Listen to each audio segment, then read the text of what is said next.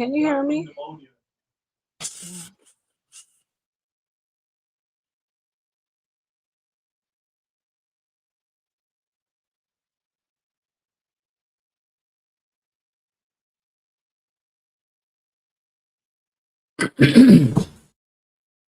Hey, Nepal, do you see a pink slip going across your channel?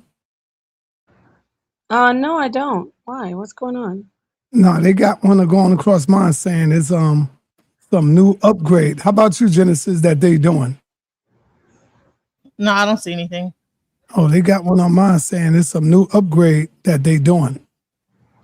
Let's Oh, see. okay. All right, peace and black power, everybody. Y'all already know what it is, man. We supposed to have this debate going on today with Genesis and Cosmic Chris 9. I don't know what's going on with Cosmic Chris 9. It looked like he's ducking. He came over here barking loud, just like Harwin. He's doing the Harwin, y'all. He's doing the Harwin. The Harwin Shake, the Harlem Shake, the Harwin Shake. Yeah, the Harwin took over that. So he's doing the Harwin shuffle and the Harwin scratch. Anyway, I'm gonna just say, hey, KD Michelle in the building. Peace. Shout out to you, KD. Give me a second. I gotta answer the door. Yeah, go ahead. Suntan, what's going on, Suntan? Let me drop the link just in case Cosmic Chris 9 get a little hot and he wants to come in. Yeah, because Cosmic, if you're listening or if somebody knows how to get in touch with him, sa.neter been trying to reach him for a good 4 days. Yeah, I don't know what's wrong with his phone.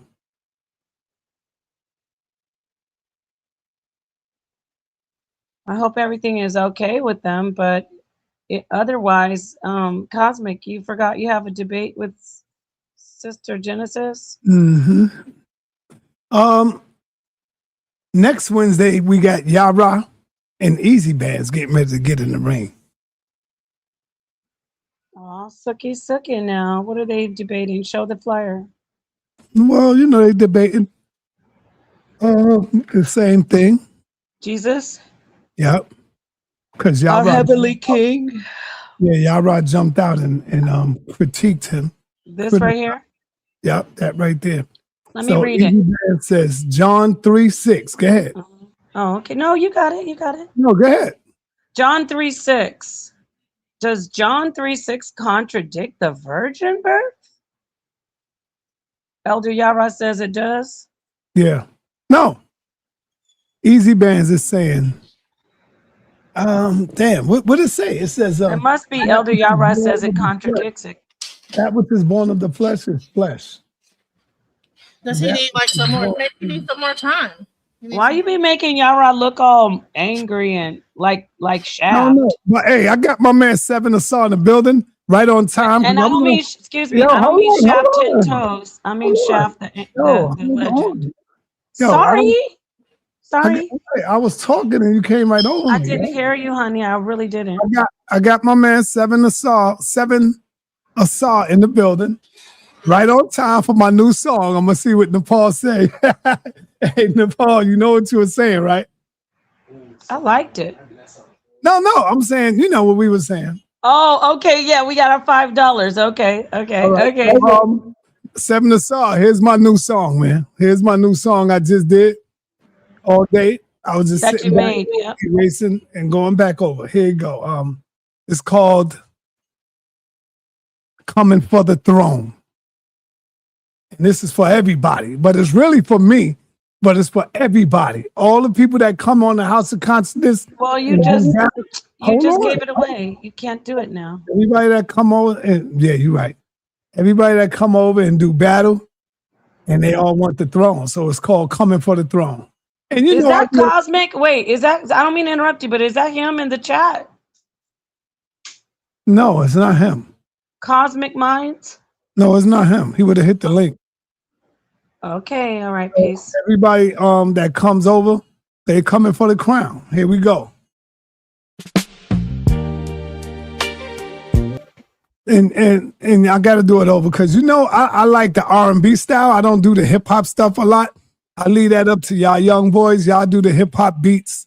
I like the jazz and the R&B classic soul. The slow dance song. Yeah.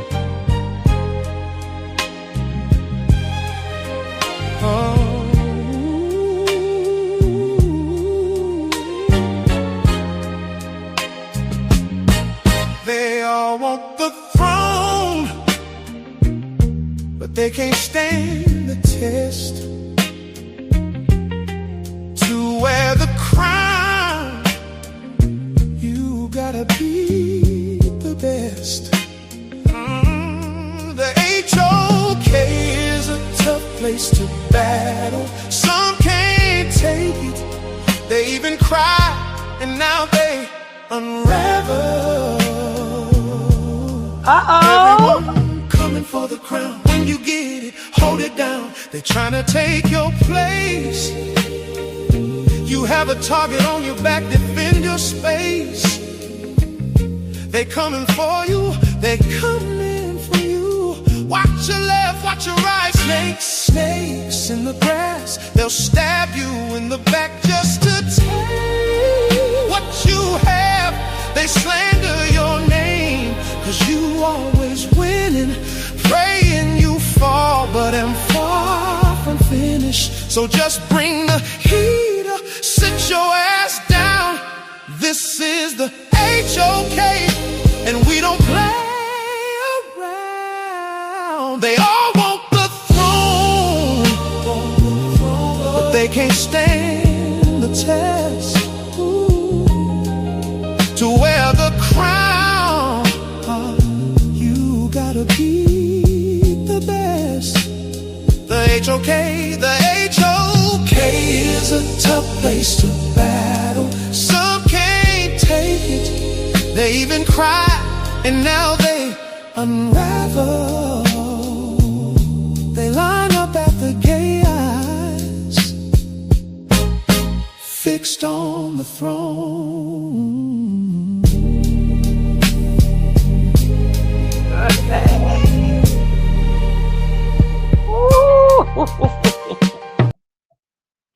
That was so beautiful.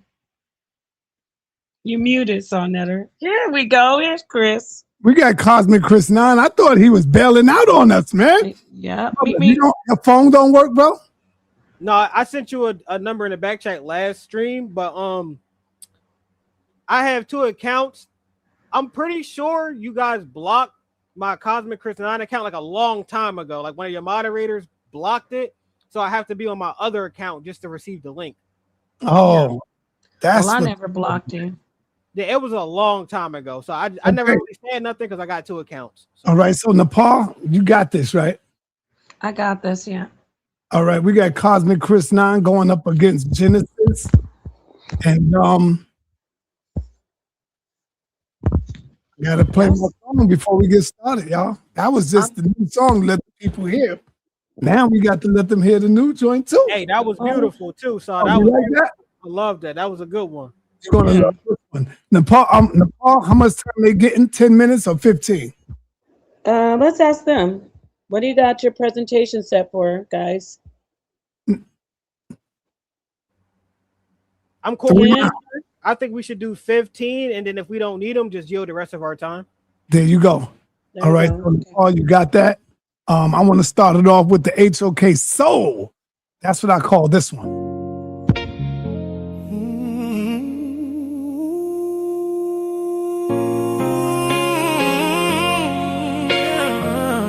I know I do HOK Soul. The HOK is the toughest environment. Before you come in, you gotta know who you're messing with. The HOK is the toughest environment. You think you're ready, you think you're nice, it takes a high requirements. You gotta pay the price if you wanna survive this life.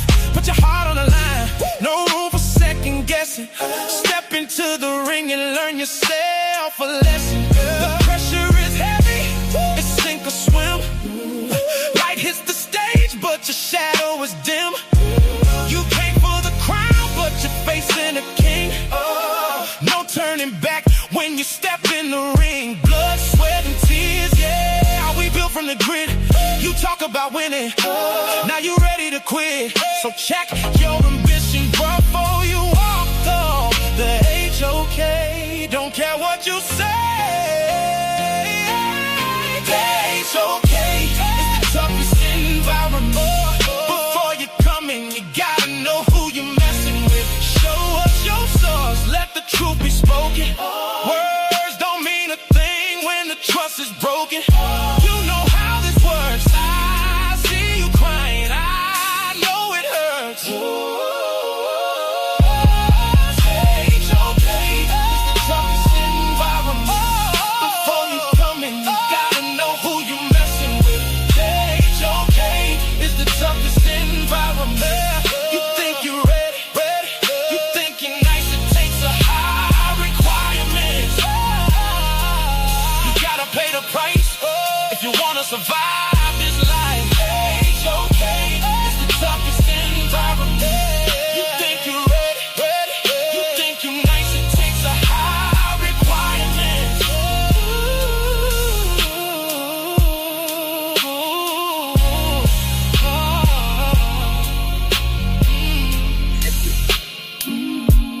Yeah.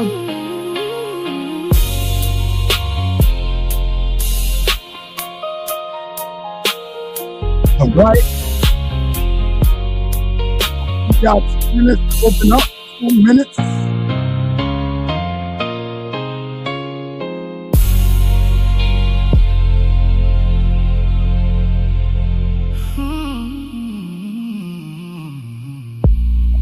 All right. You have 2 minutes to open up. Nepal, take one of them. Take one of them down. Take one down. You got one up. You got two of yours up. Baby, let me please do this, honey bunch. All right. Listen up, y'all. You got 2 minutes in your opening round, and then you got 3 minutes for 3 rounds. Who's going first? Paper, rock, scissors. Y'all gonna do that or something? What's going on? Who's going first? All right. Hold on. You're the challenger, Cosmic. You're the one that go first because you are the challenger. You challenge anybody. So you the challenger. Okay, so you got 2 minutes in this round. You ready, Nepal? I am ready. All right, you got your time set? You got your time and everything ready? So I got my timer. I just want to make sure I go over you say what you said. Okay, so to the debaters, you have a 2-minute opening, 15-minute round. You don't have to use all your 15 minutes. So if you get to 14 minutes, I'm gonna come in and let you know you have a minute left. But if you do less than 14 minutes, you can say I relinquish my time, which is absolutely fine. So 3 15-minute rounds for each one of you, and that's a lot actually, which is good. Okay, and then 5-minute closing, just like you said. You will not be in the chat. Nobody's in the chat if you are one of the debaters. And that's it. What about the question and answer round? sa.neter, you need to come back on that. Do we save it for the end? Paul, I don't need the act tell you that. You should know how to do all of that by now. Oh, okay. No, okay. I know how to do it. You running it. All right, great. Then you have a question and answer round. You get to ask each one of you get to ask 3 questions of the other one. Okay. And you have a minute to answer, no interruption. Okay. Is that good for you guys? Are we saving that for the end, or is that after every round? That's a good question. After your 3 rounds, you're going to go the question and answer. You're going to go back and forth, or you can do the 3 minutes, like just 3 in a row. So basically, Cosmic, you can ask her 3 questions in a row, and then she has a minute to answer each question. Or you guys can you can ask her a question, and then you a question, her a question, you a question. Back and forth. Right. You see the topic. That's the topic. I'll do the 3 questions in a row to keep it copacetic. So, all right. So you understand you have 3 questions to ask each other.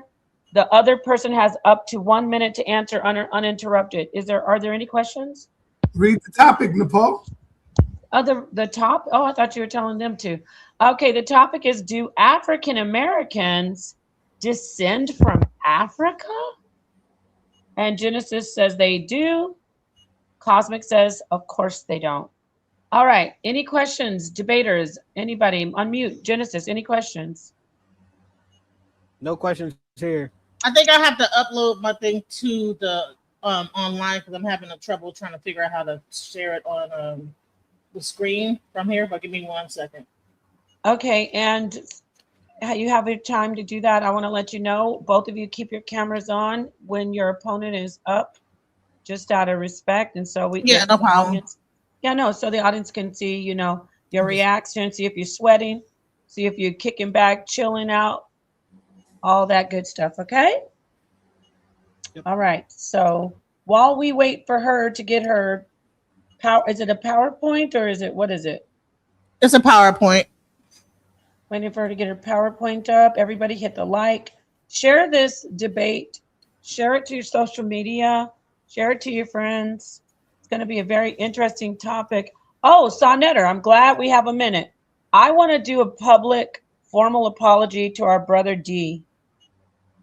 The Family Search website is 100% legit. It's very helpful. Yes, it is LDS. Right, sa.neter, you agree with me? It gave us a lot of valid information on family history. What do you say? Yeah, that's correct. That's correct. Yeah, so we called, well, sa.neter contacted him. We apologize for scoffing at it. We get the information where we get the information, and it just so happens that that particular website shows you all the old census taken birth records. It's pretty helpful. So yeah, we're waiting on Genesis to get her card. Genesis, you should have it. No, well, no, like I didn't realize I couldn't just share it from my PowerPoint. Hold on, give me a second. Hold on. It was Ashe. Ashe, you're the one I was thinking of too. He said, look, Ashe said it was not helpful. Could not find nobody in my family. Well, we found people in Genesis family. I don't know what you're talking about, Ashe, but I found my grandfather, my grandmother, uncles, my mother, my uncle. Mama. Word. I don't know what you've been doing, but that's why I said he was right. Right. And Genesis, we found some of her family. We found some of my family. So it's useful. I'm not saying LDS, the Mormons are out of control with their history. So, but the actual photocopy, well, not it's like microfiche, I think. I don't know exactly how this. Copies of the census are on there. So let's try to help Genesis get this on, man.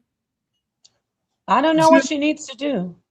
Okay, I think I should be able to present it now. Let me see. Try it.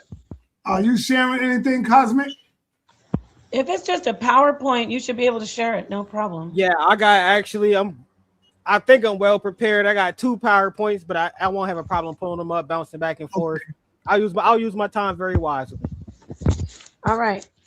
Got the timer ready to go when Genesis is ready. All right, I see something. All right, Genesis. Now you know this is your 2-minute opening. All right, that's Genesis. Put her down. She good. All right, let's start this thing, Nepal. She's doing her own thing. You want to be sure, Genesis? Let me share your stuff for the debate, okay?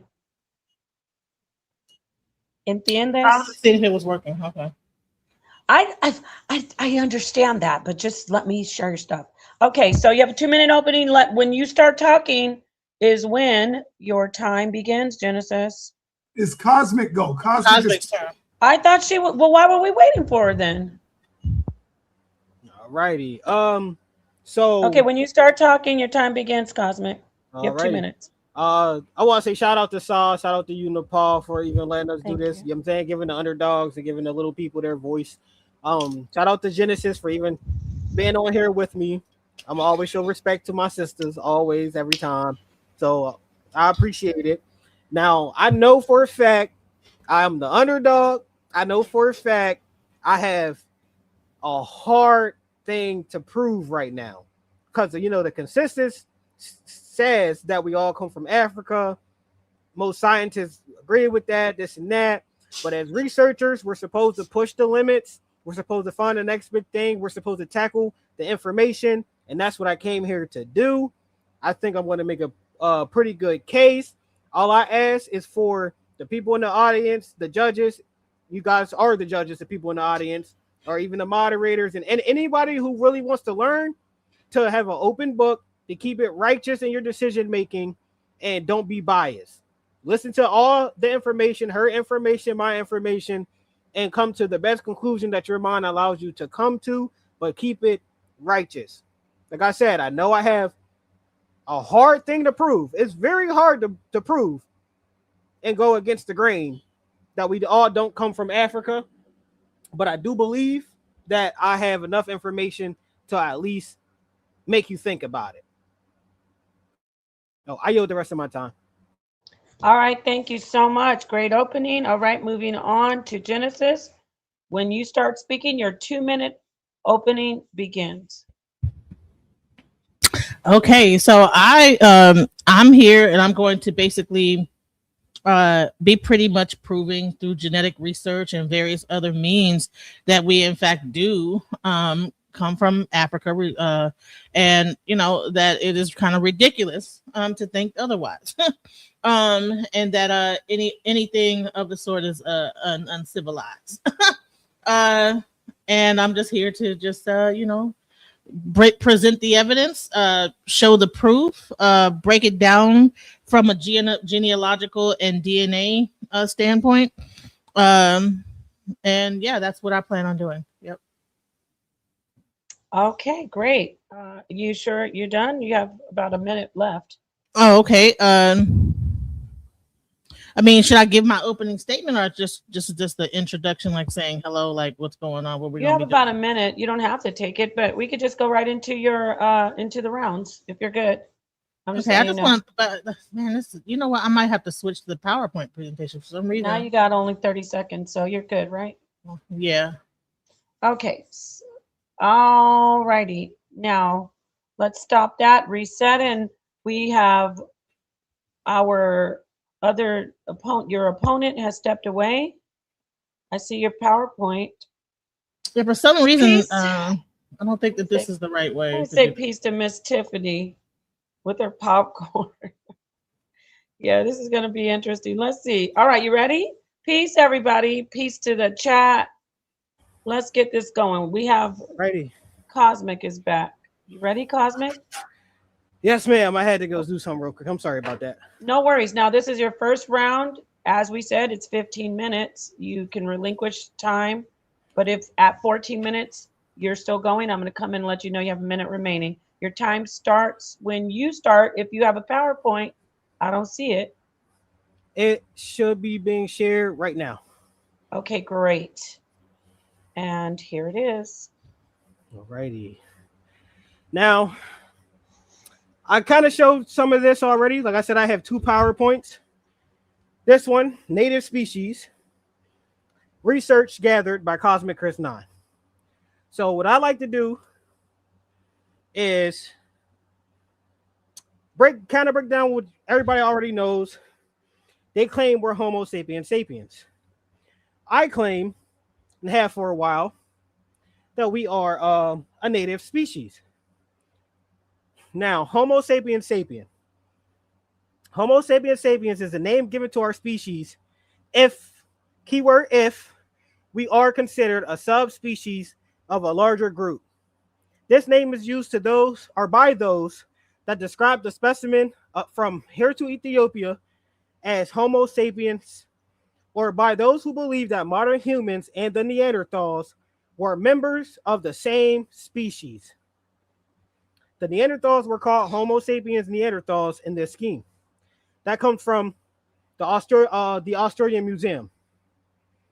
All of my sources will be down here in the form of a hyperlink at any given time, or at the end of this. If you guys have a question on any of my slides, I can copy and paste my hyperlink into the search bar, and I can pull up an article for you guys, or you guys can type out the hyperlink yourself, and it'll take you to exactly where I got my information. Now, a native species, what I believe we are. A native species is found in a certain ecosystem due to natural processes such as natural distribution. The koala, for example, is native to Australia. No human intervention brought a native species to the area or influenced its spread to that area. Native species are also sometimes called indigenous species. While a native species can be helped by new species introduced to an area, like flowers native to North America helped by European honeybees in the last several centuries, the native species itself developed on its own in the area. It is particularly adapted to its habitat. Now, from my research and what I truly firmly believe inside of my heart, we have popped up all over this planet. There's evidence surrounding us that shows that there was human life all over this planet. They come up with a BS excuse that everyone walked out of Africa, but even that in itself shows or comes down to racism, which I will prove later in another slide. But you cannot agree that we with the out of Africa theory without agreeing with Charles Darwin and Francis Galton and their racist ideologies. We'll skip this one. This one is, I'll come back to this if need be. What is Gaussian's distribution? It is the normal distribution. A normal distribution, also known as Gaussian's distribution, has a bell-shaped curve, and it is symmetrical around its means. It is used in statistics to model real-world data. The natural distribution is an important distribution in statistics.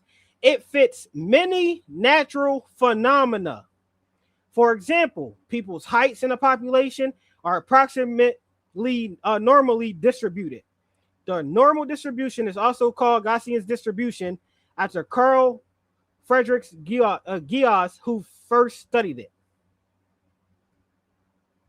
What is so special about Gaussian's distribution? Why do we find Gaussian's distribution almost everywhere? Everywhere we need to represent real value random variables whose distribution is not known, we assume the Gaussian form. This behavior is largely owed to the central limit theorem, which involves the study of sum of multiple random variables as per the central limit theorem. Normalized sum of a number of random variables regardless of which distribution they belong to originally converges to Gaussian's distribution as the number of terms in the summation increases. Now, if you ask anybody, I'm sure if we even ask Sister Genesis here, how did we get here? How did people get on the planet Earth? Most people say, we don't know. They usually will say, we don't know. And when we don't know, as you can see here, whenever we need to represent a real valued random variable whose distribution is not known, you have to assume the Gaussian form. So off bat, I'll save my questions for when they're appropriate. But if she cannot answer how human beings populated this planet, then she would have to assume that it's from the natural distribution due to the central limit theorem, what is not a theory. If it was, it would say the central limit theory. It says the central limit theorem. Where do we find the existence of Gaussian's distribution? Practitioners or not, almost all of us have heard of this most important form of distribution somewhere or the other. Everywhere we look around us, majority of the processes follow approximate Gaussian form in age, height, IQ, memory, etc. On a lighter note, this is well-known example of Gaussians lurking all around us is the bell curve.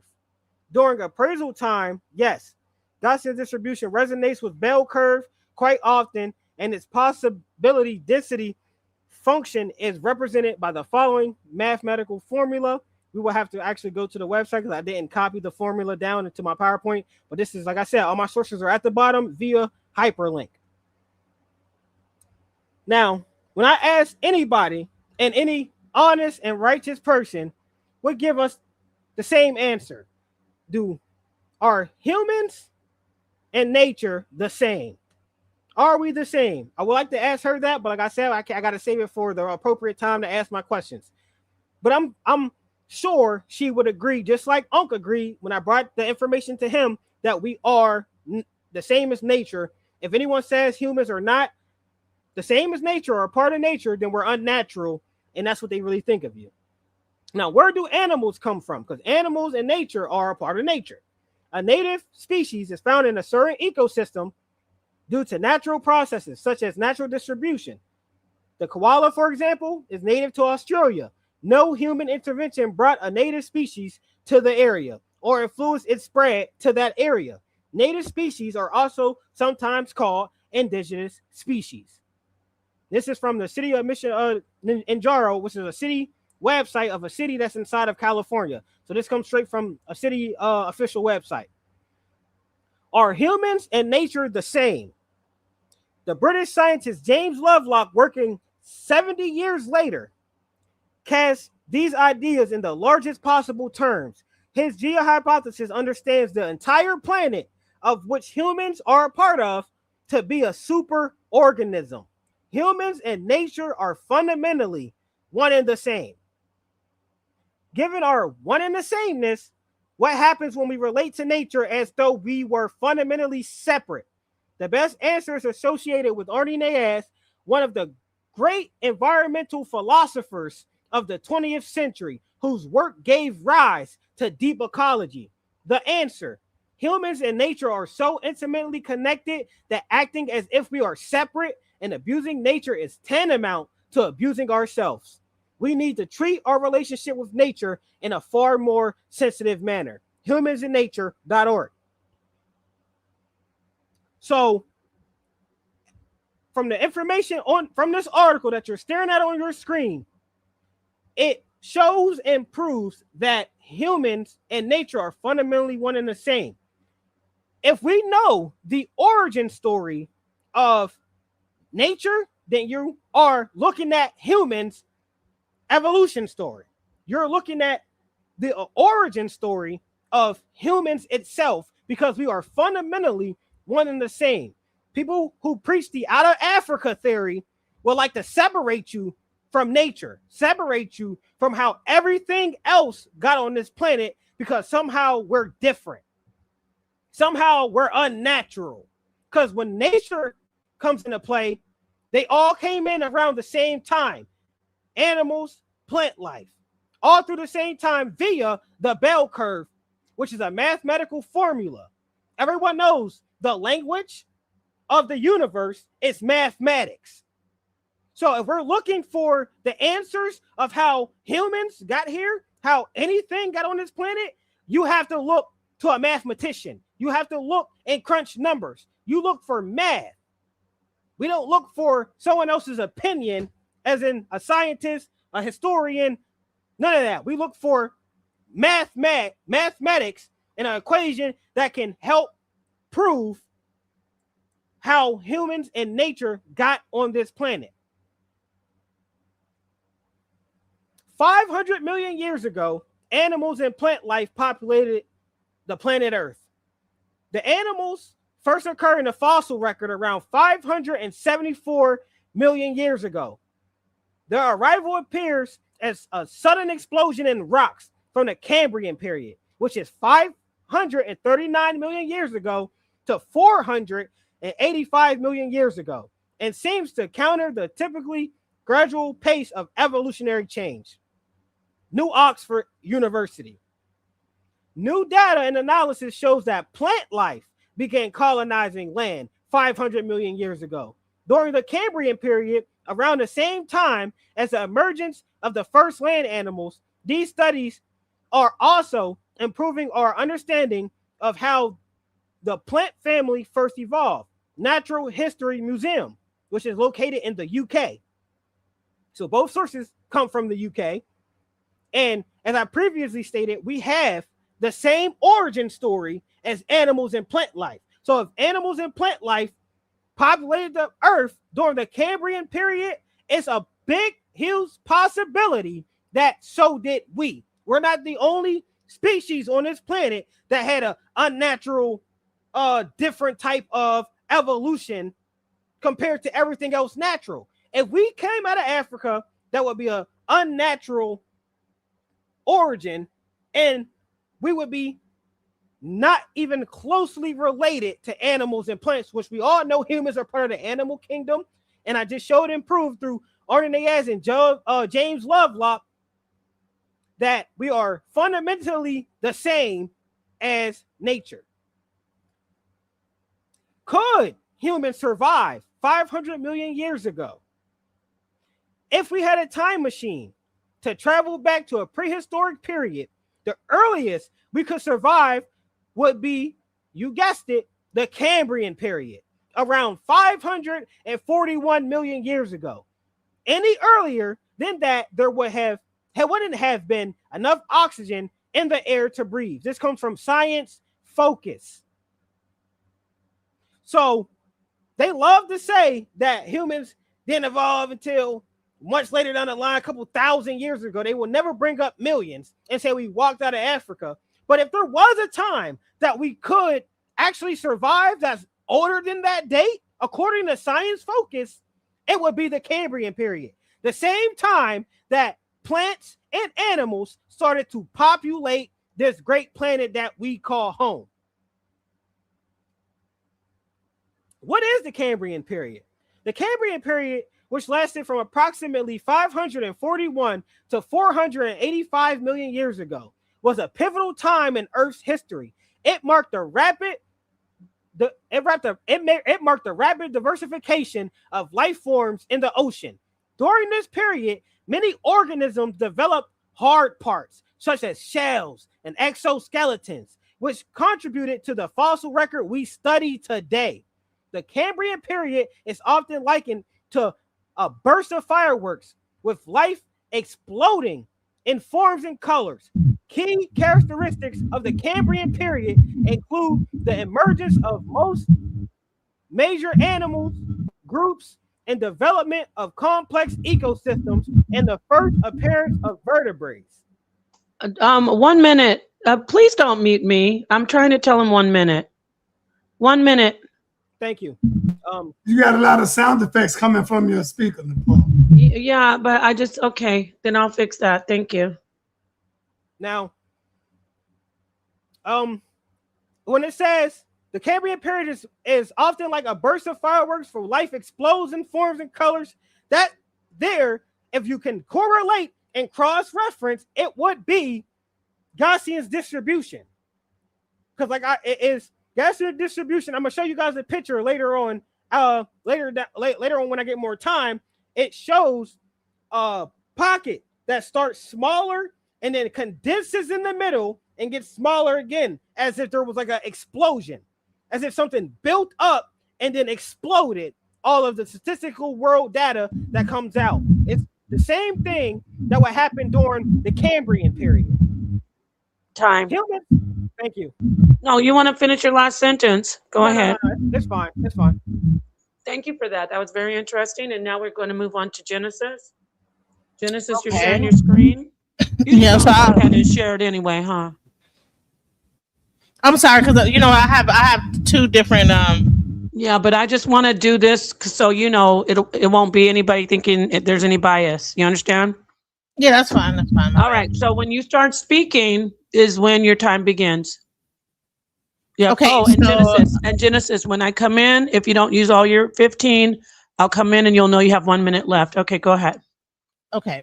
All right. So the first thing I wanted to address is a Gaussian distribution, also called a normal distribution or bell curve, is simply a statistical pattern used to show how measurements cluster around an average. People use bell curves when it comes to mental health and various different things. That's not the only way. Researchers may also use to analyze genetic data, but the distribution itself cannot identify where a population originated. But the question itself is not about whether things exploded and this, that, the other. The thing is, did African Americans descend from Africa? That's the question. And so when we ask that question, it's like, all right, what are we talking about? So The first thing I said, if you talk about it based on a bell curve, survey says you're a liar. But I'm gonna say this is that when we talk about who's the mama and who's the daddy, you know, Maury Purvis is up here, and we talk about the 99% of who's the father, you know. So the first thing I want to get into is hold on, because I'm looking at this. Okay.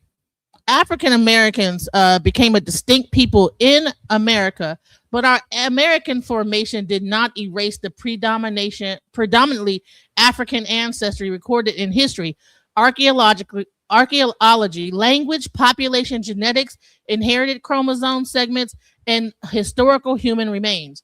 Removing the connection of African Americans on this continent from the Africans on the continent of Africa, as well as our Caribbean brothers and sisters in the diaspora, is a divide and conquer technique and quite possibly a government-led tactic. All right, let's go to the next slide. All right, so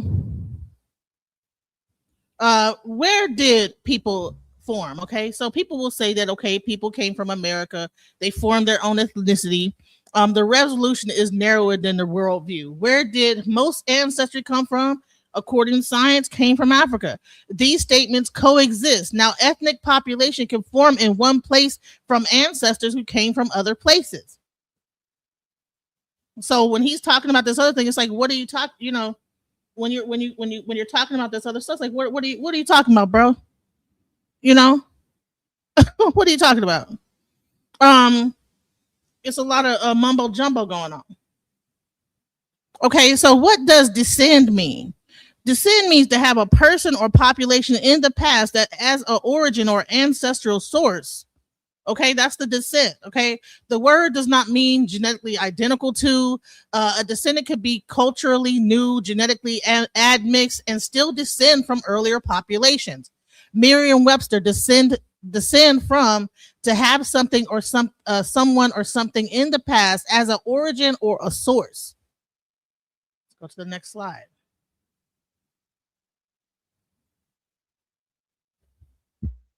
You're moving your slides on your own, right? Yeah. Okay. African descent remains measurable beyond lost DNA segments. Okay. Genealogical ancestor means a real person in your family line, whether or not their DNA is still detectable. Genetic ancestor, a genealogical ancestor who left a DNA segment that survives in you. So even if we are somehow able to connect and say we came from flowers and all this other stuff, you know, we also, based on the science, can also say that we also came from Africa, descended from Africa. 314 African versus 51 European genealogical ancestors. The study of the study's African American model, and that is the Agronot Tamir et al. Genetics 2264224, and that's the link right there to see it. Okay. All right, so African ancestors remain the clear majority in both measures, and that's Agronot Tamir et al. 2024 study. The point is not that ancestry disappears. Some individual segments disappear through recombination, while the population-wide pattern remains predominantly African, about 79% African in the model, okay? And so I want to actually show the study. If you could bring up, it was another page. You said you want to be able to bring it up, the power. I just want to show, because he said that you have to have mathematical study. So I'm going to remove this and show that this was all based on a genetic study, and in that study it said, okay, the time to the most recent common ancestor, to compare the timing of genetic connections between African populations and individuals from Americas with historical records of the transatlantic shipping of enslaved Africans. We estimated the age of IBD segments using Nepal. Yeah. You have a lot of noise coming from your mic. Yeah, I'm trying to. I said I paused her time. Why are you screaming like that? I have a lot of noise coming from there. Well, I'm gonna have to fix the mic, but just a second, Genesis. I'm gonna work. As far as you going through your slides, you can do that. But if you want to share and reshare during your debate, It's either going to be me or sa.neter doing that just for, the rules purposes. Okay. Right. 'Cause normally it would be on a browser, and I could just click through it, but I can't bring it up on the browser. I don't know how to do it. So this is the actual the website of it is. So the actual study is called Genetic Consequences of the Transatlantic Slave Trade in the Americas.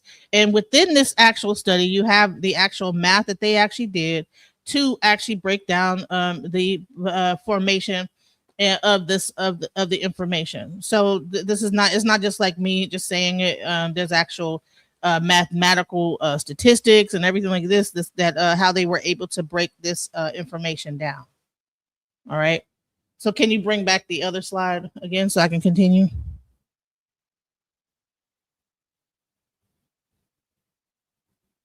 Nepal.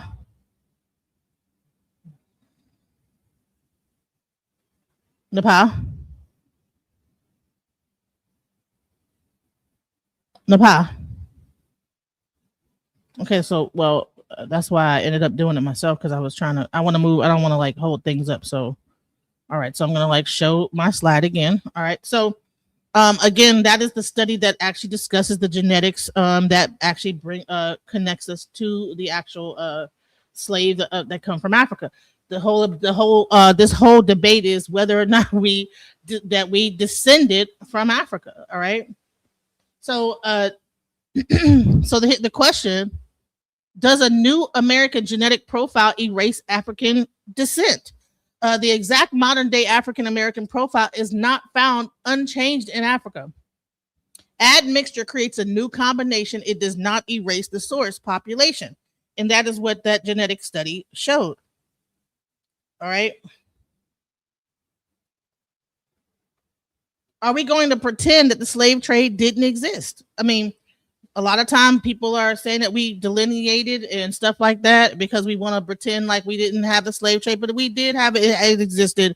And the Atlantic slave trade was tied to a commercial system involving enslaved Africans, Caribbean, sugar and molasses, and New England rum. Merchants carried rum to Africa, exchanged it for enslaved people, transported those captives to the Americas, and obtained molasses produced through enslaved labor. The molasses was then used to manufacture more rum, allowing the profitable cycle to continue. So even if we might have came from the flowers and we emerged from America, there is still evidence that there was a slave trade where Africans were brought over here. So I'm not sure which Americans he's talking about that originated solely from America. But according to the studies that I've looked at, it says that we actually originated from Africa through the transatlantic slave trade. And this is talking about that same exact study right here. And within that study, it says previous genetic studies focusing on people of African descent across Americas found that most African Americans in the United States have more African ancestry from populations that live near present day Nigeria. So even if we might have came, how did that happen? What happened? So are you trying to say that instead of out of Africa, we came out of America? Well, we need to have some more information about that, because if you actually do the research, I can actually show you real people that actually existed up until a certain time frame.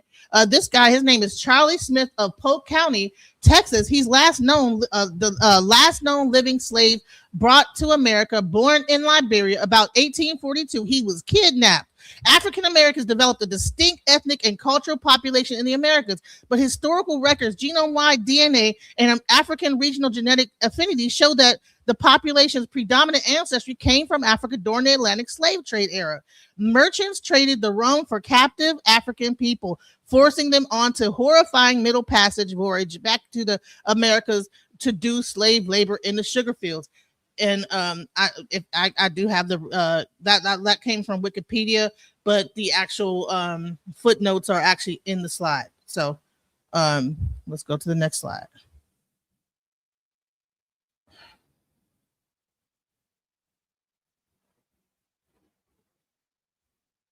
Okay, hold on. All right, so what's the next slide? So So the next, I'm not sure if I should like get into this portion of the thing, but how much more time do I have left? How much more time do I have left? I don't even know. Okay, never mind. But I guess I'll continue. All right. Colonial Africa communities and burials. All right. So not only do we actually have proof of the slave trade, but we also have actual communities that Africans built up. One of them, namely, is New York's first African community begun under the Dutch rule. Documented Africans arrived in 1620s under the Dutch West India Company. Their forced labor helped build roads, farms, fortifications, and the colonial economy. In 1644, 11 men and their wives received conditional half-freedom land grants, help form a geographically distinct Black settlement north of New Amsterdam. And what actually happened is, if you go further, let me go into the slide, is you'll actually find that there's an actual African slave graveyard in New York. It's called the African, what's the name of it? I'm kind of like, I give me a second, because I'm like, I was hoping I would have the origins of the New York African community. So the actual, it's called the Half Freedom and the Land of the Blacks. In 1644, 11 enslaved men successfully petitioned the Dutch authorities for their freedom. They were granted a status known as half freedom. All right. So these were the first geographically distinct Black community. This community in New York, and they actually built the actual African graveyard in New York. Let's go to the next one. The community developed before the colony became New York. All right. Now these were Africans. They were not considered Indians or a Native American or anything like that. In the 1620s, they're the first documented Africans. Dutch West India, half freedom and farms, 1644. English takeover, separate burial spaces, okay? Free and enslaved Africans used the burial ground outside of the city's settled boundary, okay? After that, the burial grounds, it still belongs to this day to the same developing African community. Africans lived, worked, formed families, worshiped, and under Dutch rule, some held farms north of the settlement. When Africans were excluded from established burial spaces, free and enslaved members of the community buried their dead outside of the county city boundaries in the area now preserved as the African burial ground. So if Africans did not descend, if African Americans did not descend from Africans, then why are we naming things the African burial ground? Why do we have African communities that we can actually point to in history that existed in New York? The cemetery is a physical evidence of an identifiable African descended population in colonial New York, not merely a modern label placed on anonymous graves. The earliest sites, this is not the only grave site that people had that were African communities. In the mid 1630s, the National Park Service identified a 6-acre burial ground containing the remains of enslaved and free Africans who lived and worked in colonial New York. Upward of 15,000 burials. So you're going to say that 15,000 people, they probably have 15,000 offspring, that these people were not African? That they didn't have any descendants from Africa, when clearly this community was an African community. At least that's what they considered themselves to be. And this comes from the National Park Service, African Burial Ground, History and Culture. And I can actually show you the information that actually is coming up next, where it actually talks about right now what's happening with that particular burial ground. Is Trump and all this stuff, is the Trump administration is currently, because you're saying that anything that's talking against this thing that this is against, but the Trump administration is intentionally erasing Black history told by public lands and waters. And public lands and waters is the very thing that keeps the history intact for the African American people. Another example of the African burial ground. Okay. New York honors an estimated 15,000 enslaved and free Africans buried there the 17th and 18th centuries, and details how Black labor built America's first cities. Okay. And then, all right, so 27, DNA from historical African Americans. People buried at Furnace, Maryland, all but one of the Catoctin individuals have primarily African ancestry. The genomes also showed variant European ancestry and African affinities, including West and West Central Africa. These were human remains, not modern customer identities entered into an app. If you want to say it's about 23andMe and all those. Okay, thank you, Genesis. All right, moving on to Cosmic, to the second round. Cosmic, when you're ready. All righty. Beautiful round, sister. Beautiful. I like the information. I like. You want to share your screen when you. Yeah, I will let you know. I just want to touch on a couple of things she said. She's talked about. You're gonna do that in your round, or you can wait till your rebuttal. I'm gonna do it during my round, and I'll touch on more during the rebuttal. Okay, so let's let you can rebut in your 15 minutes, and when you start talking, your 15 minutes starts. All righty. She showed and made a statement about the distribution of Africans, but then she showed a mathematical formula that talked about something else. My whole thing in my slide presented was about a mathematical formula equation that can show the distribution of humans. I showed you through cross references that normal distribution is the reason why plants and animals got here. When plants and animals got here, they're not just in Africa. They're all over. And that's due to the Gaussian distribution, or what we call normal distribution. I would like her to show me a mathematical equation that shows how the distribution of humans. Because if plants and animals got all over the globe from normal distribution, you got to show me a distribution equation mathematically of how humans only got distributed in Africa. She said something about the slave African grave sites. First of all, they can call a slave African grave site or graveyard anything they want because they lie. And I'm going to prove to you through my next PowerPoint that they lie, and they lie to your face, and we run with the lies. But they can name anything that they decide to name it, because that's what they decided to do, whether it's a lie or not.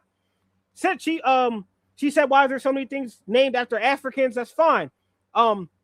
Central Park wasn't. Central Park in New York was named after Seneca Village. Seneca was a name of a group of Native Americans, not Africans. She forgot, or she left that out for some reason, that they also named things after the indigenous people, and the people that lived there, it was a Black community. They could have named it Ethiopia Village. They could have named it Slave Village, but they didn't. They named it Seneca Village for a reason. Now I'm going to get into a couple things. I want to share a couple screens. I'm going to do it real fast because I know my time's kind of limited. So first thing I'm going to share is this, because she talked about that. I would never deny that they brought Africans over. My screen is being shared right now. I would never deny that they brought Africans over. It's just how many did they bring over here? How many got to where we're talking about? And how many went somewhere else? Now, this is from PBS. Literally, this is from pbs.org. If you can see right here where my cursor is, I'll try to highlight it. And how many of these 10.7 million Africans were shipped directly to North America? Only about 388,000. That's right, a tiny percentage. Even the white man in PBS acknowledges that they only brought a tiny percentage of Africans over here. They brought about 10.7 million made it over here, because you can't keep Africans bunched up on a boat like this, and some of them's not going to die. They brought about 12 million. Only 10.7 million made it, and only 388,000 made it to what we call North America. So I'm stop sharing that one. And now she also talked about how we all like really came out of Africa. We all descend from Africa. Well, guess what? There's a group of people who never been in Africa, but their DNA is prevalent in African Americans and Europeans and everyone else. You know what they're called, the Neanderthal. Now, if Unc was here, he would try to give you some BS run around story about how the Neanderthals weren't fully human and this and that. So now I'm going to share my screen. It's a video we're going to watch. Just, I want you guys to let me know if you can hear the video, because they break down how Neanderthals are humans. Just because they lie and say they're not, these people buried their dead, just like she brought up a graveyard, had funerals and everything. Sounds human to me. But I'm going to play this video. It's a short video. Let's see. I'm sharing my screen right now. Anyone can search this video up. Can you hear me? Sorry. No, it's okay. Now I pause your time. You're at 4 minutes and 13 seconds. Is this a video that you downloaded, or are you just going to the YouTube channel? It's just on YouTube. Yeah, I gotta see if sa.neter wants us to do that or not. So he's backstage. I don't know if I can do it. If he's okay with that, sa.neter, are you there? Because I don't know about like for copyright issues. Okay. Give me 1 second. So I'm sorry. I just gotta. He's backstage, but he might be doing something. So I paused your time. Just give me 1 second. Is this a Negro channel you got it from? I believe so. Yeah, I don't play nigga videos. Let me see. I don't play nigga videos. No. No, it's actually, his name's Adam Gerald. So I'm sure he's not. He's a white guy. But he breaks down how Neanderthals are technically humans, how they got bigger brain sizes than us, which is a big deal, and that mainstream scientists try to discredit Cosmic, for the Africa theory. Cosmic, your time's still paused, so we're not playing the video, right? You're paused at 4:13. It was coming from it's on YouTube. No, it's not coming from. Well, a it doesn't channel. matter if it's Negro. It's on YouTube, and I was wondering if you want to do a copyright thing. Well, it's not monetized either. To you can tell. Well, you can say fair use, guys, but let him play it. Okay. All right. Coming from a Negro channel. Okay, your time is on pause, and we'll share it. Go ahead. And I'll keep it really short. I won't play the whole video. It's only 6 minutes, but I'll keep it shorter than that. Oh, okay. All right. Your time is going. Can you hear that? Make one up because we need something right there. And as it turns out, Homo habilis is invalid. Yes. The fossils as this trend. Mm-hmm. Then that leads us to Homo erectus. And this is where you start getting to the humans. Here's a picture of Homo erectus, and I like this. How Man Began from Time Magazine. I don't know why Time Magazine has such a vested interest in promoting evolution, but a lot of good covers. And Homo erectus is presented in the textbook as, kind of like one of the first Homo sapiens, so leading right up to the first Homo sapiens. But if you look at Homo erectus, there's the skeleton, completely human. Has some distinct features, just like all of us have distinct features, especially among different people groups when you separate the gene pool, like after the Tower of Babel. But completely human. The skull size of Homo erectus fits within the normal genetic variation of humans, around 1,000 cubic centimeters. So Homo erectus is just 100% human. And that leads us to the Homo sapiens, our direct ancestors according to the theory of evolution, which is Neanderthal man, Cro-Magnon man, a few others too. We're just going to talk about Neanderthals real quick because they're just so popular. Neanderthals, that's what the Geico caveman is supposed to be, in case you didn't know. If you can see that, he showed how the brain size is so similar to humans. He showed how the body structure is so similar to humans. And this is what a Neanderthal literally would look like in our time. There is some Native Americans who look like this, who have big heads and unibrows. And I actually have a unibrow that I have to shave all the time. No lie. So the Neanderthal DNA is prevalent, and they never stepped foot in Africa. But I'm going to continue to let the video play. Be a Neanderthal. And it's kind of interesting, it's kind of ironic, I think, that the way they present Neanderthal in the commercials, intelligent, smart, probably more like what they really were like, which is kind of intriguing to me. But they were first found in Germany in 1856, constructed to look ape-like, even though their brain capacity is bigger than ours. They had big brains, which is usually a big deal. First pictures of Neanderthals looked something like this, basically a big old gorilla standing upright. And as we find more fossils that correctly interpret them, we said, no, they look more kind of like this, brutish, more like a man, but still very much an ape man, because they're rearranging the data. An example of this would be here. Dr. Jack Kuzo, who has a great book called Buried Alive about the Neanderthals. You should check it out. He actually got to go and study a lot of the skulls in person, the real thing, which is a rare opportunity. The dentist got to study them, really neat. He looked at them and he noticed quite a few things. First of all, he got this drawing of Neanderthal from the Museum of Berlin. And he noticed, he's a dentist, he knows these things, that they took the jawbone and they moved it up over an inch out of place to give it the idea of a protruding jaw, to make the Neanderthal look more ape-like. When you put the jaw in its right spot, you get very much a flat face, like.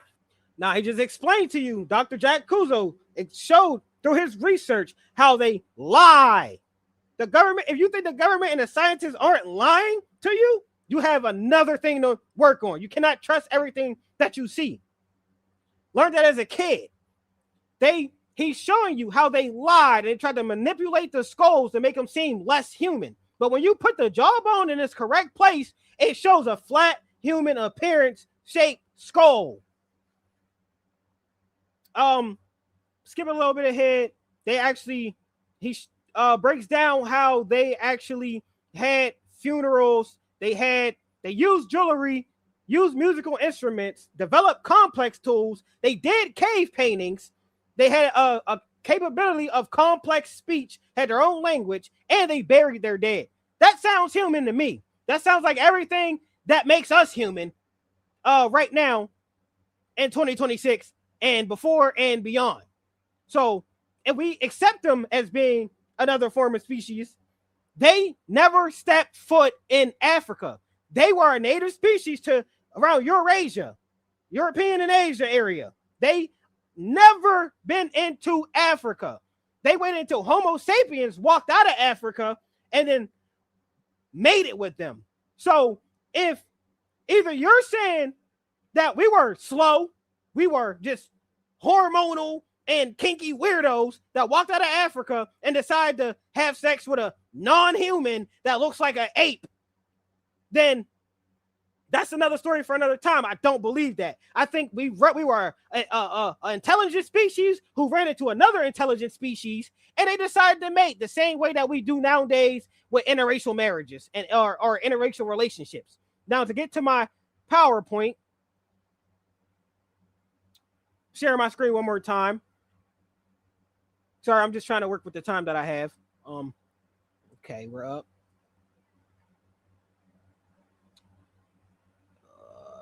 Start from the beginning. What's this, 14?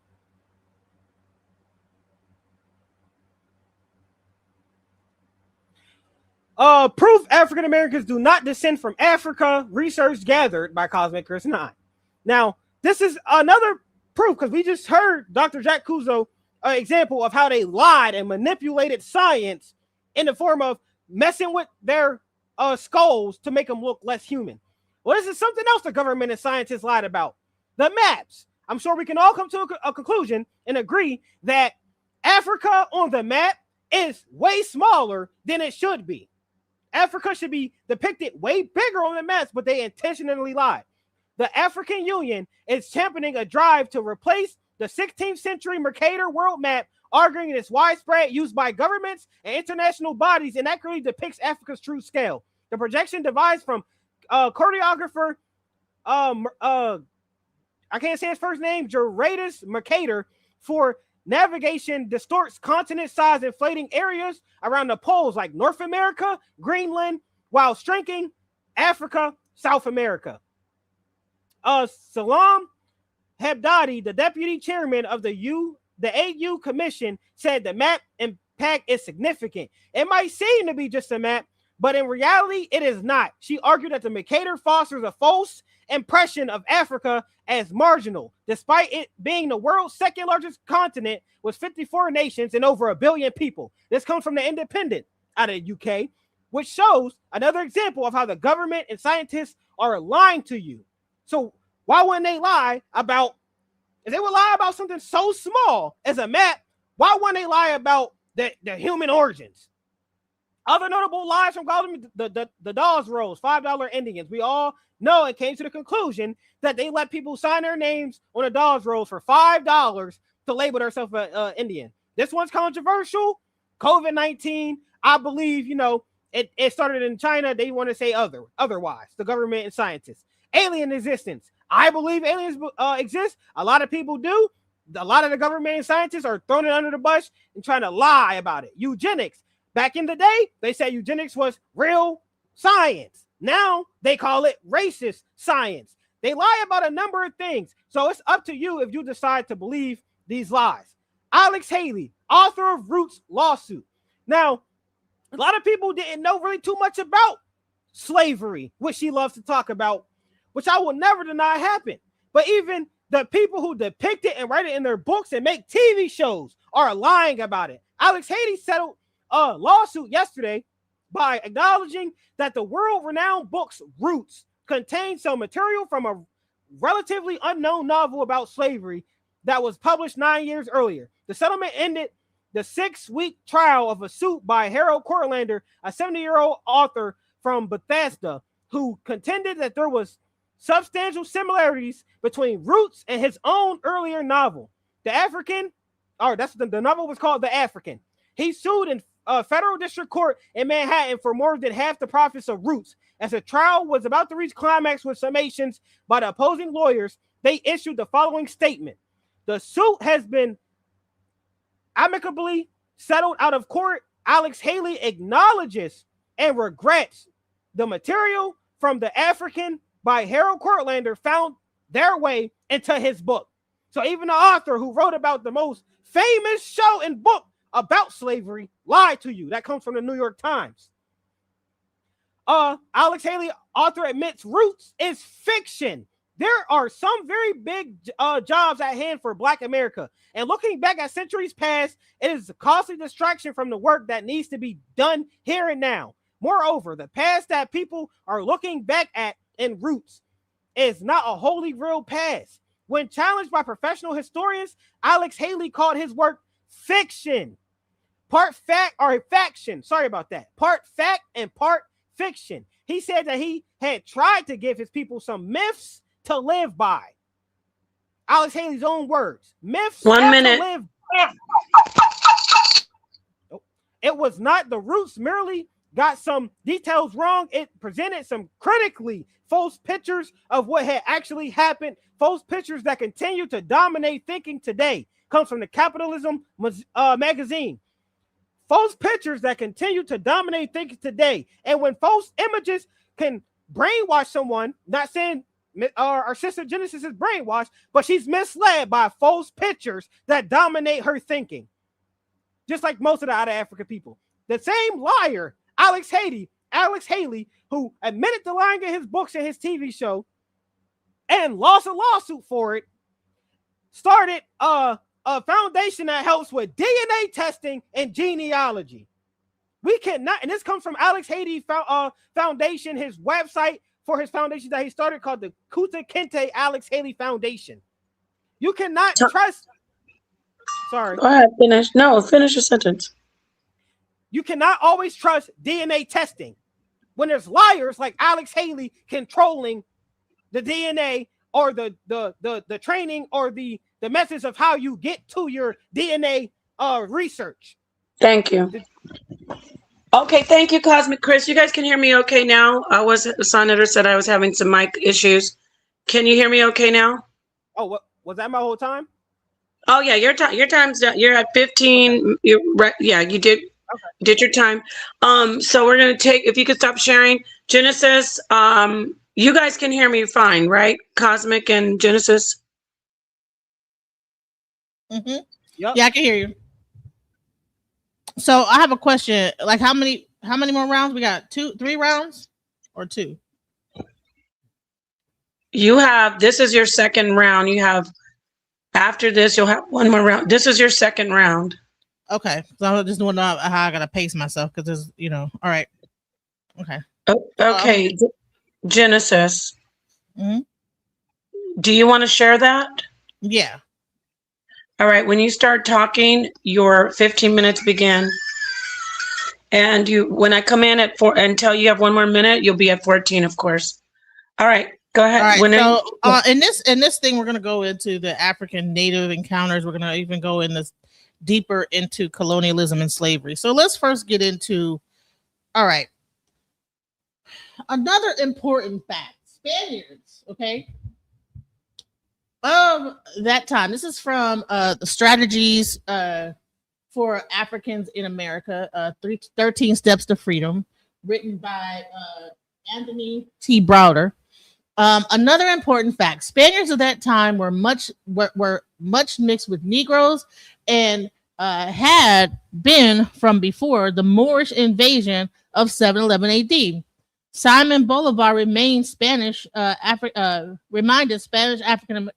Spanish Americans of his time that they were not pure Europeans to begin with. Spain itself, he said, had ceased to be European by its African blood.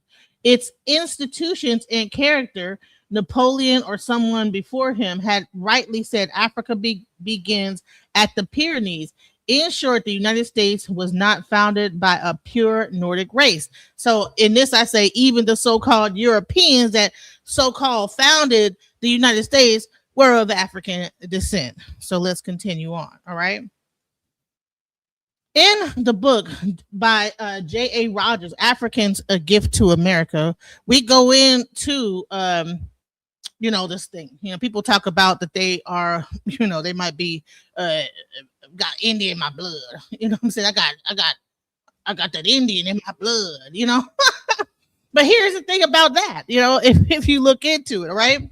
So when Columbus and the first Spaniards, came, it was inevitable that Africans should be with them. But since there was no intention, then of using them on a vast scale, only a few were brought, right? The use of Negro came when actually the Indian labor soon proved unsatisfactory. So the actual people that were here from Asia, the Indian people that had came across the Bering Strait, they initially tried to use them as slaves, and they didn't suffice. So what did they have to do? They had to go to Africa and bring over slaves from Africa.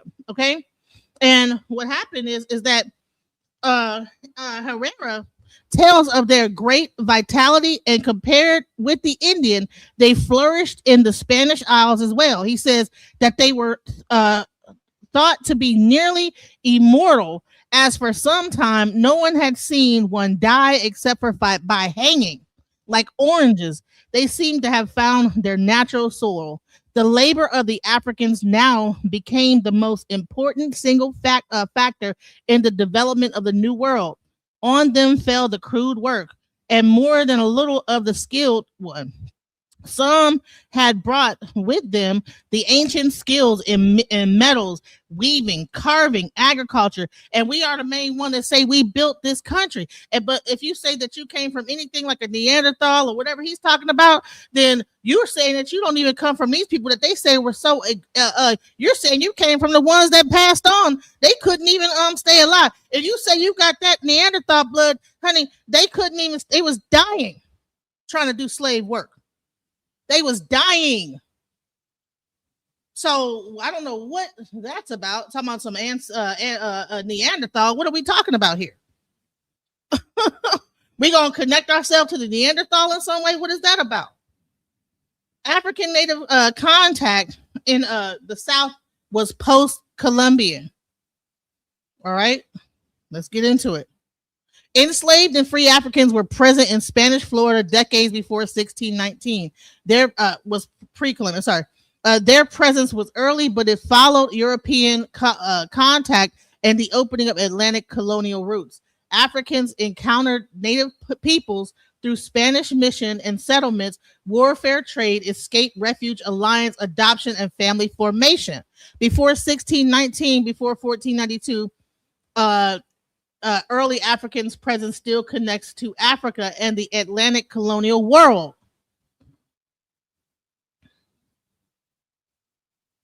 Sorry. Native nations did not have one relationship to African slavery. The native people, the people, these Neanderthals he's talking about that came over the Bering Strait, okay, they either enslaved, they were refuge in an alliance, they had kinship and community. So either they were wealthy citizens and leaders of the Cherokee, Choctaw, Chickasaw, Muskogee, Creek, and Seminole nations and people of African descent. Or they were a refuge. Okay, other native towns and leaders sheltered fugitives, traded with Maroons, fought beside them, or accepted them into local political networks. Okay, kinship, intermarriage, adoption, shared military struggle, and long residence created families and communities that were genuinely both African and native.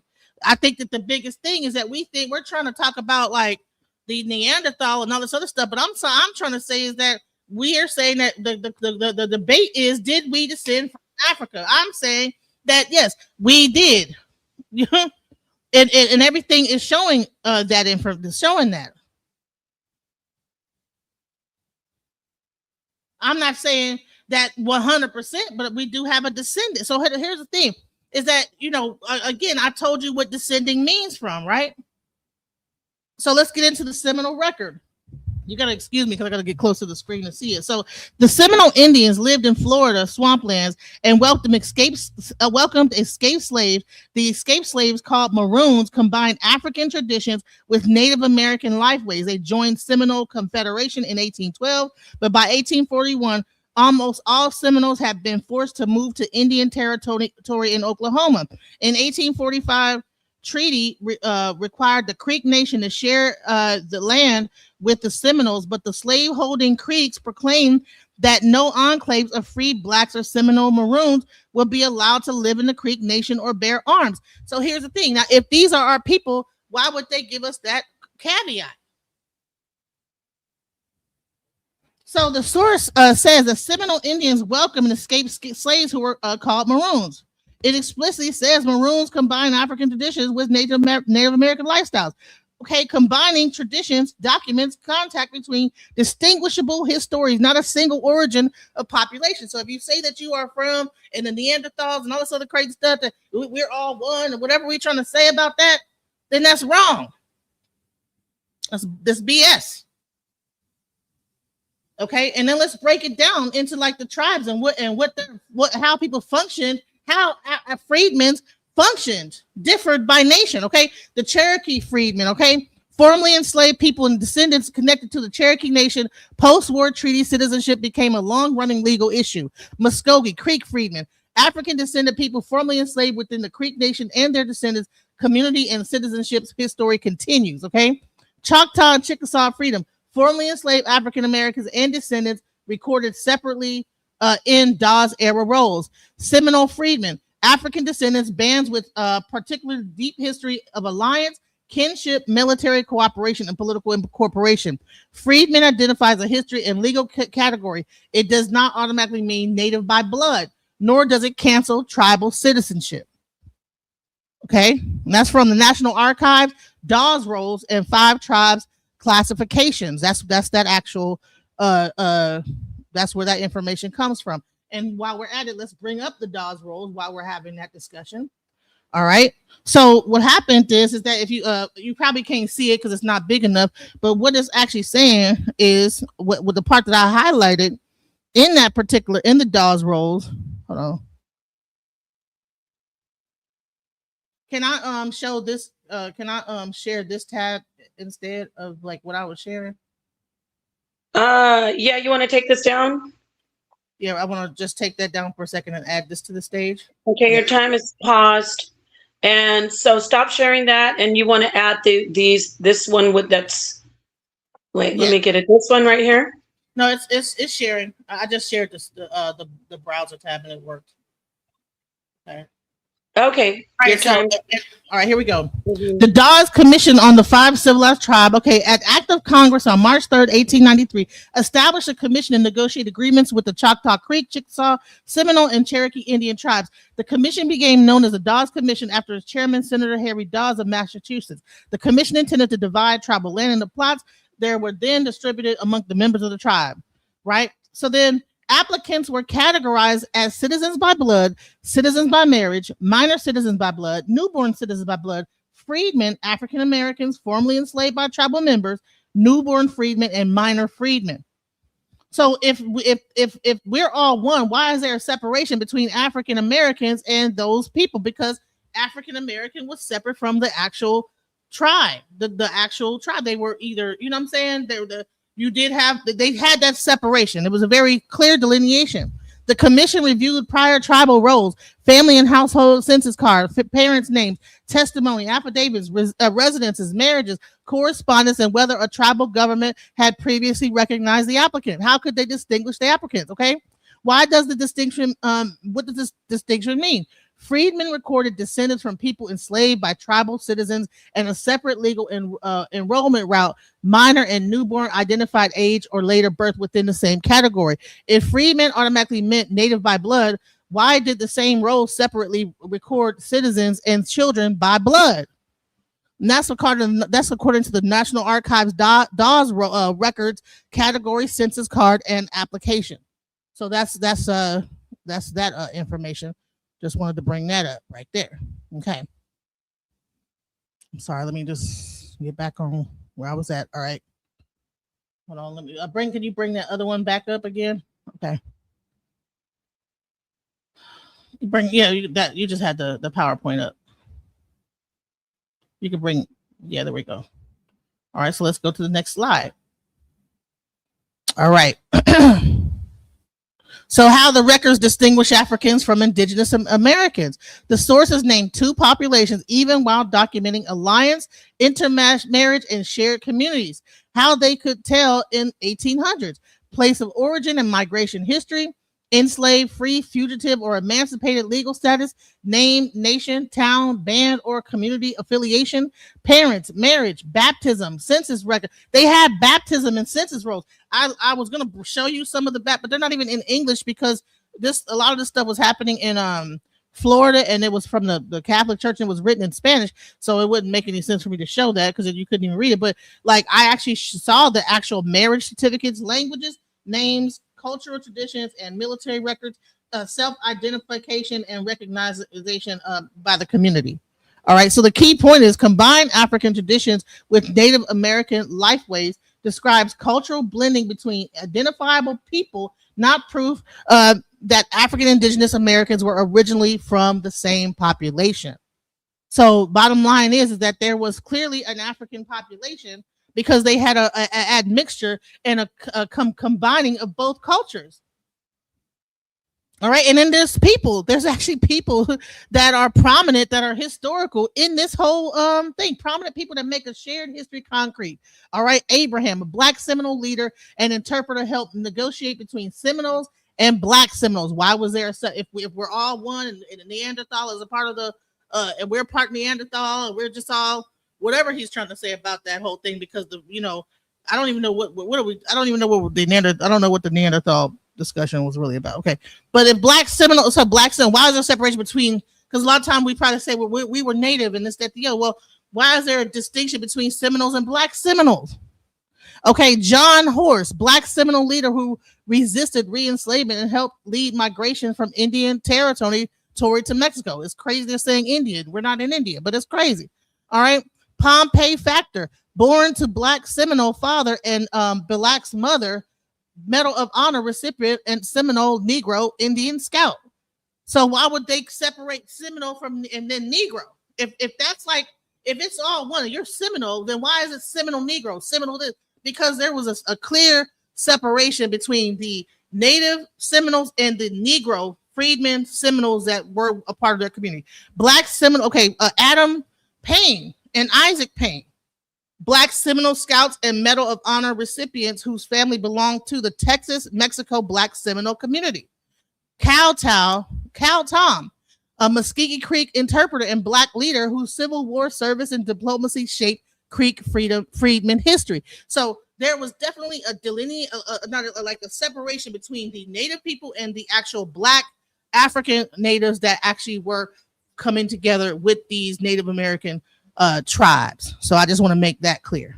Okay.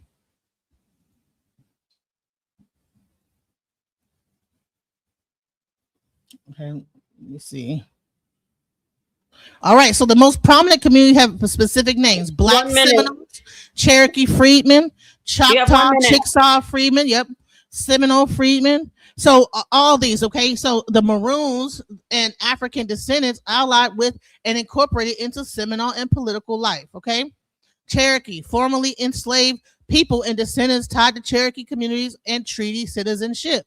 Distinct national history. See, Choctaw, Creek Foundation, all these people had a specific group of African descendant people that connected with those tribes of people. So I'm just trying to like show that there was a separation between like the native people and like the actual freedmen and the African people that joined. So there are people that descendants of those people that might say, okay, yeah, I'm part freedman, I'm part Choctaw, I'm part this. Well, we have to find out. So that if you say that we didn't descend from Africa, well, then you have to also prove what part. Are you a mixture of a person that was a part of this tribe, or were you original? All right, thank you, Genesis. Your time, you've completed both of you have completed your second round. We're going into your third and final round. Cosmic, go ahead and share what you need to share. You have 15 minutes. I will come in and let you know when you have a minute remaining. All righty, thank you. I didn't know we had 3 rounds. Perfect. That's perfect. I did not use my second round's time to my full advantage, so I can admit that my video took up most of my time. The sister's making the beautiful arguments, but honestly, she's making it real easy for me. You're okay, making let's get. We're going to start your time. Yep, that's fine. That's fine. Tell me, you ready? Yes, ma'am. Okay, your time starts now. Thank you. Can't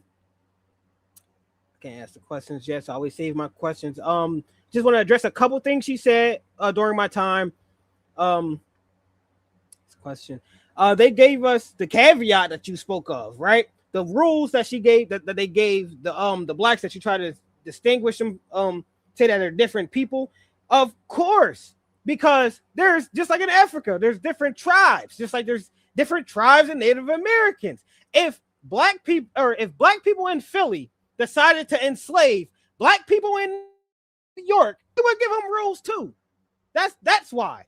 Because just because we're all come from the same source, that doesn't mean anything when you're your own group of people. You have your own customs, your own culture. Just like they have their own culture in Philadelphia, and they got their own in New York. So that's why they gave them rules, because it's the same thing we would do today. Also, you said that there was an admixture, and why would they distinguish difference and all that? You kind of cut yourself with that, because if black Indians and black Africans mix, then that shows that there was black natives who were not African. They weren't the same because they had an admixture. That's the whole point. But let me get right into my PowerPoint, because I did not use my time wisely last time. Which one is this? This one right here. My screen's being shared.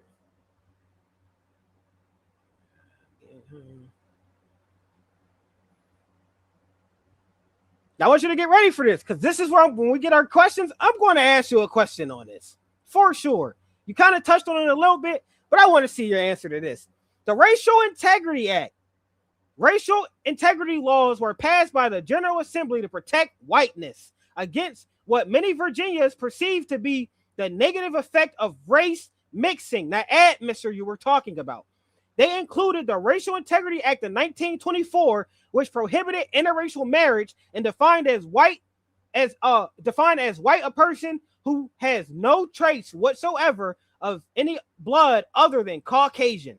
The Public Act of 1926, which required all public meeting spaces to be strictly segregated, and a third act passed in 1930 that defined as black a person who has even a trace of African American ancestry. This way of defining whiteness as a kind of purity and bloodline became known as the one-drop rule. These laws arrived at the time when a pseudoscience of white superiority called eugenics gained support by groups like the Anglo-Saxons Club of America, which argued that the mixing of whites, African Americans, and Virginia Indians could cause great social harm, despite the fact that races have been intermixed since European settlement, since they came over here. the Racial Integrity Act, from his position as the state registrar of vital statistics, Walter A. Plecker micromanaged the racial classifications of Virginians, driven by the concern that blacks were attempting to pass as white. Virginia Indians were particularly incised by the law, and by Plecker in particular, because the state seemed intent on removing any legal recognition of Indian identity in favor of the broader term colored. We all know who the colored people were. If you don't know, I'm going to show you on my next slide. After one failed try, lawmakers largely achieved this goal in 1930, drawing negative reaction from the black press. The Racial Integrity Act remained on the books until 1967, when the U.S. Supreme Court in Loving versus Virginia found it prohibition of interracial marriage to be unconstitutional. In 2001, the General Assembly denounced the act and eugenics as racist.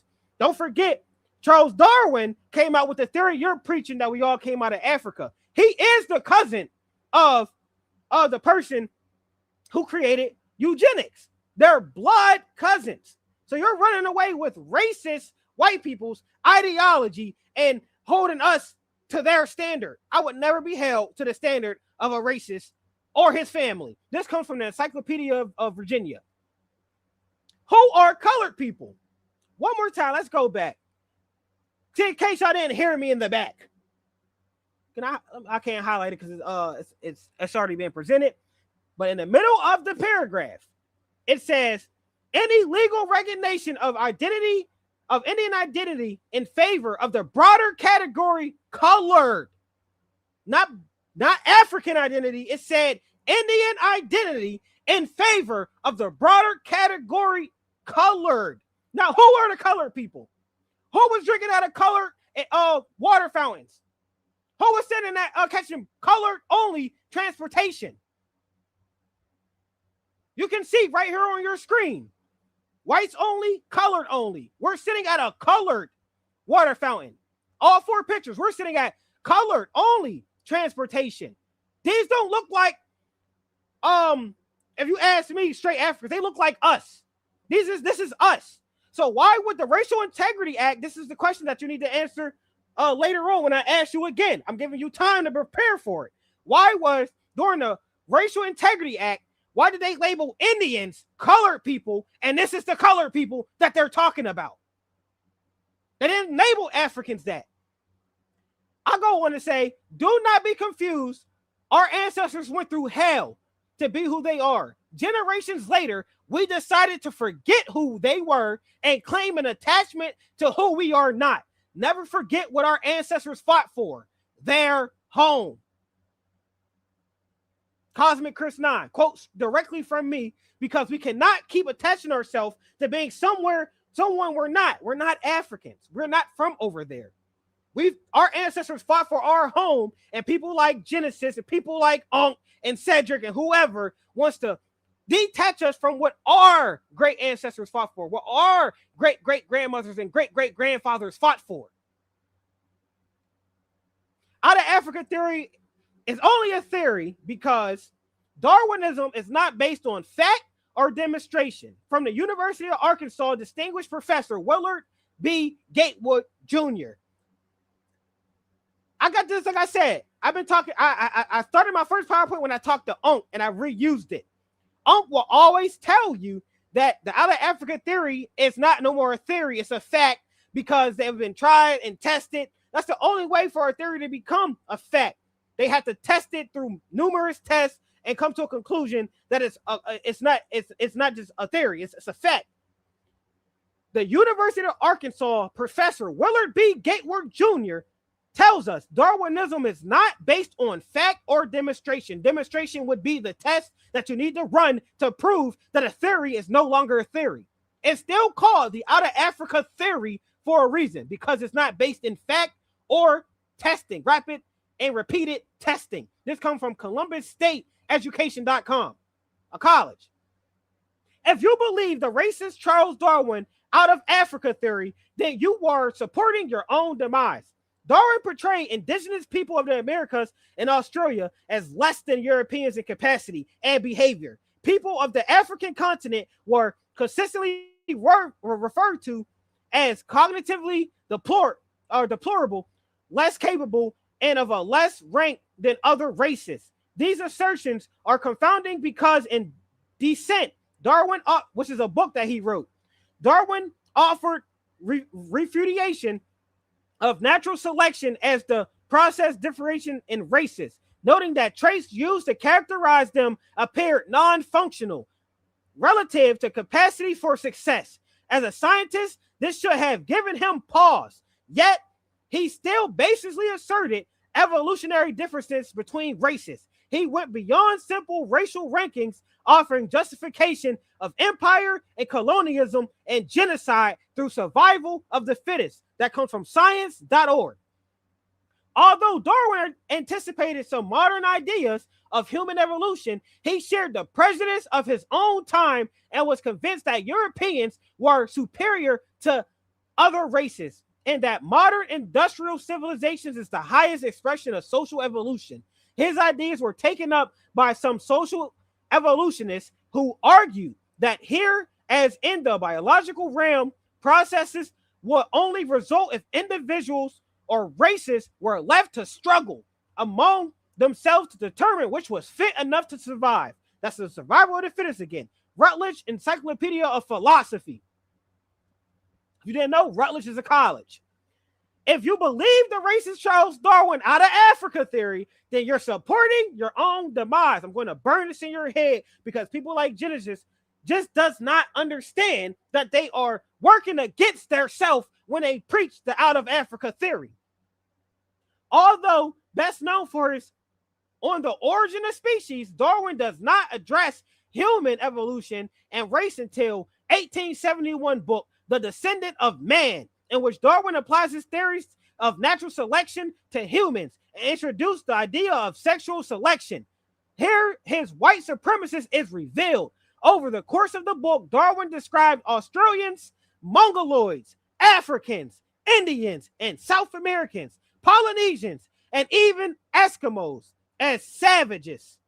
It became clear that he considered every population that is not white and European to be savage. The word savage is disdainful, and Darwin consistently elevates white Europeans above the savage. Darwin explains that the highest race and the lowest savage differ in moral disposition, in intellect, and the idea that white people are more intelligent and moral persists throughout.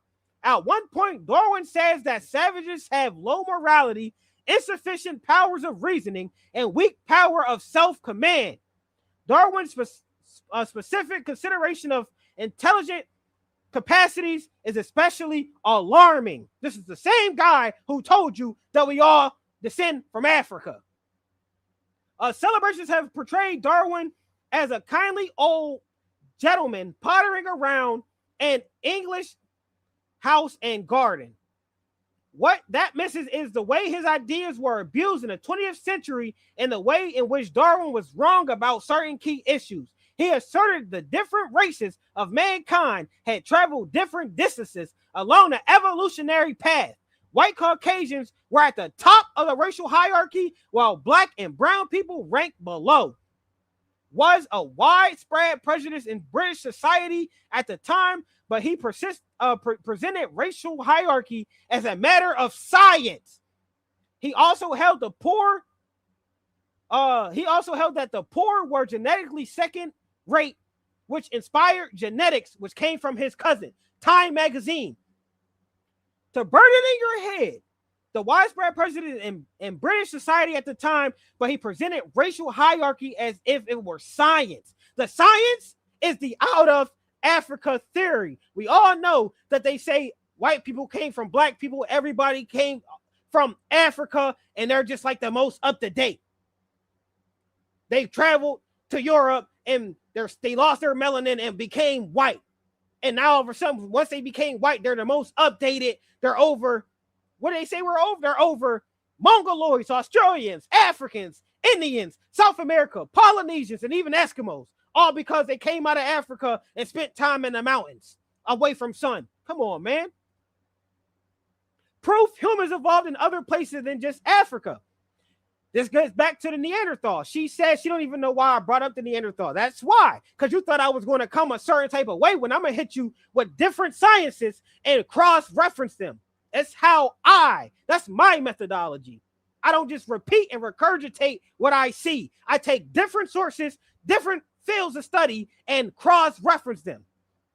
People of European and African ancestry were not or have got more and Neanderthal DNA in their genomes than previously thought.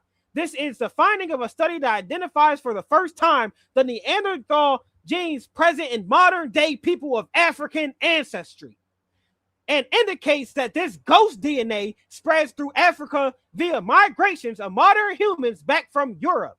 What's surprising about our results is the magnitude of the Neanderthal signal that we all see in all the African populations we've looked at. There's more Neanderthal ancestry in Africa than we thought, says Jacob Akay at Princeton University, who led this study.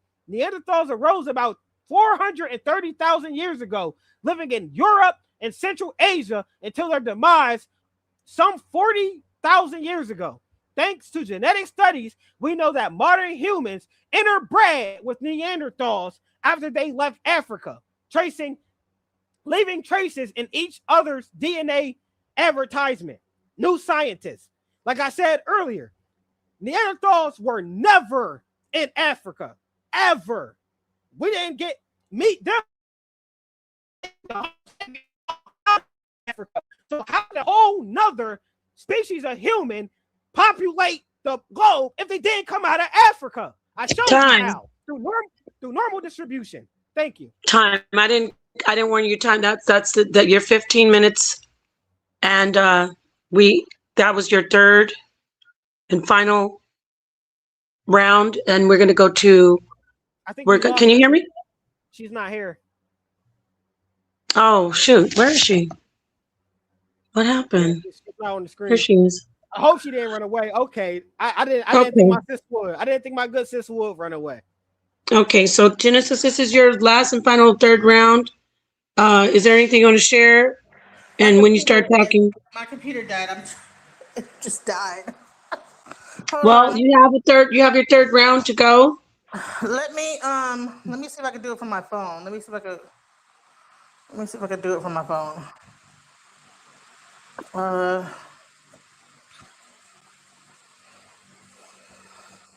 Are you able to send your PowerPoint to her and she can pull it up on her screen? You just read off of it? Yeah, I can share it. Try to see. It doesn't, let me see. Well, it's on my computer. God dang it. Oh. So my cord has a short in it. Oh, it died? My cord. Oh, and you can't charge it. Yeah, like I tried to plug, it just died. Oh my God. Okay, so Genesis, do you want to send me your PowerPoint? Let me see if I can send it to you from Microsoft. Hold on 1 second. All right, in the meantime, everybody, this is a very good debate. These debaters are giving you the information that you usually get over here in HOK. Very interesting information. So please share. Please hit the like button.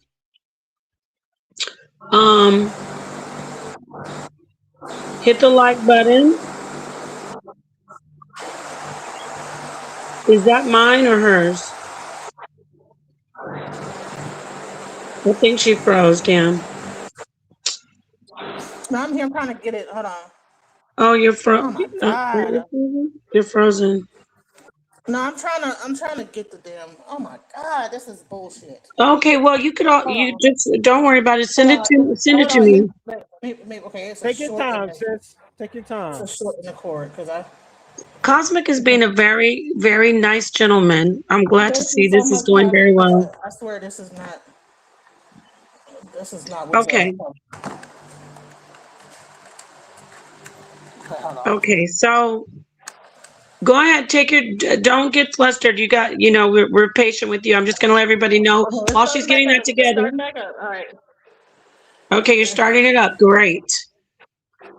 Okay, Yeah. this is live, everybody. So Sorry about that, guys, man. I got 3%, y'all. 3%. oh dang. Yeah, it's like a short or something in the cord. Yeah, that happens to mine too. Yeah, that's some ghetto. But you And just I have don't to even know order everything another goes one. is charging, but I don't want to get up here and start going, and then the damn thing shuts down. Hold on, give me 1 second. I'm sorry, y'all. Are you sure you don't want to send it to me and I can just share it? Let me try. Is it at least charging? It's not charging. Hold on. No, I want to be able to control it so I can, go back and forth the way I want to. Hold on. Okay. All I'm right, sorry. everybody. Play Cosmic a Chris song, right? versus Just play a Genesis. song, right? Just play a song. Just give me a. All right, got you. I will be playing. I see somebody in the back. I think it's one of the HOK members waiting to ask questions. Once they're finished with the debate, everybody, I think they'll be okay for you to come in and ask them a couple of questions, or let us know who you think won the debate. Okay, let me go ahead and I can't hear her really. All right, let's see here. Let's go ahead and play a song while we wait. This will give you guys a chance to go grab your popcorn. Remember, we have this coming up. Elder Yara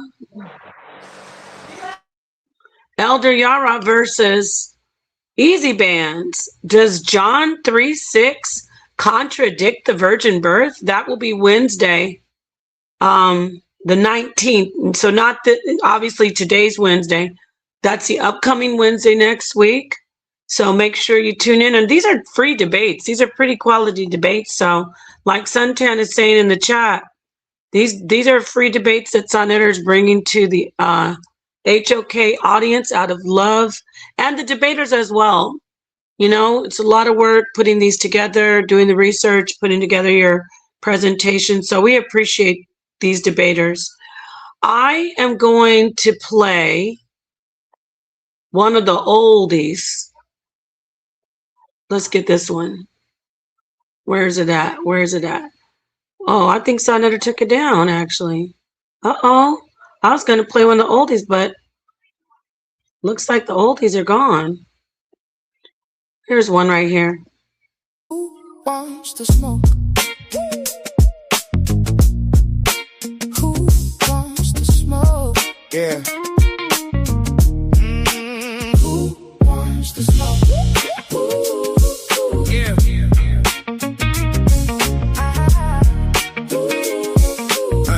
Yeah. Temperatures going up, the heat is rising, scholars showing up, audience vibing. We on a mission, competition is the only desire. Whose information will be facing the mercy of fire? So step up, stand up, can you walk through hell? So tough, too tough for the weak, soft shell. Set the fire, fan the flame, smoke is rising in blooms. While the inexperienced today just dust the choke on the fumes. Bring your science, bring the wisdom, even bring your religion. If you can't stand the heat, then please don't come in the HOK. It's just a session, learn a lesson, fight and overcome oppression. Who'll be the best debated? By the time all the smoke clears, who wants to smoke?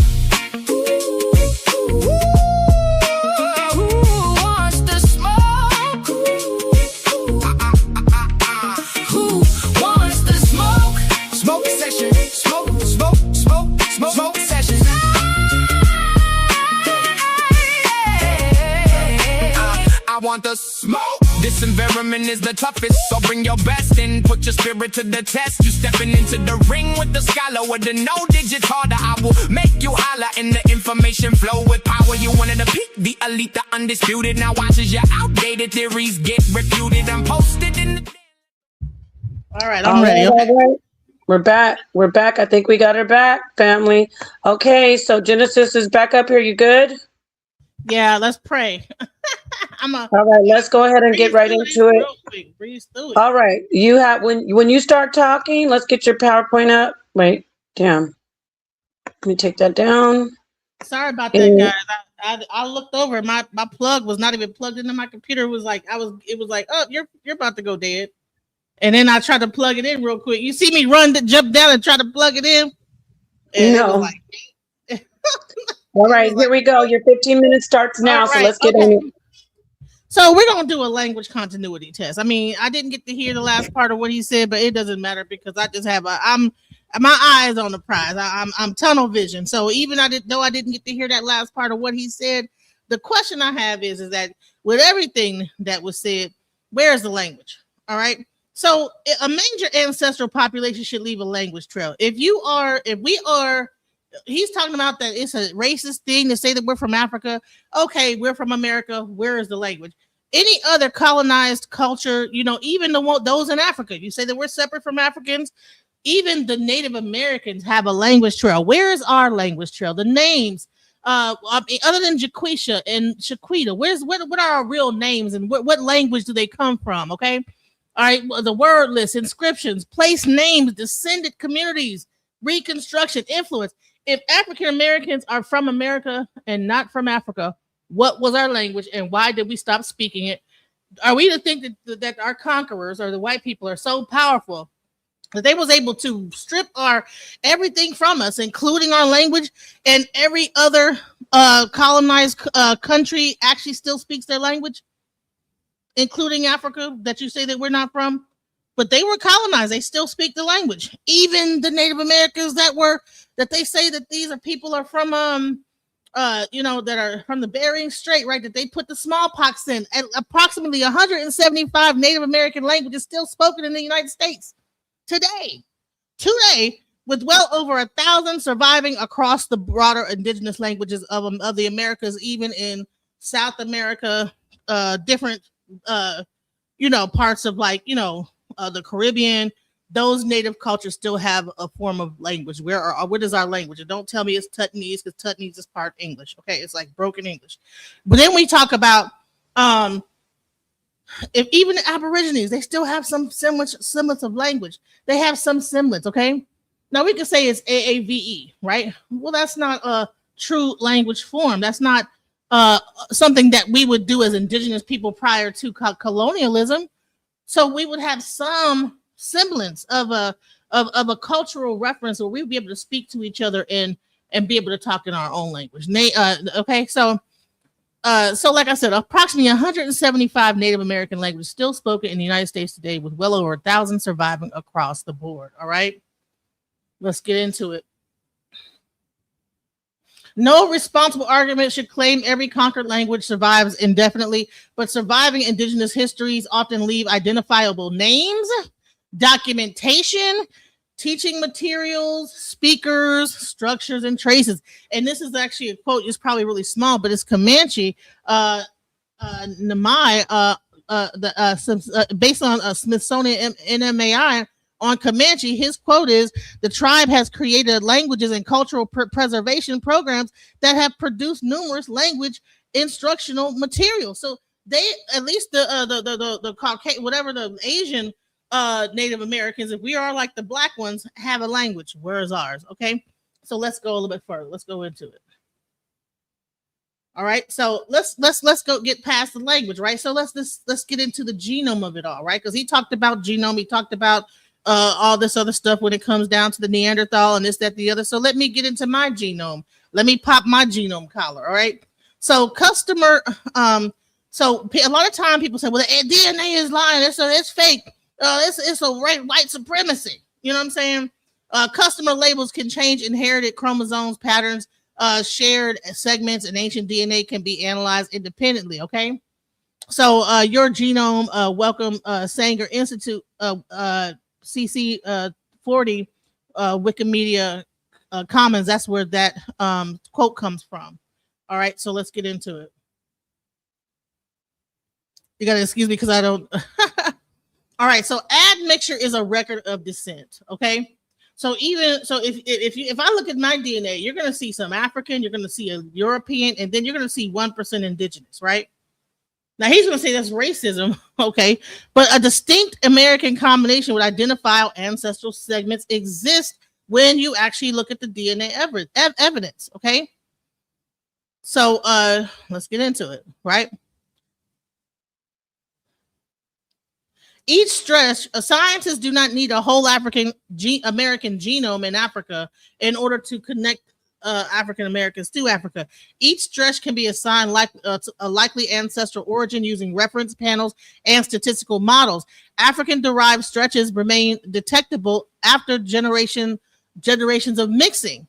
All right, individual genomes carry genetic material from multiple ancestral lineages. All right, so that's O'Connell et al. Communications Biology 4. That's 1269 as of 2023, Figure 3. All right, so if you want to go look that up, that's O'Connell et al. All right. I just got lost. Hold on. Where was I? Okay, let's get into the next one. Large study.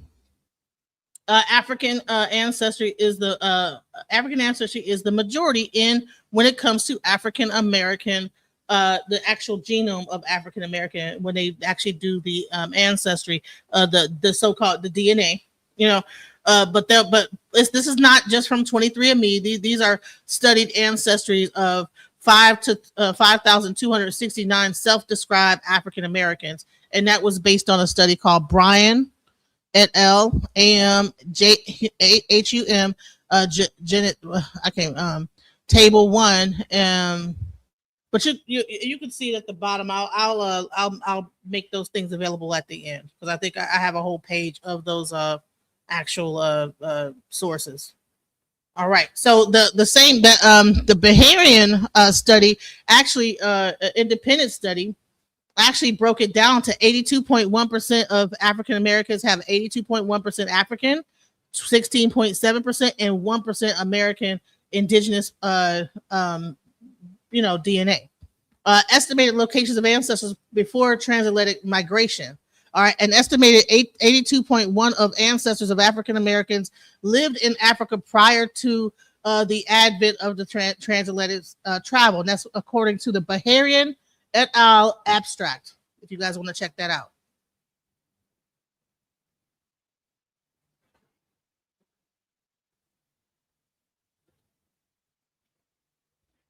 All right, Africans derived segments point back to Africa.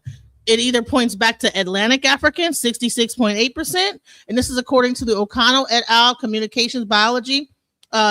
Sub-Saharan African ancestry was mainly Atlantic African, 66.8%, and that's according to O'Connell. And if you want me to bring up that study, I could bring that up as well before I conclude. All right. Actually, I will bring it up.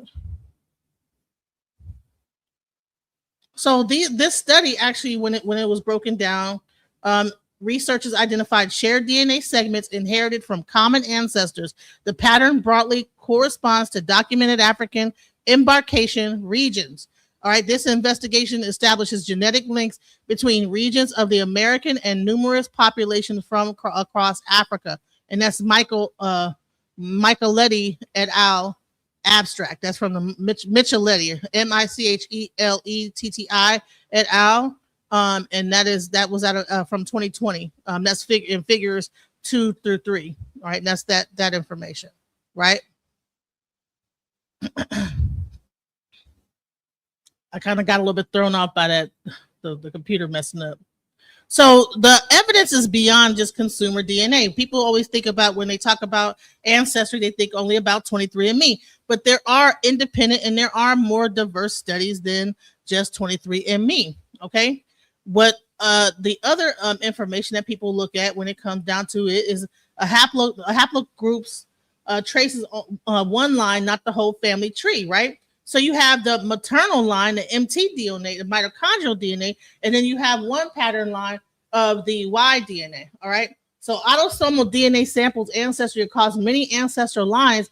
A European Y chromosomal, for example, does not imply a mostly European genome. And that's according to Zaharia 2009. It discusses genome-wide admixture and contrasts ancestry components, standard distinction, unparental versus autosomal markers. Okay, so that is that study. I'm like doing two different PowerPoints at the same time. So you gotta excuse me. All right. So independent evidence does not depend on company ethnicity estimates. Okay. So consumer report, a company's estimate and regional labels, useful support, not the foundation, right? Independent source, research cohorts, whole genomes, local ancestry, and ancient DNA. All right. So different samples and methods converge on African descent. So they're not just using 23andMe and basic like DNA. They're actually using, other methods to get that information. All right. So even if you reject everything, the independent evidence still exists that we have a connection to Africa as far as our being descended from.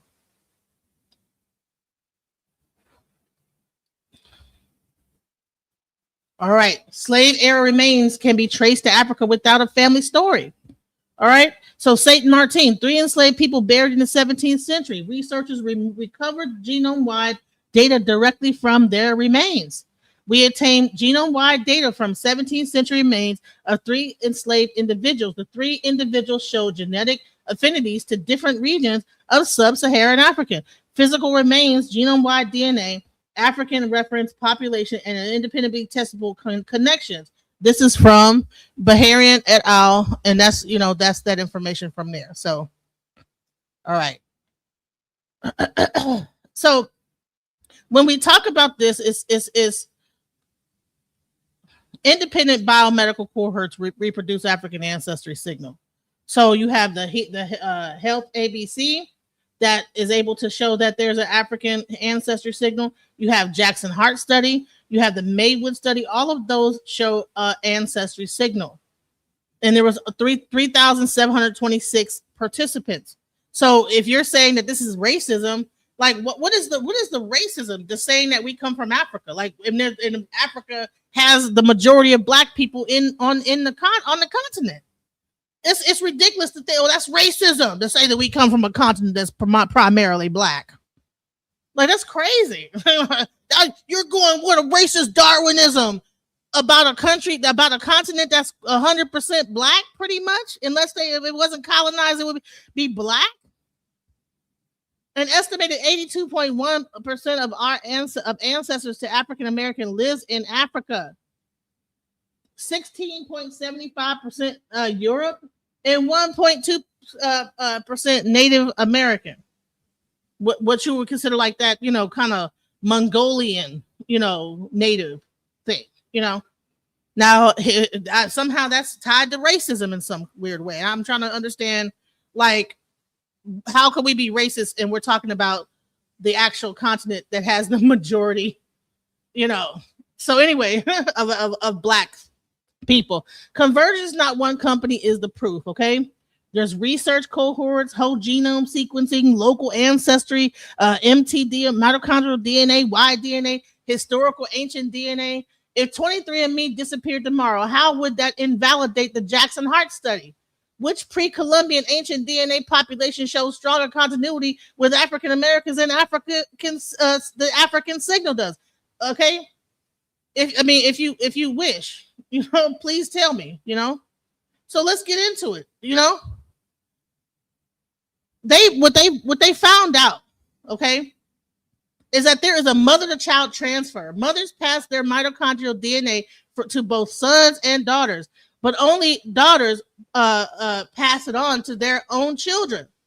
So the lineage extension happens over a generation. If a family has only sons or no children, that specific maternal line stops. Eventually, random chance leaves only one single female ancestor whose mitochondrial line reaches almost everyone that's alive today, according to the study. Human mitochondrial DNA lineage is traced to a common maternal ancestors who probably lived in Africa roughly 100 to 200,000 years ago. So at the end of the day, 1 minute. African Americans, amongst all other human beings, descend from Africa, period. And that's based on the mitochondria, the female mitochondrial DNA. So even if we were able to say that, hey, that's racist, like we still get back to Africa. Like why? If from a DNA standpoint, mitochondrially. And so, and that's my time. Thank you so much. Perfect. Okay, thank you. Just 30 seconds off the 15-minute mark. Thank you, Cosmic Chris. And Genesis, you have completed your 3 rounds. Now we're going into the question and answer round. I wasn't as clear as I should have been when I explained that you each get to ask each other questions. Cosmic, you will start off and you will ask Genesis 3 questions consecutively, giving her an opportunity to answer each question, giving her an opportunity to answer with 1 minute. So she has up to a minute to answer, and then you can rebut her answer with 1 minute. So you put the initial question out, both of you, when it's your time, and then your opponent answers your question up to a minute, and then you can rebut for a minute and then move on to your second and third question consecutively. Does that make sense? Yes. All right, so we can go right into it, starting with Cosmic. And remember, when you ask the question, do not interrupt your opponent when they're answering. All right, you can start whenever you're ready, Cosmic. All right. From what I showed you, would you agree that black people have Indian in their, like you said, Indian in their blood? Would you agree that black people, us, have Indian in our blood, hearing and seeing from what I showed you through the Racial Integrity Act and the photos I showed you that the Indians were classified as colored and the images of who the colored people was? That's question number 1. Okay, I'm First, sorry. let her, she has a 1 minute to answer, and then you can come back after she's done and you can rebut it for a minute. Yes. Okay, go ahead, Genesis, uninterrupted. Okay, so colored is a legal category. It is not an ethnicity. Colored was used to not only just almost like in South Africa, you have the coloreds in South Africa that consider themselves colored, and those people are an admixture of people. It's the same thing that you had in America at some point. So you had during apartheid, you had the colored class. Well, in America, we had a similar thing. So basically, they put people based on racial hierarchy into 2 categories. You had white and you had colored, and everybody that wasn't white was colored. Not just Native Americans, or not just if you were not white, you were colored. Everyone not legally classified as white was considered colored. All right, thank you, Genesis. Cosmic, you have a minute to rebut that, and then go on into your second question. There were mad immigrants here at that time, and Chinese people or Dravidians, Arabs, they were not considered colored people at all. That it was strictly to the blacks and the Native Americans, because the Native Americans were black.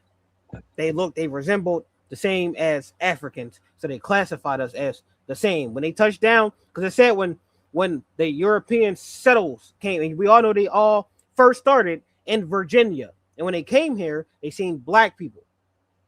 They seen Indians, but they were black people. So they made sure to cut. They said, even in the Racial Integrity Act that I showed, it said that blacks were trying to pass off as white.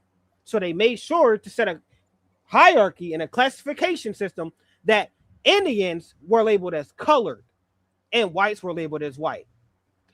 Can I move on to my second question? Yes, sir. You have your second question, and then she has a minute to rebut it, to answer it. If I am correct, we can say what if this is possibility. If I'm right and you're wrong, right? Couldn't it be that we share certain DNA with Africans? Because like I said earlier, we come from the same source. Is it possible that we all come from the same source, but we all wound up in different locations? Ergo, like the source being the sun, the Big Bang, stardust that's found in all of our bodies.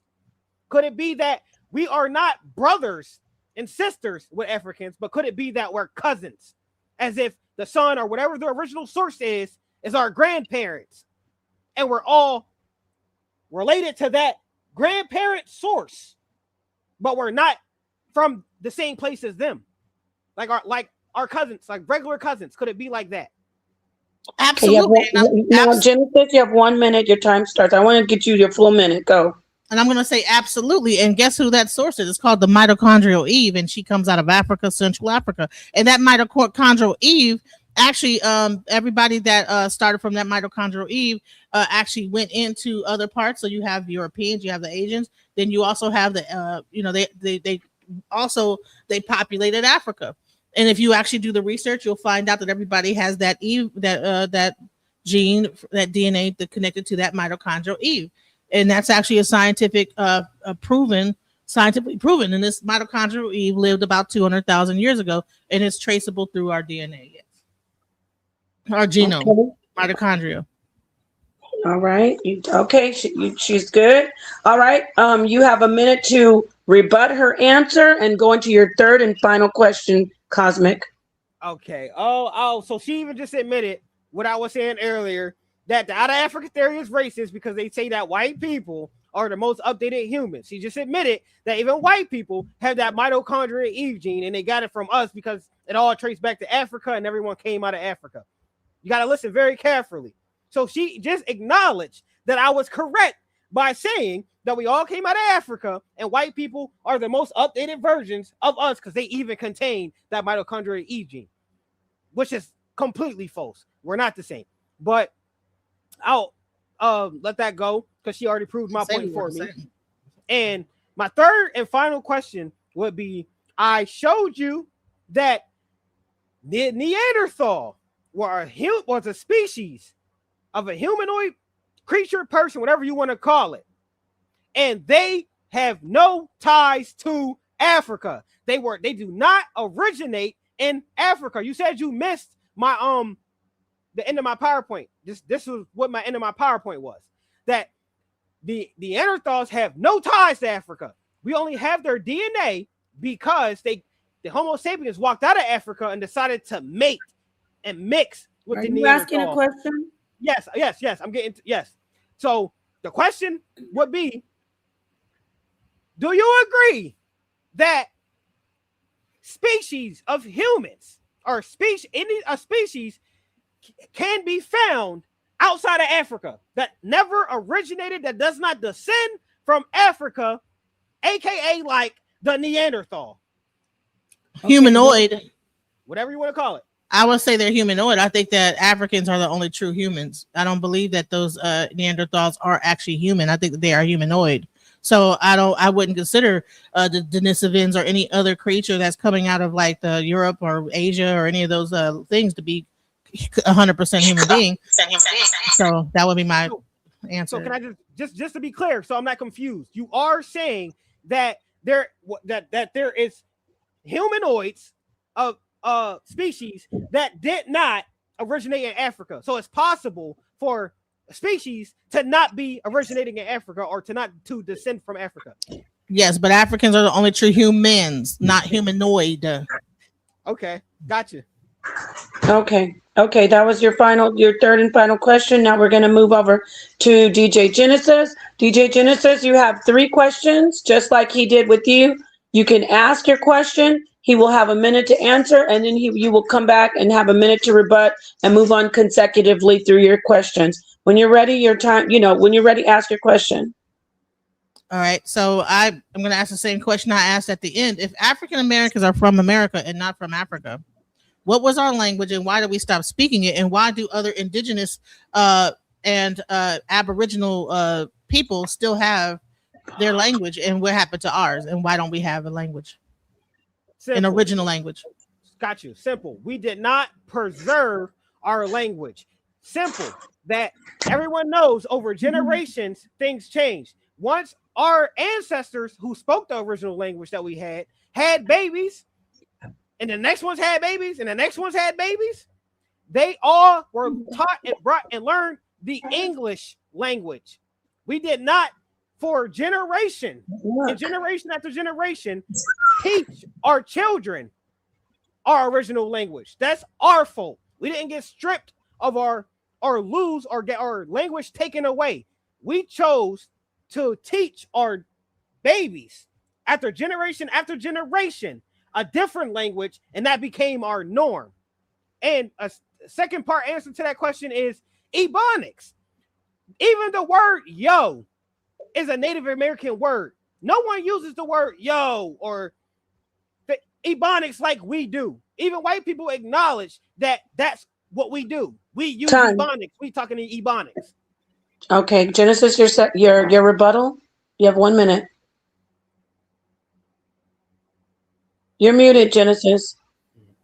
So again, you know, even though we talk about language, we still go back to English post-colonialism language. So we can't even go into. We only said yo, and what I mean, it doesn't make any sense that a whole entire culture of people that are in the millions wouldn't have any remnants of their own, like even a few words of their own language. It just doesn't. It's ridiculous to me, and I would just say that it's just complete pure nonsense to really think that when you have Aboriginal people that came out of Australia and they still maintain their language, you have Indians that not Indians, you have Asians that came across the Bering Strait and still maintain their language.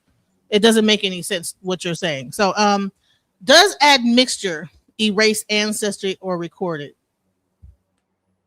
It dilutes it. It dilutes ancestry because now you're not like, that's why white people even tried the Racial Integrity Act, because they said with the 1 drop rule, it dilutes it. You're no longer a full-blown this or that. You are now what they call a mulatto, or you're mixed. You're mixed with certain things. So if you had 100% African DNA and then you had a mixed baby, now the baby has 50% African, 50% white. If you had a mulatto baby with a white person, that's why, because it dilutes the DNA. Okay, Right. so the question was, does it erase our ancestry or record it? And if you actually do the research, you'll find out that they're still able to connect us back to Africa. So if it diluted it, we would not even be able to connect ourselves back to Africa. So it actually does still record it. Just because we have a admixture, that just means that we're able to point that where that admixture came from, and then be able to say, okay, well, we at one point we were African, and then at some point in the genome we mixed with white, and then somewhere later on it was some Indian mixed in there. So actually the real, it records it. It actually gives you a pretty it gives you an outline of where that extra admixture might have came in based on percentages. How do you explain African matching chromosome segments? With us, like how we have matched it. Okay, I got to try to explain earlier. They're our cousins. They're not our brothers and sisters. We come from the same grandparent source. The thing is, through natural distribution, and we populated the whole planet, not just Africa. We are made up of the same things as Africans. They're our cousins. We weren't born where they were born. We were born and originated elsewhere on the planet. That still leaves me more questions. I mean, so you're saying that we were cousins, and I just explained about the mitochondria, and I believe that the mitochondrial mother, the actual Eve mother, is the connection. That entire thing is the connection, and that is the reason why. But you're trying to make it like that the Europeans, and that makes the Europeans more superior to us. Well, I didn't say that. I just said that we have the same we descend from, right? And the whole thing of this debate was, do we descend from America or do we descend from Africa? I think that I proved my point by showing the mitochondrial Eve, and then showing that admixture and the actual how that Eve then moved to through Asia and into Europe, and this that the other. I don't think that you've quite proven to me how the same thing happened out of America. And I'll just land my plane right there. All right, thank you. That's the end of our question and answer round for our debaters. Now we are going to move into closing for both of them. Cosmic, we'll give you your 5 minutes to close, and your time begins when you start speaking. I won't come in and say you have 1 minute left. I'll just, after the 5, let you know your time's done. So thank you so much, Cosmic. Like I said, when you start speaking, your time begins. All right. I do believe that I've proven my point. She wanted to bring up mitochondria DNA. That's fine. we could take her theory, or you could take mine, that mitochondrial DNA come from a grandparent source, and it was naturally distributed throughout the whole planet. We have the same origin. I've shown and proved that we have the same origin as plants and animals because we are fundamentally one and the same. So there's evidence out here that shows you that that mitochondrial Eve gene could be passed through the whole freaking planet, the whole globe, just how our cousins would be. If we all got our mitochondrial Eve gene from our actual grandmother, and she had her kids, she had 7 kids, and those 7 kids had their different kids, they all would still contain that mitochondrial Eve gene, but they're all in different lineages.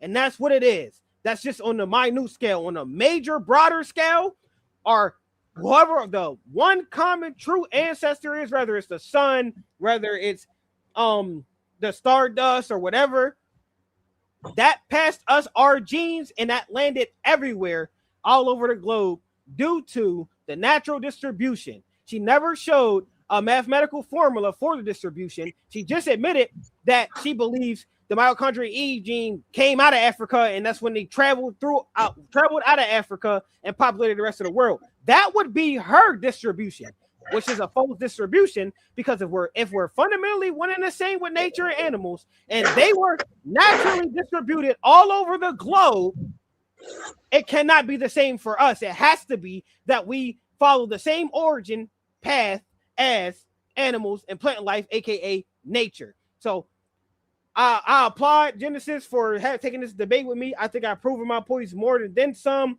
I think she needs to leave the racist ideology alone, because no matter what, the person who created the out of Africa theory believed what he believed, and he said what he said, all to justify white people being smarter than the rest of the world. So thank you for, I respect you, sis. I respect your knowledge, your information. I think this was a great debate. I applaud you. I'll look forward to anybody else who want to do any more debates. I'm here to, as you've seen the image, I don't know what to call it, basically the poster or the advertisement for this debate. We're truth seekers and researchers. So I'm here to seek the truth. I'm always down to hear a new truth. I'm here to debate anybody that want to step up and get it. But as far as I'm concerned, I feel as though I won this debate. I'm 3-0 right now. I've shown and proved that we are a native species and that we populated this whole earth due to natural distribution, which is not a theory. It's a scientific law. So unless you guys want to come tackle a scientific law, I suggest you guys stay out my path, because I'm here to wreck everybody. That's all I got to say.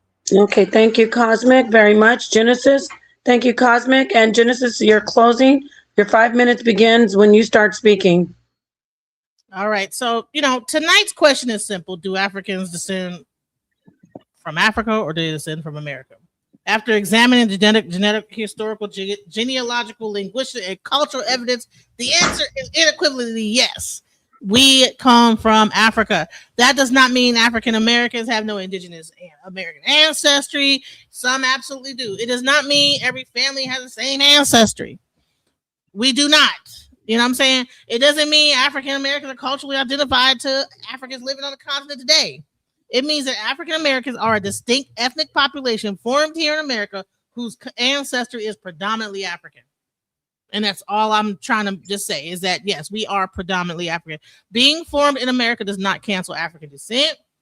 People can develop a new identity in one place while descending from people who came from somewhere else. Jamaican culture developed in Jamaica, but that does not erase the African ancestry of most Jamaicans. African American identity developed in America, but that does not erase African people from whom most African Americans descend. People are saying it's racist to believe that we came out of Africa.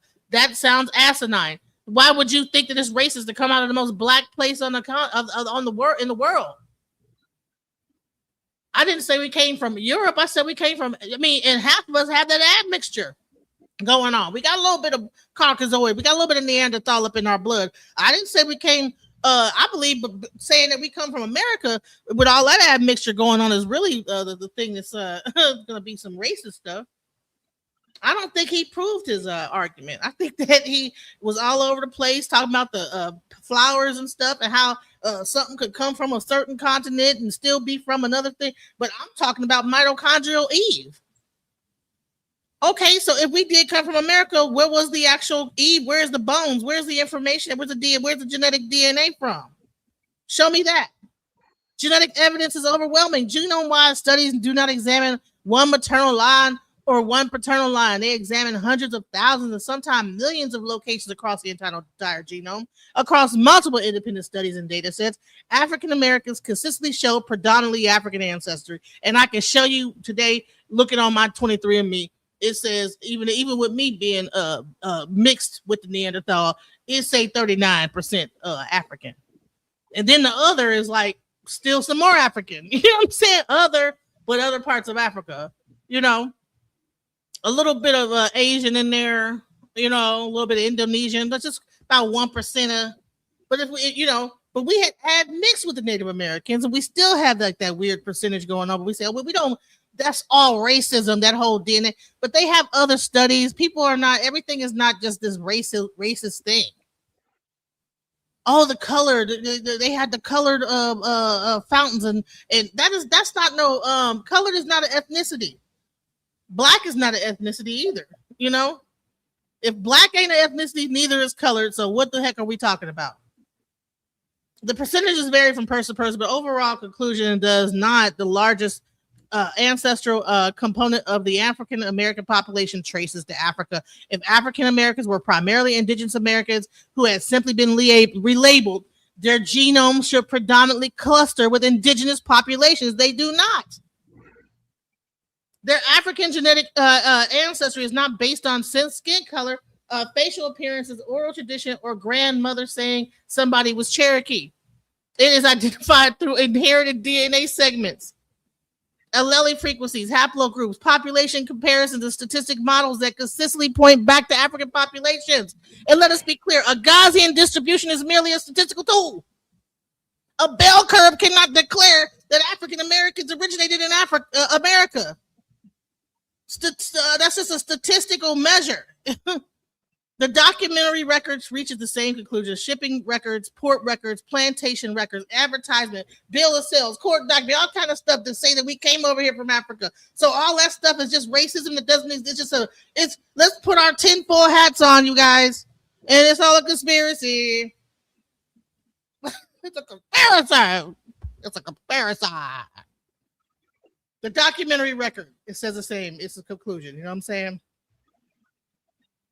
Could every individual voyage and every enslaved person be documented? Of course not. Incomplete records are expected when studying slavery, but missing records do not erase the enormous body of records that survived. Okay. How much more time do I have? 13 seconds. Oh, okay. So the development of African American language and culture under slavery and segregation points to population of African descendant transformed in America. We don't have our original language. We don't have our original culture. All those things are slipped from us through slavery. Point blank, period. Let's stop imagining a bunch of bullshit. Thank you very much, Genesis. And we've now concluded the debate between Cosmic Chris and DJ Genesis. Thank you so much. We have a lot of HOK members in the back, so I'm going to let them on right now. Remember, everybody, come in and please be respectful, as I know you will. And let us know who you think won. I'll put you on stage in order where I thought I saw God Energy and Issa Queen. Let me see. Come on in. I think I do see them. Yes. Okay, so we'll start with Zion. Peace, Zion. First off, I want to ask you, who do you think won this debate? And then we'll hear from you. You can ask the debaters questions. Go ahead. Zion, are you on the stage? Oh. Not even on the stage. Okay, Zion, are you there now? Yeah, I don't know why that's up there. That must be from before, because I tried to pop in when she needed a little help. I was going to see if she wanted to send me a presentation. I could have presented it for her. But are you there? Okay, yeah, good.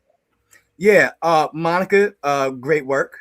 I believe that Monica won this one, and that might be based on, you know, my own biases towards the out of Africa theory. However, you have not, my brother over here did not present any actual facts to prove that human beings sprouted up in random geographic locations as opposed to one. That's absurd. That's absurd. That's magical thinking.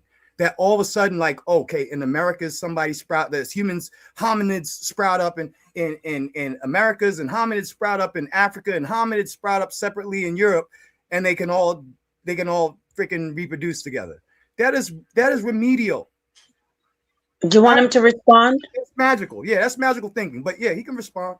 Yeah, like I said, I'm so happy you admitted that you were just being biased, because that's all that is, biasness. Because y'all trying to gaslight what I showed you. She even admitted that it's possible because of the Neanderthal never originating in Africa. So I didn't just make that up, that they just sprung up out of nowhere all over the planet. The Neanderthal sprung up where it sprung up, and it wasn't in Africa. It was not. Objection. For you, you can say objection. I show, if you really paid attention, I even played the video where he broke down how they have larger brains than us, which makes them a little more human, which are their skull size are in the range of human. They are, just because you're being lied to, because they are a hominid, because they are a species that is just as human as us. Simple as that. Why is it human that beings? Listen to me.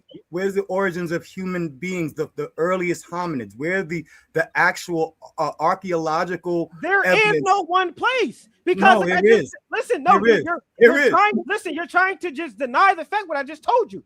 So Neanderthals are a hominid. Neanderthals still have an origin. Yes, and that's in Eurasia. That's in Eurasia. They never were in Africa ever. You can never see that. They sprung up in Eurasia, and they did not from nobody else. And Africans never got from nobody else, from the original source. That's ridiculous. The point. And I showed you through my research from scholarly articles of how they were distributed. They were distributed through normal distribution, Gaussian distribution. You cannot find Neanderthal DNA inside of any African until they left out of Africa. That's a fact. You're just, like you said, you're being biased and you're trying to gaslight, but you cannot deny the fact that Neanderthals did not originate in Africa. So if they didn't originate in Africa, that means that there could have been multiple species that did not originate in Africa. All right. Okay. Zion, I'm going to let you address Genesis, and then I want to move around because we got a lot of people waiting. So just go ahead and say one more thing to her, and then I got to get to Kim Netter, then God Energy, Issa Queen, in that order. Go ahead. Yeah, this was a great debate for DJ Genesis. I think she was clean cut. She brought out multiple, if not the preponderance, then the burden of evidence dealing with linguistics and evidentiary. This brother's position, sis, you know what I'm saying, had so many holes in it. Even with the Neanderthal thing, Neanderthal still had an origin from hominids. That argument is moot. You did great, and I like to see you do more work like that. You did awesome. Yes, thank you so much, Zion. Okay, moving right on to Kim Netter. If you have a question for either debater or just a brief statement, please go ahead, and we can keep it flowing. Go ahead. Okay, well, I was giving a debate to DJ Genesis. She did her thing out there. She busted him up all over the head. And he said that Neanderthals were never in Africa. That's a lie. You got a study called, it's by somebody named Shen. His name is spelled Chen. I put the whole primary in the back chat if y'all want to go look at it. The study is called Identifying and Interpreting Apparent Neanderthal Ancestry in African Individuals. And they talk about how the Neanderthals originated in Africa, and they was the first Africans to migrate out of Africa into Eurasia. And then they also talk about how they back migrated back into Africa. It had gene flow back and forth in between Africans, and that's how some continental Africans share small percentages of DNA with Neanderthal, because they back migrated after they left out. They came back later. So he made all that up. And if y'all want the primary on that, you can go look in the back chat. I posted it for everybody that's on the panel can see it. And I got plenty more, but I'll try to wait till my turn, come back around again. You did your thing, DJ Genesis. You bust him up. Okay, thank you. I'm gonna read the super chat and move on to God Energy. Severe, thank you for the $5 super chat. Where did the term African American come from? What were we called before that term was coined? What about the ones before that? Thank you. And anyone of the debaters can answer that right after we hear from God Energy. First off, who do you think won the debate, God Energy? Can I address him though? Because he's spewing misinformation. Okay, about the Neanderthal Go thing, I ahead. thought you pretty much covered that, but go ahead.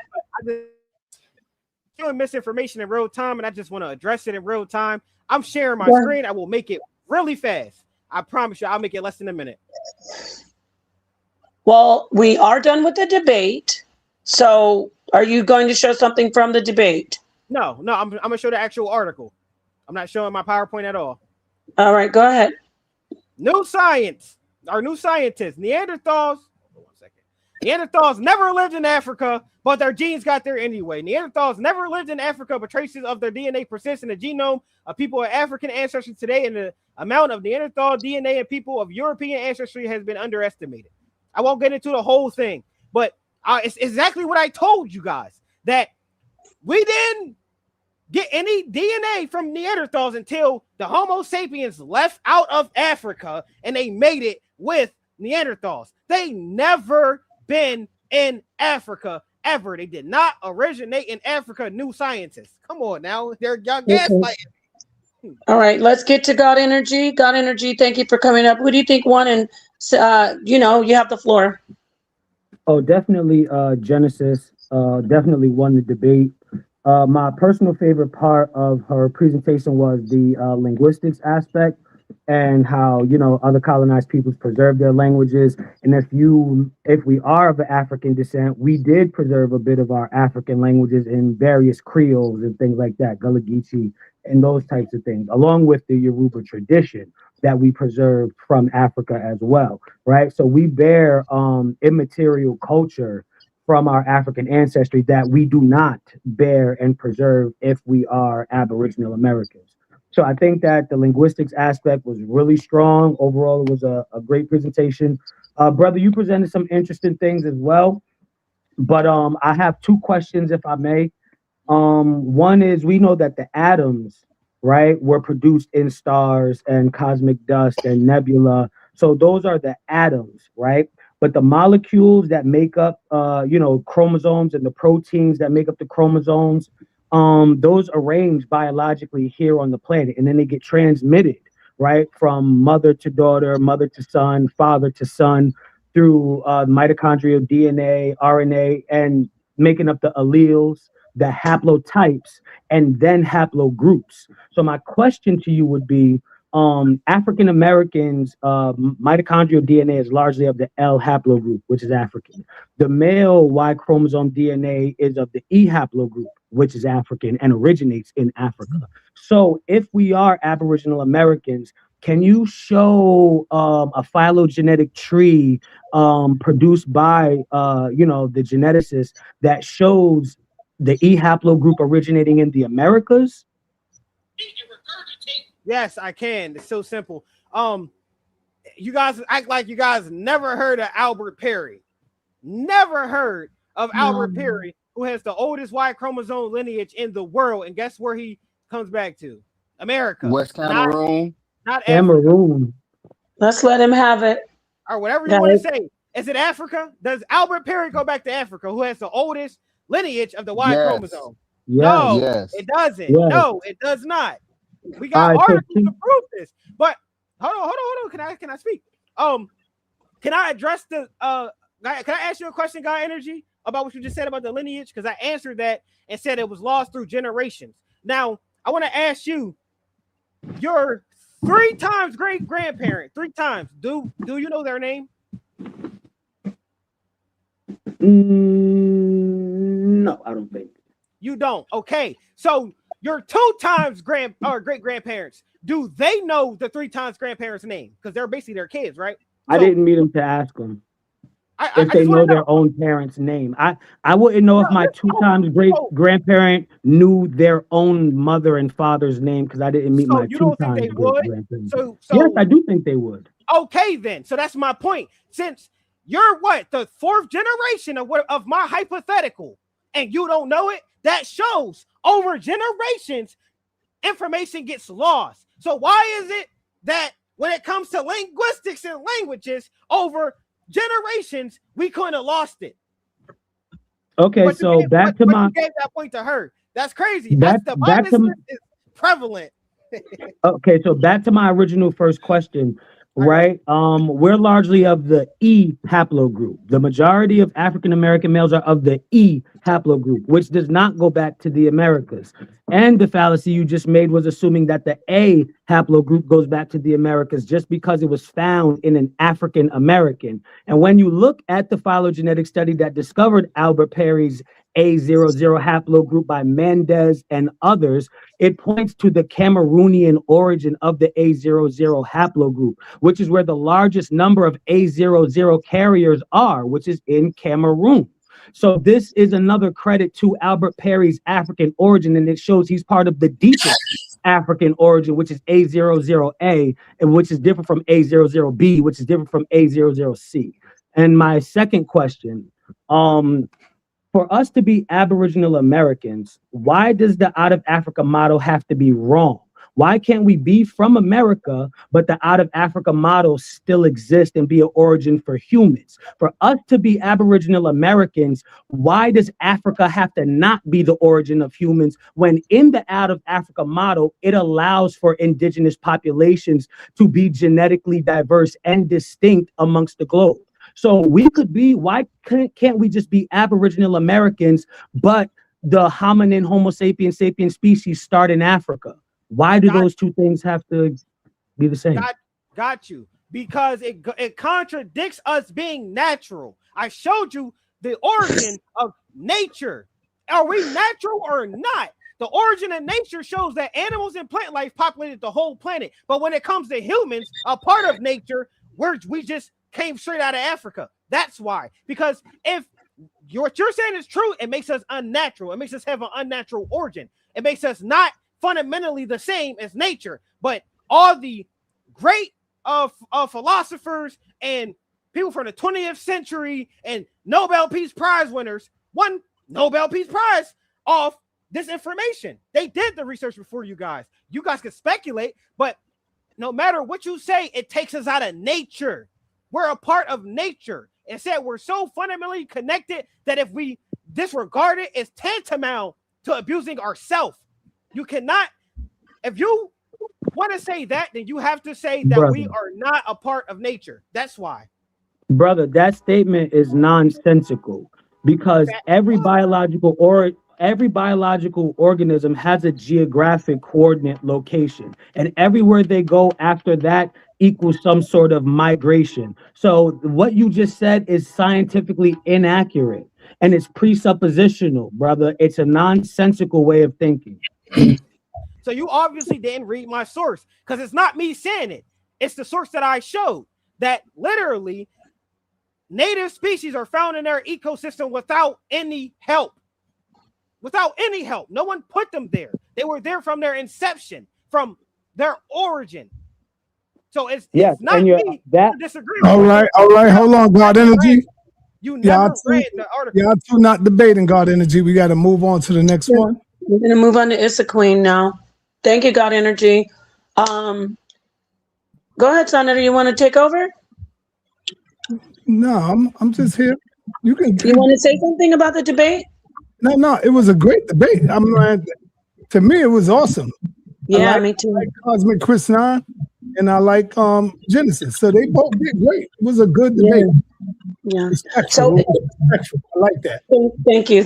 Issa Queen, thank you for coming in to make your comments on the debate. Who do you think won? And you have the floor. Peace, everybody. Great job to everybody, but I have to give it to DJ Genesis. She was definitely surgical with how she, came with this debate. Like God Energy said, I agree with that her linguistics question that she proposed was a great way to stump him, because only way he can think the way that he thinks when it comes down to the languages is if you take Africa out of the situation, because we didn't lose all of our language. It just creeped into the English language, and that other language is African and not Native American. So that's why you're not finding the linguistics being passed down generation to generation. It's because you're not looking at Africa. That's the thing. So great job with that. You definitely killed it with the how Black people, right? We're just going to call them Black people right now because we're having a debate on if they're African or not. How Black people were even treated inside of these Native American tribes, right? Because it wasn't all just marriage. Some of it was a segregation between us. Some of it was absolutely slavery, and then some of those tribes were slave catchers, and that's a lot of the conversation that gets overlooked when it comes to that side. With all of that being said, I just want to say to the brother, you should really look into evolution in its entirety, because the comment that you're making about the Neanderthals did not just pop up on the planet either. They didn't just pop up in Europe. They actually have a longer history that includes Homo heidelbergensis, who absolutely comes from Africa. And then that history, and then Homo heidelbergensis absolutely has a grandparent, and that has a grandparent, and it all goes back to Africa. And a lot of it is, migration patterns, because not everybody stays in one place because of climate change. And then I'm going to end what I'm saying with this. Adaptation is important. When it comes to different species of animals, they look different because they're adapting to their environment, right? So when you're saying your main argument of plants and animals popped up all over the place, all over the place, but that's not necessarily true, right? Certain species of plants and animals cross into different environments, and in that environment they adapted to the environment and became a different species. That's literally what evolution is telling you when you're having this conversation. So a lot of it is just missing information for me, but I didn't have any questions. I just needed to say that. Thank y'all. Okay. Can I address that? Chris, I was going to say, Chris, you can respond, and then we're going to move on to Ashe, then Hercules, the brother Hercules, and 7. Go ahead, Chris. Even that, from what you just finished with, that's not a native species. My whole PowerPoint was titled Native Species. So you can speak on something other than that. That's fine. But you cannot sit there and deny and gaslight and act like there was not native species to where their habitat was. Not every animal was placed there, brought there, or helped and influenced by anything else on the other side of the planet. They were put in, they originated where they were, because that's why they're called a native species. And that's the same thing we are, native species. That's all I want to say to that. All right. I want to say real quick, when you brothers come up, you got to turn on your cameras, man. I say the only one that keeps his camera on. Like, what the hell are y'all Negroes hiding from? What the hell are y'all scared of? Turn on your goddamn cameras, man. That's why I don't be pulling up a lot of people. Y'all leave y'all ass right in the back. Because it's cam up over here. Cam up. Yo. So Hercules, if you're going next, cam up. The people need to see who's talking to them. Right. We're going to move over to Ashe, and then Mansa Hercules, honey. Okay. Man, great debate, man. I appreciate sa.neter Studios for even giving us this free debate, man. I definitely think the sister DJ Genesis won. I think you did very good, DJ Genesis. I think this is good. This is actually good for you. And not to take anything away from you, but it gets to a point within the presentation where an individual can take themselves out of the game. So I want to ask the brother a couple questions. I'm just going to, be a regular panelist, ask you a few questions regarding you said two things that I wrote down. Away, Shay. You say, what's this? Look at he stepped away, so you might want to ask her a question first. He's not there. Cool. Okay, cool. Well, I'm gonna just ask her what I was gonna ask him, because I really wonder what she was thinking about it when he said it. Matter of fact, when he came out in that round and he was talking about what was it called? I have it right here in my notes. Give me 2 seconds, sis. 2 seconds. It's called the era he was referring to. The era. What was the era he was referring to? I had it in my notes, and I didn't lost the damn note. He was at the beginning. He was speaking about a specific I think he said era. the Cambrian. I don't remember. Cambrian era. Okay, cool. All right, brother, you back. Sorry about that. So I want to ask you about this Cambrian era thing, because you brought that up in your thing, and that was probably kind of prevalent. I do want to say I think the Sister DJ Genesis won. I think a lot of your information was almost trying to show a polygenesis when it comes to human origins, rather than trying to prove that African Americans ourselves did not come from Africa. So I think you kind of shared away from the point. But when you brought up the era, what was it called? Say it one more time. Cambrian era. Yep. Well, the Cambrian period. Yep. Yeah, with the fact that there was no life on land, all the life that was around was in the water. What relevance was that to this debate? And why did we have so much? Why did I hear that so much from you? Well, one, that's not true. I didn't, like I said, in my second round, even my third round, I didn't get to use my time as much. I still have a bunch of screens, PowerPoint screens that you didn't even see. But it showed, the whole point of it was to show when nature populated the planet and how it populated all over the planet, and we're a part of nature. But I didn't get to cross-reference the rest of my screens because my time ran out, obviously. But I have proof, it's debatable, that there was there's artifacts and there are certain things that show that there might have been humans during the Cambrian period. But what I did get to show was that even from according to Science Focus, the oldest time that humans would be able to live was during the Cambrian period.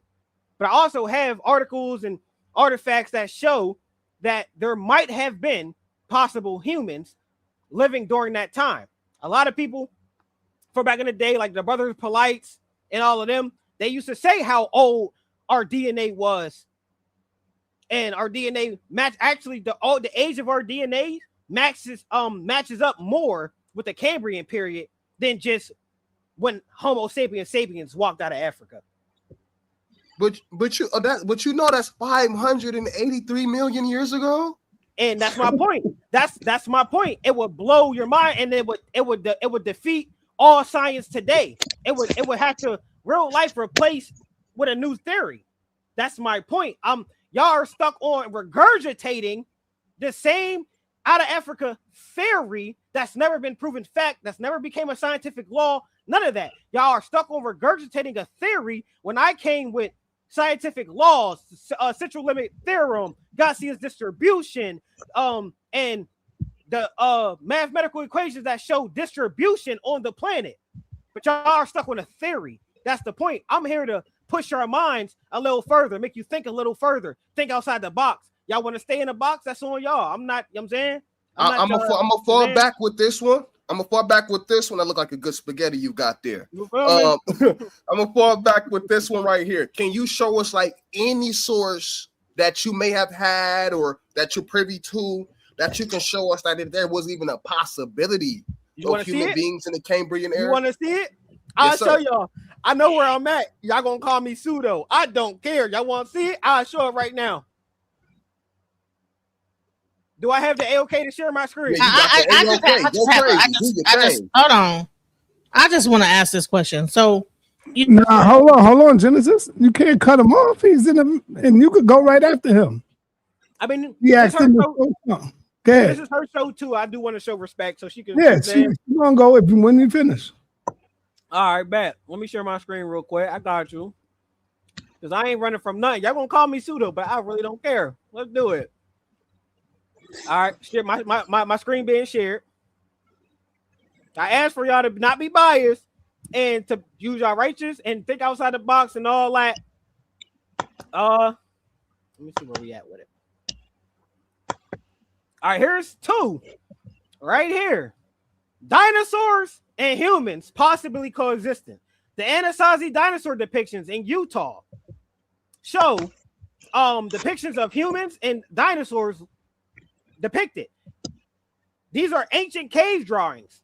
Why would they draw this if they didn't even know what it was, if they didn't exist at the same time, which would have been around the Cambrian period? The Paluxy River in Texas, 113-year-old footprint tracks that show dinosaur footprints and human footprints right next to each other. They're widely debated, they're widely controversial, but they could be evidence of us living around the time of the Cambrian period, which is 113 million years ago. Which one is this? And I brought this up against They say that it's called Spalding, but like I said, if I showed y'all where they lied, I showed you how they lie about the maps. Scientists and government lie all the time. They had a debate on this. This is a 500 million year old footprint called the Meiser footprint that shows a human shoe stepping on a trilopod, which only lived between 260 to 600 million years ago. The evidence is out there. They had a whole debate on this at California State University in Sacramento. He said he sent it to if you can see where my cursor is, it says it has been studied by 3 laboratories around the world and has been tested and found valid. I'm just saying, y'all can call it pseudo. Y'all can't just say I'm making it up though. There's a possibility that humans were on this planet 300, 400, 500 million years ago, which correlates to the Cambrian period, which is the exact same time that animals in nature populated this planet, which I've shown and proven. So humans was on the planet 66 million years ago, Chris? It's possible. Let me share my screen one more time, just because you asked that question, because I already showed this. I already showed this. So I understand, but like I said, if I'm right, I just broke I just broke the status quo. Like, I do this for real. But if I'm right, then. And don't forget to let Genesis answer part of the question too, because if y'all remember, Nepal, I did ask Genesis how did she feel when that came out. All right, and right here, my screen's been shared. It literally says, I showed this in the debate. Could humans survive 500 million years ago? You're gonna say, so there was humans there? I mean, technically, from what Science Focus says, if we had a time machine to travel back to a prehistoric period, the earliest we could survive would be the Cambrian period, around 541 million years ago. Any earlier than that, there would have been not enough oxygen to breathe the air. So it's possible. I'm not saying it's a fact. I'm just bringing y'all the information and letting y'all use your own discernment. I'm not brainwashing y'all. Y'all already been brainwashed enough. I don't gotta do that. I'm just gonna lead you to the water. If y'all don't drink, don't drink. But I'm telling you, this water cold, this water tasty. You dig?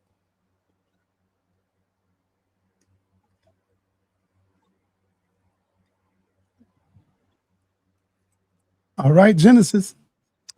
All right, so everything that sounds good, that there's footsteps of humans that might have been there and this, that, the other. But the debate was, do African Americans descend from Africa? So the only way to prove that is if they actually had a hominid that originated in the United States, or a human that originated in the United States, that you could actually trace either mitochondrially or whatever to Americans, Black Americans, African Americans today. The only trace is the mitochondrial Eve, and that goes to Africa.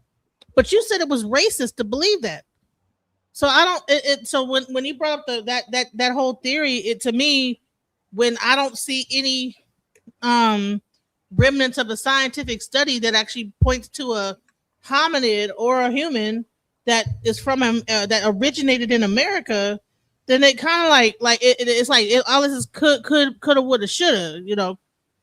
I hear that. Could it be the ice you see? You know, because they tell you that you're really feeling me, type of thing. Could it be the word on the block? You know what I'm saying? Could it be? What could it be? You know what I'm saying? I got you. So that's where I'm at, bro. What you're looking for is for me to pull up an article to say it so I can regurgitate it. I'm not doing that. I just showed you multiple sources to cross-reference them. If that's why I said that I showed that if it's possible for us to live back in that time, because any earlier there wouldn't have been enough oxygen. That's why I showed you that the Nobel Peace Prize winner said we're so intimately connected with nature that if we act like we're not, it's tantamount to abusing ourselves. So if we are the same as nature, and I showed you nature, animals and plants came through that time period, that should be for me, it's enough proof to at least sit down and think about it. I don't need an article or another person, another old scientist to tell me that we lived during that time. I can use my own brain, read the scientific scholarly articles, and come to my own conclusion. And that's what I did. And that's what I was hoping you guys could do. Because if it's possible for to live in that time, because there was enough oxygen for us, if we had the same origin story as plants and animals came through that time period, then that common sense would tell you that we came around the same time. I got you though. I agree with you. It's far-fetched, but that's what I'm here for. I'm here, you know what I'm saying, for y'all to stretch your minds. All right, let's go on over to Hercules. What up, man? Hey, what's going on, fam? How you guys doing? Good. I think Genesis, she got this. I think she got the win, and I gotta give it to her, man. And I'll let you know what I'm saying. I'm not talking about evolution, because we talked before, Cosmic Chris, and I told you, because you said the same thing before about the Gaussian distribution. And me being a person who has a degree in mathematics, I told you, you can't do that. You cannot use the Gaussian distribution to prove humans populated simultaneously across the globe. And if you can, then you will have to demonstrate it. You didn't demonstrate it. You just talked about it. You will have to show us in the equation where and how it is applied simultaneously across the globe. You didn't do that. And I'm telling you from my experience that it's mathematically impossible to show a simultaneously human population across the globe. The reason I know, because I've already done this research. I worked on a project where I used to show the reverse, to show that humans came from out of Africa. And the last thing I'm gonna push back on is that I know, so everybody on the panel, you know what I'm saying, has been pushing back against you, Cosmic Chris. I know how it feels, because I've been in your shoes. And sa.neter tell you, I just did a presentation on science. Is science itself racist? And everybody was against what I was saying. But one of the things I did was I took my presentation and I put it in AI, and I asked it, where am I wrong at? And if you do that, if you take your presentation and you put it in AI, it'll tell you that you cannot use the Gaussian distribution to prove that humans are simultaneously populated across the globe. But if you can, and I'm saying again, I would like to see it. I would like to see how you prove that. Can I show you real quick to the best of my ability? Now I want to ask you, because I showed you that that's how animals and plant life got here. That's how nature got here. My PowerPoint says that native species got all over the planet through to the form of natural distribution. Do you agree to that? No. So how did animals and plant life get all over the planet? They didn't just come out of Africa. Those are two different. Those are two different subjects. Plant life and humans are completely different. You can't compare the two. No, they're not. I showed you how we're fundamentally connected. We are nature. So what you're saying is we're not part of nature. I got you. But I'm gonna share my screen one time, and I'm going to try to show you how my mind goes when it comes to this. Hey, Hercules, everybody was against you except me. It's not science. It's not science that's racist. Science is not racist. It's the people who bring the science can be racist with it, with the information. It's not the science that's racist. Facts. Okay. All right. Go ahead, brother Cosmic. my screen's being shared. Now, that is what the natural distribution looks like. That's Gaussian's distribution. It's a bell curve. It starts out small and then it's compact in the middle. This is how animals and plant life got all over the planet. During the Cambrian period, they said it was an explosion. Now imagine that big some in the middle pushing out. It would be like an explosion. A big that all that data coming out at one time, it would be a boom. So if this boom happened and animals and plant life populated the whole earth, why when it comes to humans inside of this boom, when this all pushes out, why did we only land in Africa, but animals and plant life went all over the globe? That's the best I can do for you. I'm not a mathematician. I ain't gonna never claim to be one, but that's what it looks like. That's how animals and plant life, that's how nature got all over the planet. That's what caused the big boom. That said the Cambrian period was an explosion. That's what caused the explosion. So why did that explosion only put us in Africa, but it put animals and plant life all over the globe? My PowerPoint showed through that's what are called native species. A koala never got put there. A koala came up in I think Australia by itself. That's its origin. It didn't come out of Africa. So how did that get all the way over there due to the bell curve? But we all went to Africa through the bell curve. All right. Hey, let's let God Energy has his hand up. Hold up, God Energy. I want to get the people that ain't speak yet. And Genesis, do we got any questions for Genesis?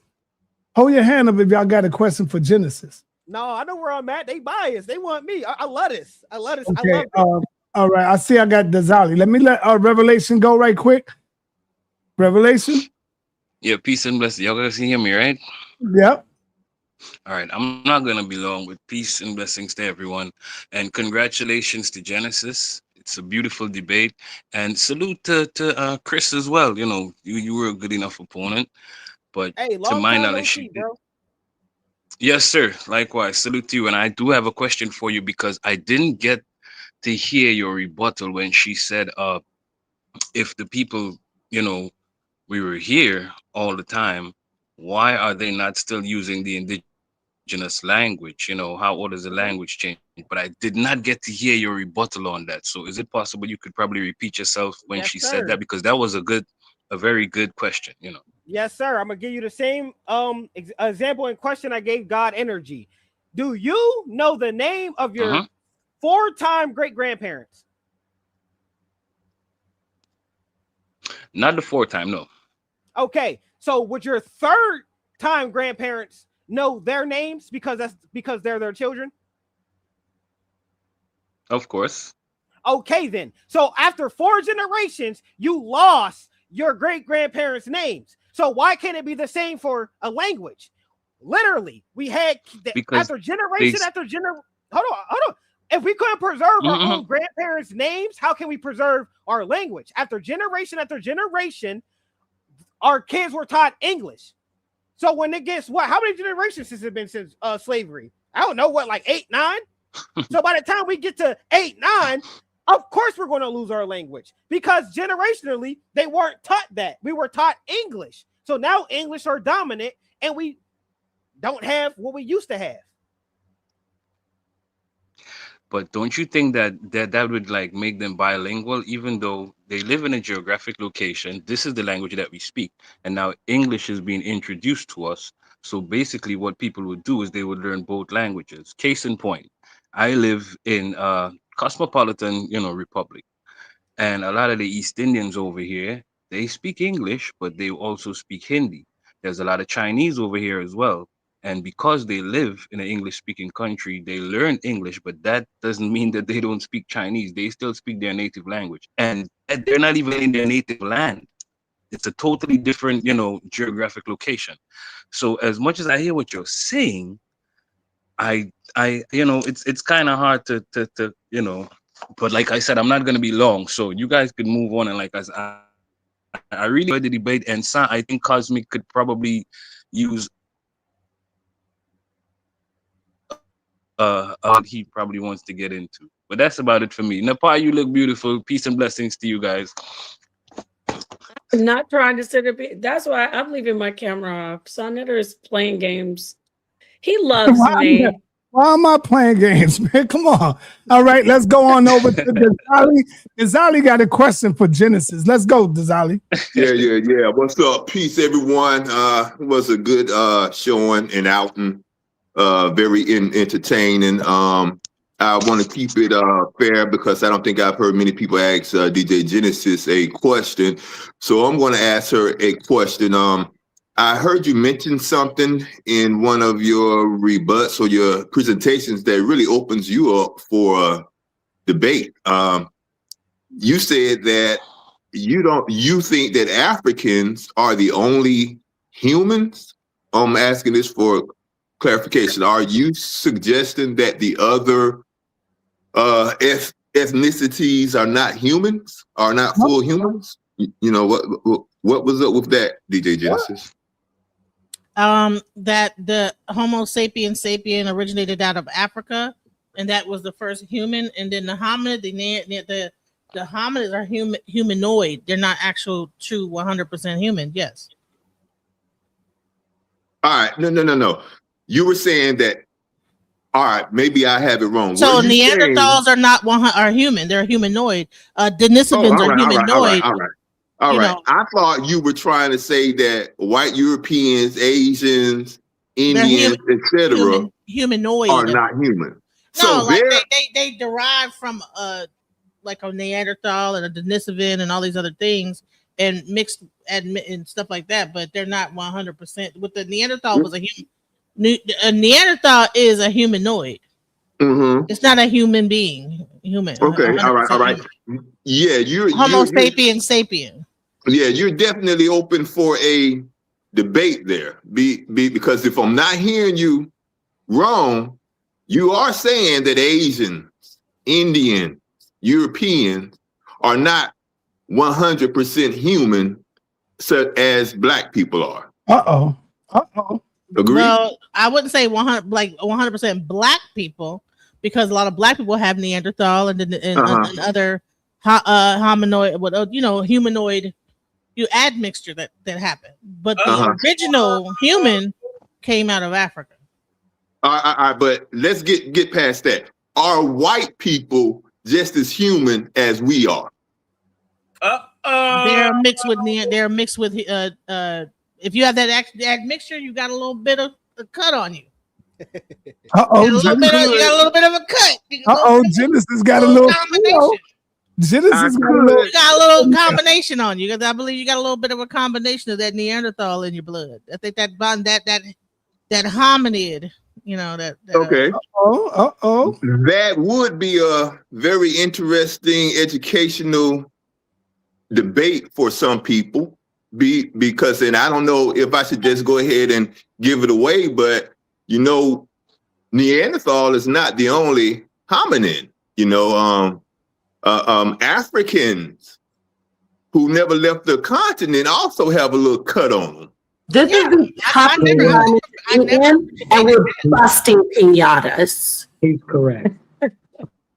I never debated that, but I'm just saying is that like those other things, like all those other hominids, there's only one like 100% pure human.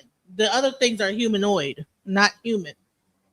All right. We would have to slap box about that some other time if we want to make that an actual, show topic, debate, so whatever. Are you, Dazali, willing to take on that topic with Genesis? Oh yeah, I am. All right. Let me warn you. Let me let you know that Genesis is moving up the chart. She's 3-0 over here on the HOK toughest environment. Her first victim was killed. Mm-hmm. Her first victim. Who was the second one, Genesis, again? I don't want to say his name. No, don't bring him up. All right. Yeah, don't say it. You're right. We got it. But she beat him up. According to today's debate, I'm not saying it, but the people are going with Genesis today. So I guess Genesis won today. Yes, sir. Let me go on over to my man, God Energy. God Energy, you got to get back in this debate ring, brother. How many notches you got on your belt so far? Just Chief X, who I retired. Could we put an Brother, I think APB out, a wellness check on Chief X, please? yeah, We I haven't think seen it's him. time for you. Yo, God, I think it's time for you to call Unc out. You got to move up the ladder, bro. Call Unc out, man. I called him out a while ago once. That got glossed over, but it is what it is. Yeah. Okay, go ahead, brother. You got the floor. Unc be Peace, running, y'all. sir. I also want to say shout out to the real Cosmic, the brother Sankofa. You know, be on the lookout for his work in it. But the Cambrian explosion, I don't think you can equate that to hominin origins. It's two completely different time periods. And the Cambrian explosion would be responsible for the deep time animal ancestors of hominins and canids and, you know, different species we're familiar with today. So the Cambrian explosion and that being responsible for the biodiversity in plants and animals that we see does not equate in any way to where the placement of the hominin species would be, Homo sapiens sapien, right? So I think the brother is making a great fallacy there because the biodiversity that shows up does not equate.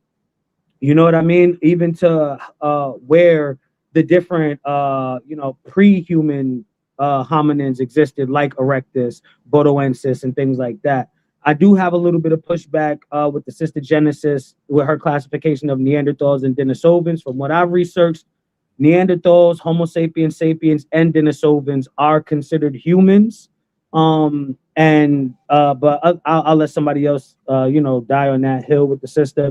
But yeah, I think the brother's making a huge mistake with this Cambrian explosion thing, and it's presupposition or presupposes that humans were around during that time period. I'll debate you. All right. Let's go to Issa Queen. Issa, we're going back around. You got the floor. Yeah, I agree with the brother God Energy. When it comes to the Cambrian explosion, it does, show a plethora of life, but there's still a bunch of life that it doesn't show because that life didn't evolve yet. Like, for example, you keep talking about plants. Flowering plants, plants that produce fruits, trees that produce fruits, doesn't come for millions of years later after the Cambrian explosion, right? Because plants and animals have their own evolutionary story within science. Even trees have an evolutionary story where conifers come before flowering plants, right? It's not just, it's an explosion, and every plant and tree and animal that you see today is what you're going to see back then. That's not how that works. Also, I have some pushback for the lady got DJ Genesis as well, because when it comes to Neanderthals, Denisovans, and Homo sapiens are all considered cousins. So it's not even of the fact it's not even a question in science if Neanderthals are humans, because they're a different branch of humans. That's why they're called Homo neanderthalis, Homo heidelbergensis, Homo sapien, because the Homo in the word means human. These are all different breeds of human. Homo erectus, right? Homo naledi. All of these, Homo is a genus, it's a clade that is off of the whole primates, mammals, all of that. That's all in the taxonomy conversation. So when we're talking about classifying animals, and people are included in these animals, right? When we're talking about classifying them, the things that Neanderthals did with which the brother actually, and this is the time that I can definitely big the brother up in his debate, because he brought out that Neanderthals absolutely had jewelry, they absolutely had art, they absolutely had a form of spirituality, they had fire, they had tools, they had all the same things that Homo sapiens had. They were just more robust because of where they lived and how they adapted.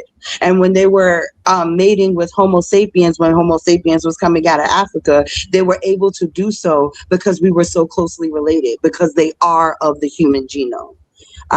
That's all I want to say. Thank you. All right, you can respond. I can admit when I'm wrong. I've looked it up. They're right, you know. So I Okay, can that's admit when what's I'm up. That's wrong. good. I don't listen. I'm not egotistical. If I'm wrong, I'm wrong. So yeah. Okay, that's good. And if I Hey, can address it real quick, everybody is calling other people out. How come nobody calling Nepal out? Why y'all afraid of Nepal, man? Let's get Nepal up in here. Nepal, Nepal, who you want? Nepal, talk to me. Who you want? Who you want to call out, Nepal? You ain't had a debate. You got to come out of retirement. You ain't have a debate in a Paul was minute. in retirement. Yeah, who you want, Nepal? I'm not in retirement. Nepal, you got to wait. You got a hell of I a don't know. lag. I kind of might have to deal with. I might have to deal with Cosmic. Oh, Cosmic? Yeah. I think I that's want that the easy debate. one. Cosmic. I'm going to hear what he has to say about. No, Cosmic. Sankofa. I think Cosmic is I an have a easy. lag. I would like to see you chop down. I said Cosmic Sankofa. I would like to see you chop down Ashe.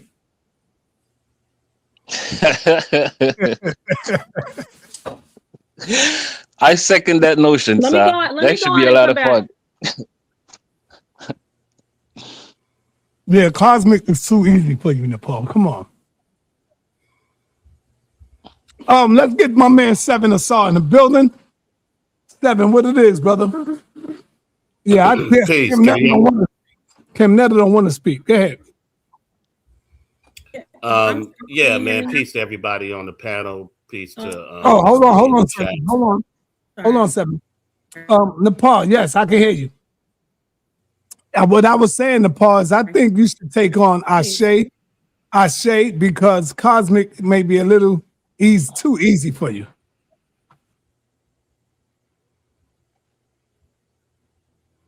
You there, Nepal? She talking about She Cosmic was talking about Sankofa, Cosmic not this Sankofa. Cosmic. Yeah, she not Yeah, talking not about this this Cosmic. Cosmic. Cosmic 9. She She talking talking about about the Cosmic Sankofa. God Cosmic Sankofa, my big Yeah, bro. You know exactly. what I mean? We're not gonna play. We're not gonna He's a play worthy Cosmic opponent. like that. You know what I mean? Exactly. He's a worthy opponent. That's a Oh yeah, fact. I know that. But can I make my comment now? Yes, go ahead. Yeah, I just want to say peace to the two presenters, Brother Cosmic 9, my sister DJ Genesis. I think that it was a good debate. As far as the winner, I would have to say, go DJ, because that's my DJ. Go DJ, that's my DJ. DJ Genesis with the Mike Tyson knockout. And mainly it was because, honestly, Brother Cosmic 9, you gave a poor argument. You poorly cited a whole bunch of your sources.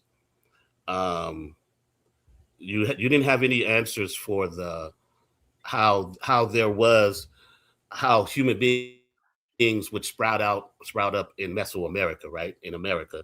You didn't have no origin story there. You didn't show any fossils, any linguistics, like she pointed out. And what mainly really I was really dismayed from you was just how poorly you cited your sources. Like when the brother was talking about how do you prove what was it? You showed a website of people disproving that Neanderthals were African, but you just showed the website and said that they disproved it. You didn't give us how they disproved it, right? You just made a claim, showed us a website, didn't show how it was disproved. The same thing you did with Professor Willard B. Gatewood Jr. You cited him as a source, claiming that he said that Darwinism isn't based on factor testing. But you didn't cite his book, right? You cited a university and you cited a website, but his book, Controversies in the 20th Fundamental Modernism and Evolution, he's talking about people who have arguments against evolution. None of those quotes are from him directly. He's quoting other people. So when you claim that was his quote, you were being disingenuous, or you just didn't do your research thoroughly to find out that that wasn't a direct quote from him, but quote from his books of him quoting other people speaking against evolutionists, right? And I think that if you do this again, make sure that you cite your sources more, more precisely, right? Because it's easy for somebody to look it up and show that it's not, or prove that it's not what you say it is. Just be more precise. But I give the win to my sister DJ Genesis, and I do have a question for you. You base the origin story in America on some pictures of dinosaurs and humans. What was it? The Cambrian period you spoke on was your proof. If that's your proof, then you need to work on your argument more, because you even said it could be. So how can you base an argument on what something could be without any type of, when you look at evolution, they have so much information that supports evolution. It simply dwarfs your argument. So if you're going to have an argument against evolution, make sure you have one that at least has a body of evidence equal to it. I'll land my plane. Sorry, brother. I'm not like you. I don't regurgitate everything I see or hear. I like to actually cross-reference different sources that can lead you to an actual conclusion. I'm not going to just repeat what I see or what I hear. That's not something I'm going to do. You can't debunk or disprove the Cambrian period when you can't even say the word at all. You sound smart. Shout out to brother D. You sound smart to a dummy. You cannot even say the word right, but you want to speak on it. That don't work like that, brother. And I didn't misquote anybody. The professor from Arkansas University said that the out of Africa theory does not based in fact or demonstration. Tells us on this platform every time he comes up that it's the out of Africa theory is not a theory because it's been tested and tested and tested again, which the Arkansas professor says it has not. It's not based in fact or demonstration. It has not been repeatedly tested. If it was, they would have dropped the word theory from the out of Africa theory a long time ago. You don't hear them calling the central limit theorem a theory. You don't hear them call Gaussian distribution the Gaussian distribution theory. It's a scientific law. So you can nitpick and call names and do what you do, but you can't even say the word. So I will not take anything you say serious or credible. Yeah, I got a question though. Can I respond to that real quick? Hold on. I just want to respond to that real quick. Because hold on. Y'all can't just blurt out. You got to hold your hand up. Go ahead. Yeah, it's funny that he jumped on me saying the word, but didn't address anything that I said with any sources. He claimed that the professor said that, but he can't show it. He's just saying that he said it. He hasn't shown any source quoting the professor. Not one. My screen. Right? Please share it. And I want you to show the quote. I don't want you to show that Cambrian at university said. I want you to show the book, the page, the chapter, and where he said it. Please show all of that. I will show what I have in my PowerPoint. I will post a hyperlink, pull up the article from the actual website, and show you what I presented. I can't present something new that you want me to present. I'm going to present what I present and defend it. I'm defending what I presented already. If that is okay with you, Your Highness. Like, I want you to show the source. So show whatever source that you can. Obviously, you can't show a scholarly one, so you're gonna have to show one from an article. Oh, fuck. Go ahead. So Columbus State University is not scholarly. I didn't know college universities were not scholarly. You put me on the new information. That is what's up. Oh, doubt. I'm pulling it up right now.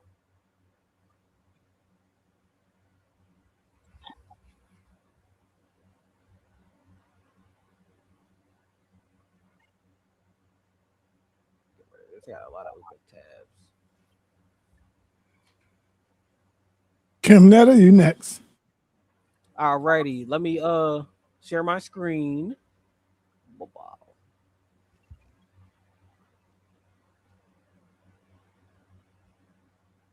My share is being screened, or my screen is being shared. Yep. Wow. This is a PDF of. You have to blow it up. Blow it up a little bit. It's tiny. All right. Let me see if I do that. Okay, there we go. Can you see that? Mm-hmm. Still too small. I can go a little deeper.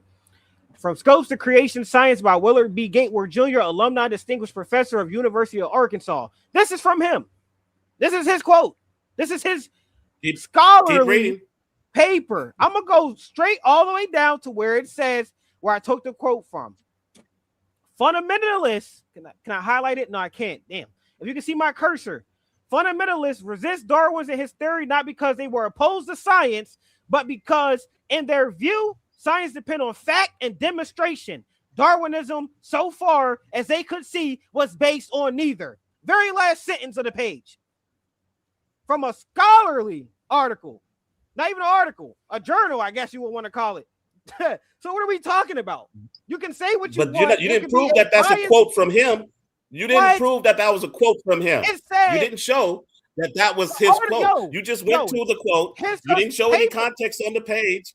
You're capping right now, Cosmic. His paper, no. You asked me where I got the quote from. His paper that he wrote. This is a scholarly But I paper, told you a journal what he wrote. He wrote. He writes But what he's saying is, hold on, man. Hold on. What he's saying is, show the name of the person who wrote the article. Show him. I'm gonna do it one more time. I want him to show. I want him to show that it's Gatewood. Right. Not that Gatewood is quoting other scholars. I want you to show that this is a direct quote from Gatewood. What does it say at the very top? What is the article called? What is the paper called? The journal, the scholarly journal called? Cosmic, did you understand that I said that Gatewood wrote a book about anti-evolutionists making their arguments? Who wrote this paper? Do you know what bi means? It completely matters. What does bi mean? He writing a paper about his topic about anti-evolutionists. Cosmic, you capping. I'm showing you what That's you why you wanted. ain't not showing that it was directly from him. So what does bi mean? What is bi? Who wrote this paper? Who wrote From Scopes to Creation Science? By who? He wrote this paper. This is crazy. He don't get it. No, y'all don't get it. He don't y'all want to get me it. No, you who don't wrote want the to get paper? it. So, That's but why you he's can't not answer showing the us paper. that he Who quoted wrote the paper? It says his That's why he name went right all there. the way down. All right. We got to move on. We got to move on. The paper. sa.neter, you got the floor. This is crazy. I just wanted to say that I think it was kind of crazy that he jumped on him for not knowing how to pronounce the name properly, right? But it's misquoting what a scientific law is versus a scientific theory versus a theory. Because what he's talking about is a theory. When you use the word theory colloquially, it just means basically the hypothesis. But a scientific theory is based on a body of facts that have been repeatedly tested and proven. So that's where you're messing that up at. So when you're saying it all like that, that just shows us that you don't really understand what a theory is, what a scientific theory is, and how to colloquially use those words because they have meanings, and you just splashing them all over the place loosely, and you're messing it all up. All right. So what you're saying is, and I wanted to add that a scientific theory doesn't become a scientific law either. So you messing all that up. That I didn't mess anything up. You're misquoting me. So what you're saying is Gaussian's distribution, aka normal distribution, is not a scientific law. Is that what you're saying? Are you saying it's a theory? That's not what I said. That's how I know you didn't listen to what I just said. I'm asking you. Just clear it up because you're not making any sense. You're talking in circles. Is it a law or not? You said the Outer Africa theory is just a theory, but it's not. It's a scientific theory, which is based on a body of facts that have been repeatedly tested and proven. So it's not just a theory. A theory alone is more of a hypothesis. It's what you believe it would be if you test it, right? A scientific theory is something that has been tested and proven based on a body of facts. So that's where you messing that up. No. Your biasness is your downfall. I just showed you. A scientific law is something separate from a scientific theory. They're not the same thing. Listen, exactly. And you just agreed that a scientific theory would have to be proven by multiple tests. I just shared my screen where he tried to say, which it is. Hold on. Right, whatever. I just shared my screen where Asar just tried to say that the guy didn't wrote it. When I showed you, what did it say? It's not based in fact or okay, that's what he said, but he's lying. No. Okay, that's what he said, but he's lying. He said that. Listen though, say that. You can say that. You can disagree. but he is a distinguished professor from Arkansas University. I'm gonna trust his That's word fine. Sometimes professors get it this guy wrong. sitting on YouTube. If You can if sit you with look at the no. definition, Just say anybody you've can been look cut. at the You're cut. definition of a scientific God. theory and a The professor hypothesis. did And you'll not see say that a that. science. Hold on, and you'll I see that a just showed scientific you. theory. Yo, Hold hold on, everybody. on. Everybody, hold on. Because Chris just caught me right there with something. Chris, you said he is a college professor from where? Arkansas University. And you said you would take his word over anybody because he's a college professor? I said I'll take his word over this guy sitting on YouTube. But Jabari is a college professor, and you don't take Jabari word. I take Jabari word on some things. I like Jabari. I give Jabari his flowers. I don't think the meta-netter has been deciphered. If Because he says that, I disagree. see, when you're a white boy and you're a professor and you don't really know him and they gonna love you. But because Jabari comes over here and he play around with y'all, he come and debate with y'all think y'all can hang with him and go against him. And when he try to show you something that he studies, y'all bang on him for that. Facts. But I would never. To me. I believe and that's the reason is because he's black and he's over here and he come over here and talk with us. But you would never do that to a white college professor. Never. I would. And I'll Jabari call would out disagree with him. any with this whole misinformation. argument. Can I finish getting? Can I finish getting him? Any misinformation I'll disagree with. I agree with Jabari on a lot, and I give him his flowers. I call him the Floyd Mayweather of consciousness. I do all that. He is the Floyd Mayweather of this channel. He knocks everybody out. He does his thing, but he be wrong on some points. And all right, go ahead, Kim Netter. Finish up, Kim Netter. Yeah, so what I was saying is he was saying that the out of Africa theory is just a theory, right? And when you label the out of Africa theory as just a theory, you're saying it's a hypothesis. But when you label it as a scientific theory, which it is, that tell you that it is built on a body of facts that have been repeatedly tested. He want to act like it haven't been tested and proven. That's the definition of a scientific fact. So a scientific theory. So he's I'm not just acting messing like all that. that up. I'm not acting like And that. I'll The let University God of Energy go Arkansas. because it looked like he want to speed him up a little bit too. I'll let God Energy go ahead and come and take the rest of my time. This guy is tripping. The University of Arkansas professor is acting like that, not me. I know, and I'm telling you, if he said no, I said that if he said that, he's just wrong. That's what I said. If that professor said that, he's just wrong. But all right, come on, y'all. One at a time, one mic. All right, let me move on over to God Energy is back. God Energy. No, I think Issa Queen was before me. I'll go after her because Issa Queen, let's go. Thank you. So yeah, I wanted to make the same distinction because in all reality, people get scientific law and scientific theory confused, right? Because scientific law is it's talking about what will happen, and scientific theory explains why and how something happens, right? So like, for example, let's take it out of evolution and just go to gravity, right? There's a law of gravity where you could calculate how something is going to move and how fast it's going to hit something. And then there's a theory of relativity, the theory of gravity, right? And in the theory of gravity, it tells you why and how, and that's where you get into mass and space and time, because these two things put together is going to give you a better picture in its entirety of what's happening. And we're confusing those two words together. And in evolution, there is scientific laws and scientific theories. Mendel's law is an evolutionary law.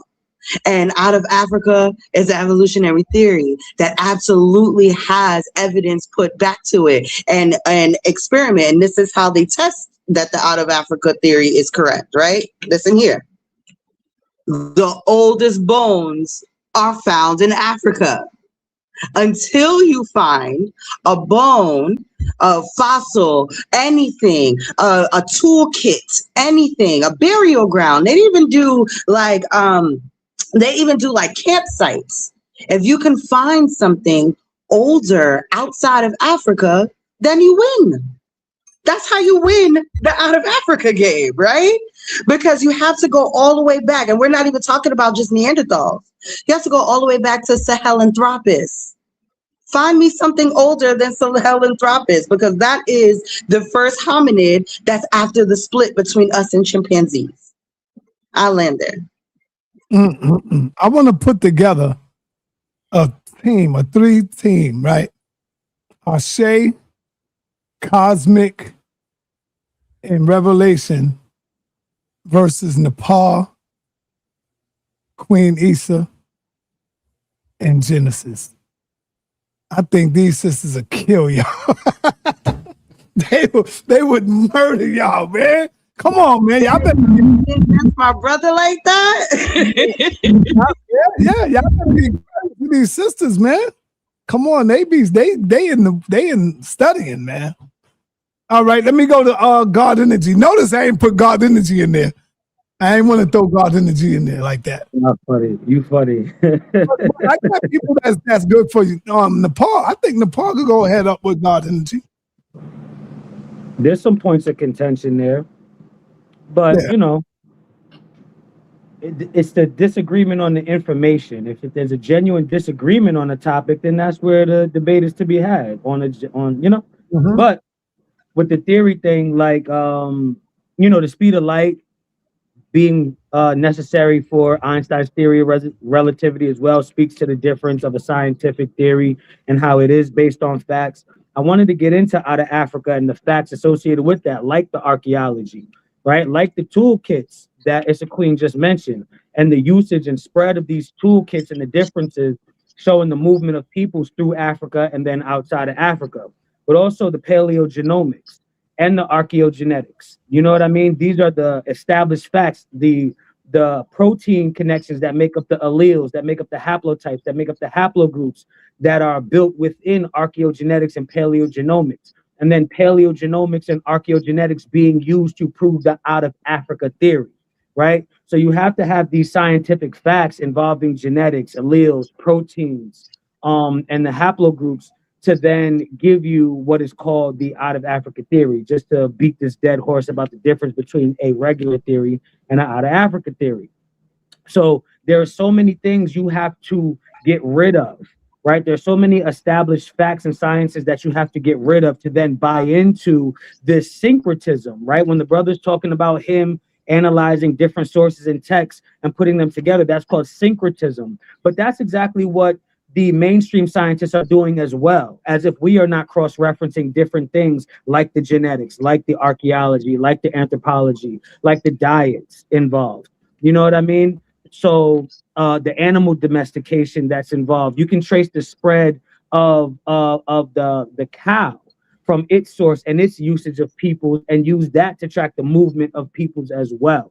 So there are so many different sciences that have to be ignored, and you have to take on, I think, like the sister Genesis, part of me mentioned, a conspiratorial mindset with this. And that's why the brother went so hard on proving lies in science before, right? Because at some point you also have to become conspiratorial to buy into these things.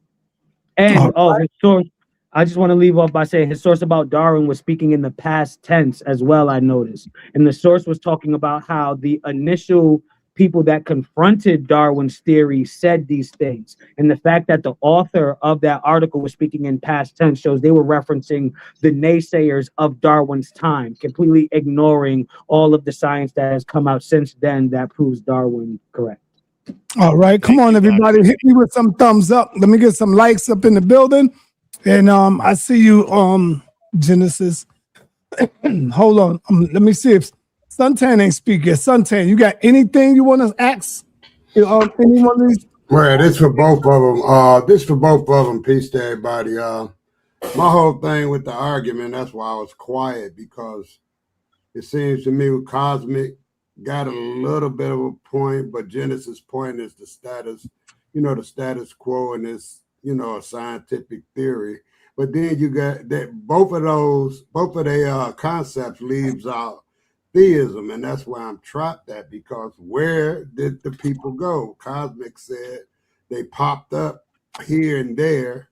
just like plants. And he used the koala bear popping up in Australia.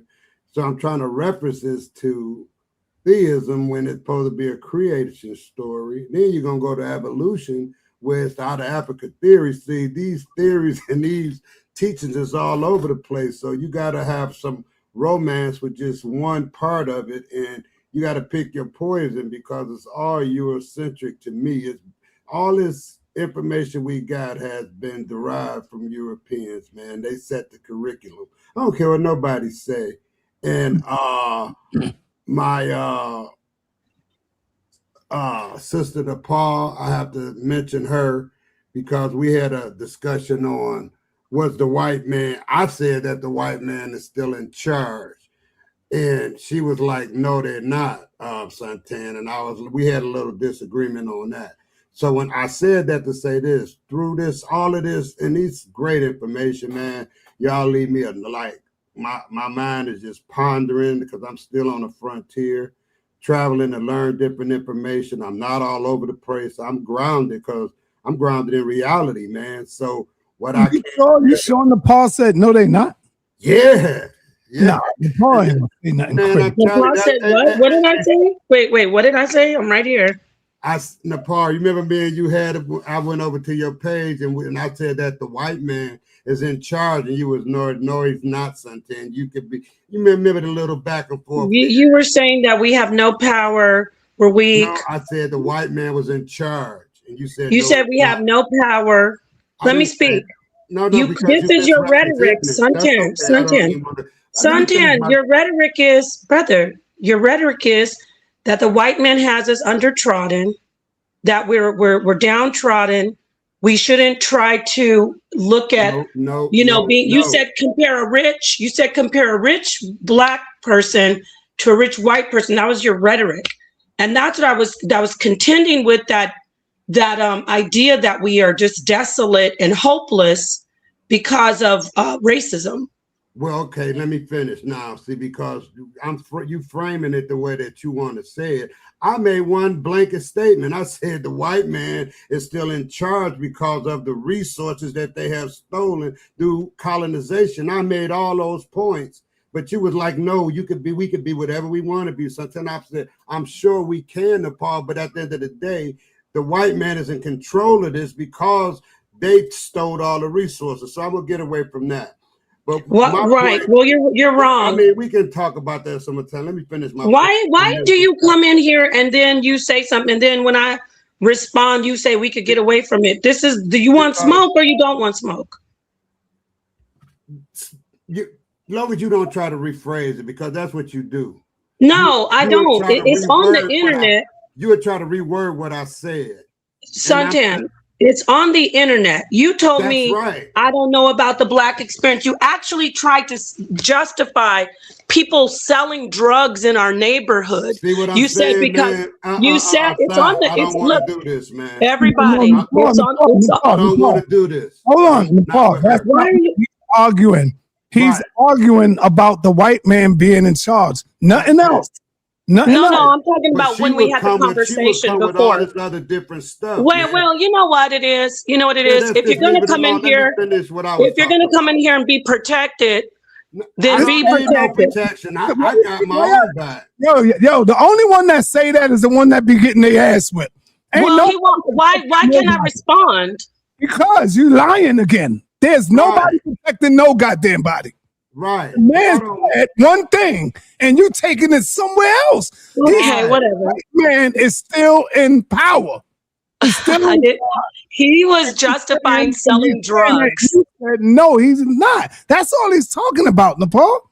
Okay, well, sa.neter, who am I talking to? You and Santan or Santan? Talking to me and Santan and the people. Okay, well, let me talk to both of you. Let me say this, Santan. On the stream, you came on the end of the stream when it was Judge Joe Brown. You said you had to sell drugs and that was the only way you could make a living. Everybody can go watch it. See how you're cutting me off? He's cutting me off. Why are you cutting me off, brother? People can go watch it. Hey, everybody, go watch the episode. Yeah, I've been it's in on the school, HOK. Okay, Nepal. HOK Coliseum. Nepal, Look, you got what? the video. I've been in school since I've been 20. I know how to lay bricks since I've been 19. I got Okay. certificates, and then I went to heating and cooling. Then I did all kind of trades. Did you sell drugs? So what I'm trying to tell you is, Did you sell drugs? Yes, I did. And did you say you sold drugs? I did that because that's what I wanted to do. Did you say that you had to sell drugs? See, And there's now, people that where she don't taking this understand. conversation at? It's going somewhere else, man. That's what she always do. Man, we talking about one damn thing. And now we're getting into selling drugs and that was the conversation. Sa.neter, you brought me up. That was the conversation. You brought up what happened.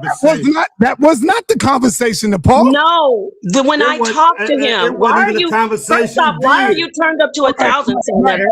Right. Here's stop. Let me kill it like this. Here it is. Nepal, did he say or didn't he say that the white man was still in control? No, he didn't. He didn't say that. What he said was, we were talking about how black people can make money and how they can be, basically paraphrasing, how they can be millionaires, they can be whatever they want to be.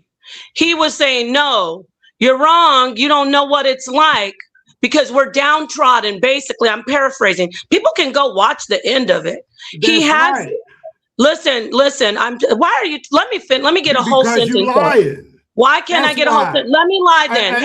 Let me say this real quick. I said, why does he get to cut me off? You can be a millionaire and I can be a millionaire. I'm black, you white. I said, we can go buy a house, and the man who's selling that house, he a white man. Who gonna get that house? Just because I'm rich and I'm black and this man rich and he white, who gonna get that house? And the whole panel can answer that. And I said, now let me speak, don't cut me off. And I said, that's not absolutely true all the time, because you're saying because I'm black, I won't be able to buy something just because I'm black, that a white person will get it before me.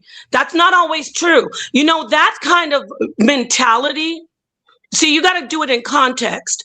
That mentality is an old way of thinking. When you sit around and talk about I had to sell drugs, and that is what you go again. See how he's cutting me off? See how he's talking over me? Because you know what it is, Suntan? Why are you talking over me though? Because you're changing the narrative. So you get to talk over people. What are you, a baby or what? Yeah, a big baby. Exactly. Right. So I have a question. Lie on people. Don't lie on people. That's all I'm saying. Suntan, you were saying that people in our neighborhood, go watch the video, everybody. That's all they gotta do. They'll be damned. Hey, Suntan, please don't speak when I'm speaking. You do it when I'm speaking. No, I don't. Actually, Suntan, when I'm speaking, please don't speak. When I'm speaking, you don't speak. Okay, I promise. Got it. Deal. It works both ways. Deal. All right. We're gonna move on from here. That's it. We're gonna move on. Suntan, let me just say this. I have nothing against Suntan, but if you're gonna be in here, don't get sensitive when you are getting your butt whipped on a panel with information. And you're still thinking about it. When I was on that panel and you started talking about how you had to do all this and that, and you're telling people that we can't make it because we're black. I know about systemic racism, of course. I know about redlining, but you were making it like because we're black, every time I'm talking to you about this conversation, you're like, the white man has a boot on our neck, basically. And I said, that's not the way you should be talking back at that time. So look, let me move on from Suntan, because I like to be able to go at people without them getting, me getting yelled at for busting their piñata. Nah, you're not getting yelled at for that. You're getting yelled at for lying on me. Talking about I'm protecting some goddamn body. I'm not protecting these grown ass men. Why are you cursing first off? Why are you talking to me with that tone? It's highly disrespectful. I'm not talking to you like that. I'm your wife. Why are you talking to me like that? This is how I talk. You said not really. We've been together for 7 goddamn years. Well, anyway, like I said, I would like to debate somebody who's not going to be emotional whenever I prove them wrong. You know, that's all. All right, let's move on. Let me move on, man. Genesis, let's go. All right, so for the question I have, I need Mansa Hercules on the thing. And can you show my screen real quick? And it has something to do with what Cosmic Chris was saying earlier about math and this, that, the other. And I want to ask a question about this because I brought this up during my debate. All right, can you show my screen? Now, I'm not good at math. That's why I couldn't get too deep into what this is even talking about, because I'm terrible at math. Because when he said that there was math about what he's saying, and it's all about mathematics and this, that, the other. So this is from this genetic study. Remember, I brought this up during the debate, right?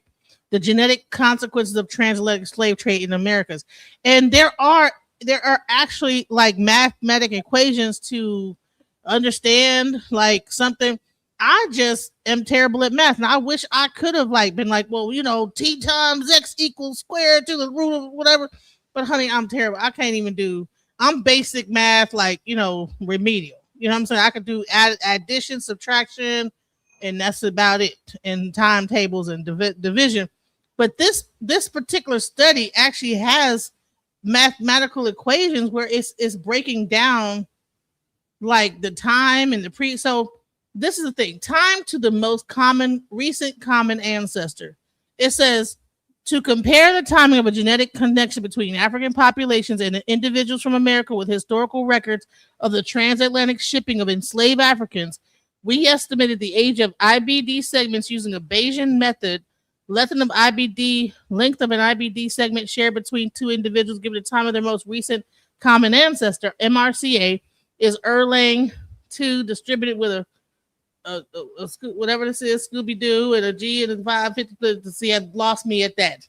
Now I would have been able to go into math if I would have known exactly what the heck this is talking about. Could you tell me what this is saying? What does it say? Your mic is muted. My bad. From what you was reading, I will have to read the article specifically to specifically, right? To explain, specifically just to explain. What is this equation? You said you're in the mathematics and stuff like that, and even Cosmic Chris, he said it's got to be about some mathematics and the math got to be there and this, that, the other. So this is actually math in this whole thing, because I had the math on there. I just don't know how to read. I don't know math like that. You can't show me that and I'm gonna know what that's talking. It look like a bunch of gibberish and scribbly scrabble to me, like whatever that equation was. Hold on, did I lose it? Hold on, let me find it again. But I don't know what that equation. Look, what it is that algebra or what is this? What is the what math is that? Is that physics or? No, that's math. That's math. And so it's looking like you have a function, and they are mapping it. Wait, let me see if L represents.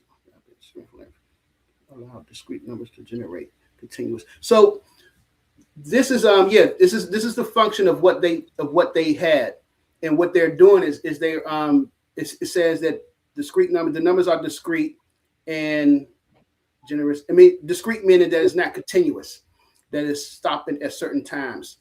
It's not just keep going on and on.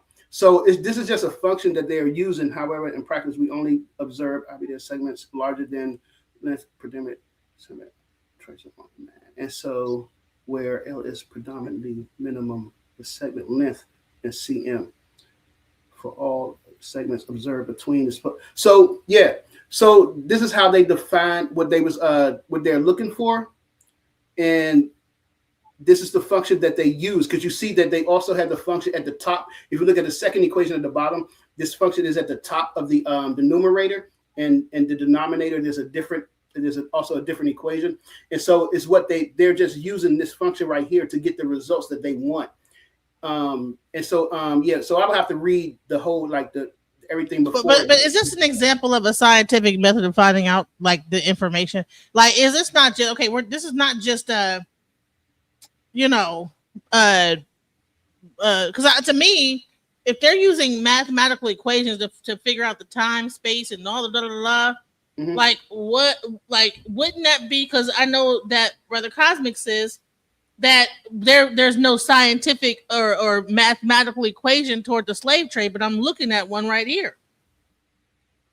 So, or maybe I'm not understanding what I'm looking at. Is this actually calculating the slave trade? Like I'm because I didn't know. Scroll up some. Scroll up some. Go to the Because first. I didn't really understand what I was even analysis. looking at. That's why I couldn't get deep into it because I'm bad at math, so I didn't understand. It says time to the most recent common ancestor. Are they calculating? Okay, wait, stop right there.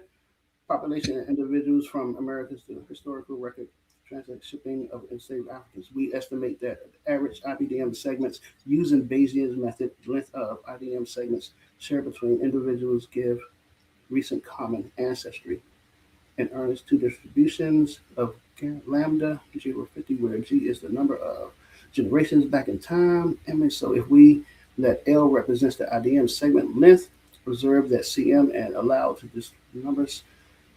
All right. So it's saying that they're trying to make this connection of the African population and the ones the black people in America during the slave period. So they trying to calculate the length of segments, IBDM. How do they find an IBDM? The IBD segment length. Listen, I'm trying to say. So if I show you this, okay, Brother Cosmic, that this is a whole mathematical equation, because he said that they don't have anything mathematically that actually, but there is math in these papers, but I can't interpret what this thing is talking about. So you have to have an advanced science degree to even be able to break this down from a mathematical and all type of level. Like, because even though I'm doing a debate, like, I mean, I see it there, but I can't be like, well, a T to the LT equal LT over 50 and 2 times double it up. So that's. But when they say you start at the wrong, it's there, but I didn't know how to talk about that. So it's there though. There's some kind of a mathematical equation involved. So it's not just people just saying. This is what happened. They actually have mathematical equations breaking it down, all type of stuff and whatever that I don't know what it's talking about. So but even in life and in travel, if you start at the wrong place, you're going to end up at the wrong place. I never said anything about math equating to Atlantic slave trade. I said you got to show the mathematical formula that shows the distribution of people on the planet.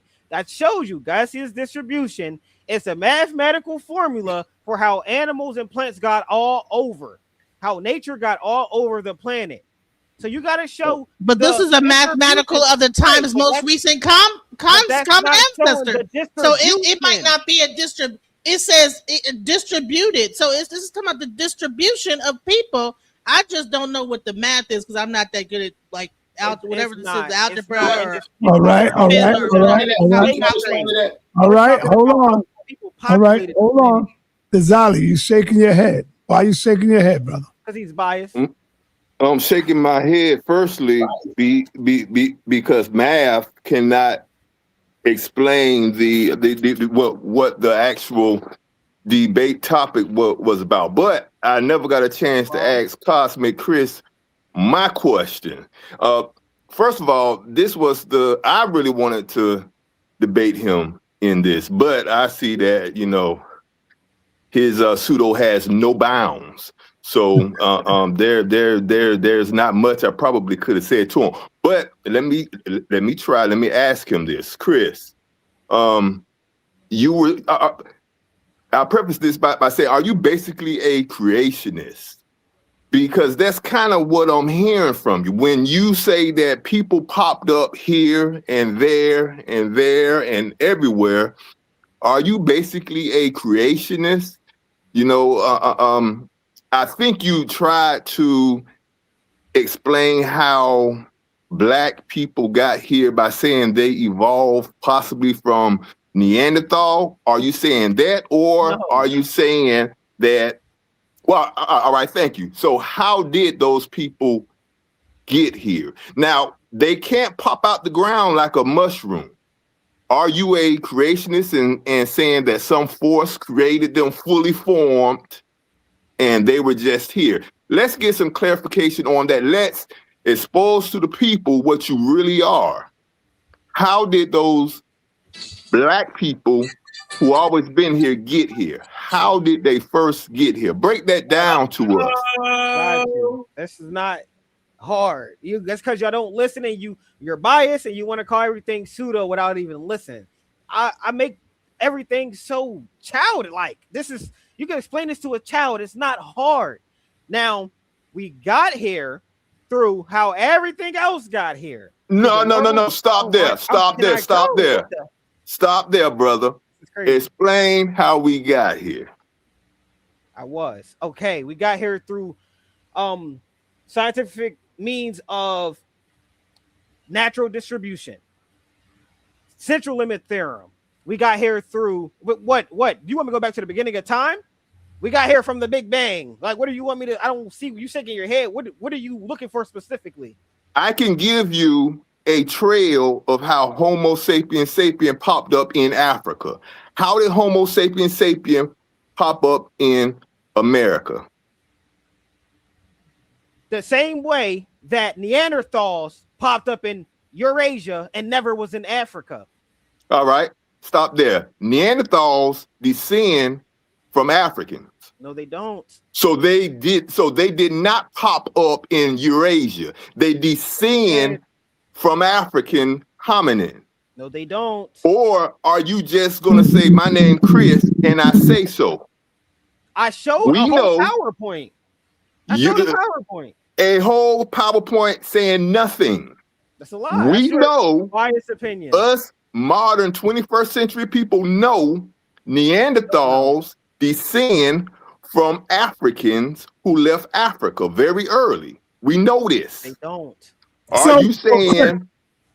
Go ahead, Desiree. Are you saying you've gone out there and dug in the soil and looked at the bones and you have something to rebut that? Or is it just, I'm Chris and I say so? I showed all my sources. You haven't showed nothing. Hyperlink. Stop cutting me off, yo. All right, I'm sorry. Via hyperlinks. I read every single place that they came from. Neanderthal, no African ever had no Neanderthal DNA until Homo sapiens sapien walked out of Africa and mixed with Neanderthals. It's that simple. They never were in Africa. They did not originate in Africa. I can share my screen 1,000 times. Just because you read misinformation and you ran with it does not make it true. If they came from Africa, there would have been percentages of Neanderthal DNA in Homo sapiens before they left Africa. It wasn't there. They did not get any Neanderthal DNA until they mixed with them once they left out of Africa. I showed that. So that I'm going to fall back. Never in Africa. They never were in Africa. All right, got you. I'm gonna fall back. Me and you gonna need to get on the stage. I'm not gonna be a nice debater. I'm not gonna be a nice debater. You asked him where the humans come from, right? Yes. What was your answer, Chris? Because I'm distracted me, man. Calling me up. He kept cutting me off. It's a process. We come from the natural distribution of everything else that came on the planet. We come from the source. We come the mitochondria DNA was distributed all over the planet the same way that Neanderthals were distributed they were never in Africa. They were distributed in a separate place. They were a native species to Eurasia. The Homo sapiens, whatever y'all want to say, they were a native species to Africa. There was different hominids all over the globe. How did they come in? Was they created grown already, or did they come in as little babies? They came in, obviously, I would have to say like little, I guess, babies. They came in as from the process that how did they survive? How did they survive? Yeah, how did they survive? How did Homo sapiens survive? What are you that was crazy, Ty. That was crazy. Yeah, that was crazy right there. I'm gonna fall back and let because No, I think hold on. I want to talk to him. Answer the question. How did Homo sapiens sapiens survive? Man, stop. It's the same thing. No, see now, stop it. Y'all asking me. I asked you the same thing in reverse. How did your hominid that you're representing and you're defending? How did they survive? Now it's a laughing matter because I said baby. One that had me Homo sapiens. You got feedback coming from your mic sometimes. How did Homo sapiens? All right, Chris. Hold on, Chris. You got the floor. You can ask your question. I don't have to ask no question. He's be silly. Homo sapiens starts in Africa. So how did they survive? Point blank. How did they come? Homo sapiens sapiens. Did they come as babies or did they come as from their mother? Hold up, Chris. One night. Chris, you're not gonna understand the analogy I'm gonna give you. I already know that because your mind is gone. I just want the answer to the question. Nigga, they survived from their mother, they father. Stop talking when I'm talking. Okay, so why can't that be the same thing for Neanderthal? I'm teaching. What you mean? Neanderthal is a human outside of Africa. Exactly. So that's my point. But y'all just try to act like they asked me some rhetorical stuff about babies and adults. But Homo sapiens don't come from Neanderthal. They had these. That's my point. So that's what's my your point? That you have Hold on. That's why I said, ask a question so it won't be going like that. What? There ain't no question. I told you, he said that humans walked on the earth the same time dinosaurs did. That's ignorant as hell. That's 6 million years ago. That's building out of man. Stop it, man. That's ignorance, man. That's 65 million years ago. No humans is 65 million years. Different. You got to explain to him that Homo sapiens and Neanderthals are different. He don't know that.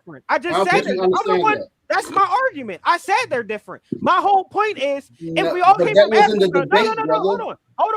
I said that in the debate. If my whole point is, if we all come from Africa, how could a different humanoid species pop up in Eurasia and never been in Africa? But somehow we all come from Africa. It shows that. No, you talk. You too quick. You talk. Okay, let me slow it down. Please let me answer. All right, come on. So this is the thing, right? You're missing the evolution part of the conversation because you're assuming that Neanderthals were always just that, right? No, and that's why on. That's why I brought up Homo heidelbergensis. Homo heidelbergensis is the predecessor to both Neanderthals, Denisovans, and Homo sapiens. And Homo heidelbergensis comes out of Africa, right? That was what my whole speech was about.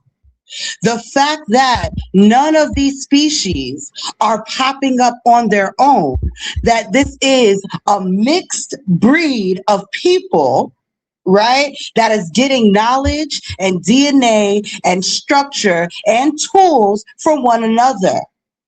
So yes, that's why you see Homo sapiens and Neanderthals interbreeding in Europe, because their grandparents were interbreeding in Africa. That's where Lucy comes in. My good sis DJ Genesis showed Lucy. The only problem that I had with her picture is that it made it look like an actual woman, because Lucy was an Australopithecus and she would have looked more like an ape. And those distinguishers mean something. So when you're looking at the timeline and looking at the evolution of the Homo sapien, you can actually see with your two eyes what's happening, because it doesn't become Homo sapien until it's anatomically correct. When our hips are wide, which we got from Ardipithecus, right? Which they call Artie. Where our limbs, our actual toes start to come together for bipedalism that you see in Sahelanthropus, right? The use of fire that we get from Homo erectus, right? Like the tool use that comes out of Australopithecus afarensis, which is what Lucy is, right? And I believe there's an older set of tools from an older hybrid hominid, but it's escaping me right now. But you have to think of human evolution as a web and not a line and not just a popcorn popping up all over the place. All right. Anything? I already disagreed with you. Hold on, Chris, hold on. Yeah, I never got to finish something. They dove all in, yo. You want to say anything before we move on to the next? Who, me? Yeah.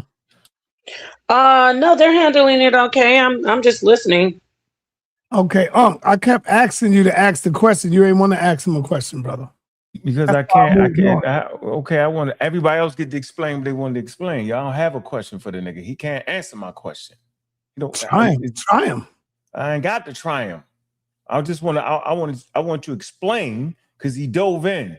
All right, go ahead, brother. Go ahead. My explanation is their parents took care of the offspring. And everybody looked like their parents. All the way back to 7 million years. I'm gonna say it again.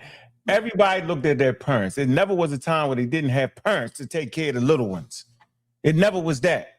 So if you go back 7 million years, right? Fossilized bones is the hardest thing to do. So we don't have all the fossils because they erode, they get shipped off to somewhere, right? It's hard for something to fossilize. But if we had all the bones, it'd be like a deck of cards. And each card represent an organism. Right? And if you was to look at each card, right, and look at the next card, it would look like the next card and look like the next card and look like all the way back 7 million years. But since we only got bones from maybe every 1,000 cards, every 10 cards, every 1,000 cards, it's spotty. So you can't see it. But if you could see it all together, if you had all the pieces of the puzzle, you would see that over time, it would look a little bit different, all the way back to 7 million years, bro. They're mammals. Homo sapiens sapiens are mammals. So obviously, you got to be able to feed the offspring, bro. So you tripping right now. You talking about a time period 350,000 years, well established. Well established with a mother and a father having babies. So I don't even understand what you're talking about. Understand that first. All right. Homo Neanderthal is a human outside of Africa. They call Homo Neanderthalis. Homo sapiens sapiens walk out of Africa and mix with them. It's called inbreeding. All right? White people aren't Homo Neanderthal. They Homo sapiens sapiens. All humans, all Homo sapiens sapiens is 99.99 the same. So I don't even know why you even bringing it up. Why bring up the hominids? Why bring up the different human species if you don't understand it? Flam. Whatever, Flam, man. flam. So stop using it. Stop using it. Stop All right, using the conversation. Hold on, Chris. Hold on. Yo, so let me share my screen. Let me share my screen. Hey, hold on. Yo, listen, man. Mm-hmm. And I don't want you running from this, man. Just listen and hear me out. Well, hold on. Run what? Just hear me out, brother. Put your joint on mute. I have. I want to see your face, man. Let me zoom in on your face. I have a pay-per-view battle fight for you, man. You hear me? I'm right here. See this man right here? I have a pay-per-view battle fight for you. See this man right here? I think that will be a hell of a goddamn debate. He's definitely formidable, man. You know it, He's formidable for you. No, listen, man. And it's not a free debate. No, he's formidable for you. Man, there you go with that craziness now. It's crazy for me. Let him have a couple more debates yet. When they had one, what you talking about? Don't make sense to put him up against me. Why don't? Cause he ain't had enough debates. You debated Say Cool never had a debate. Say Cool was formidable. Oh man, so you saying this brother ain't formidable? I'm saying what we gonna debate, sir? What? I'm quite sure we can come up with something. So now we gotta come up with something. It's gotta be some friction Your there on that. brother called you out before. He called you out. He ain't never called me out on nothing. Ask. He said he did. No, he right here right now. Ask what he called me out on. One time in the past, back when, you know what I mean, I did my genetics out of Africa, I did say I'd debate you, but ain't no real friction on. I don't even know. It was just because you was getting on my nerves. But I did say it once. I issued a challenge once, but we don't have a topic that we argue about or are opposed on. So I see what Ankh is talking about, and that makes for the best debates if we genuinely disagree on a topic. It'll come.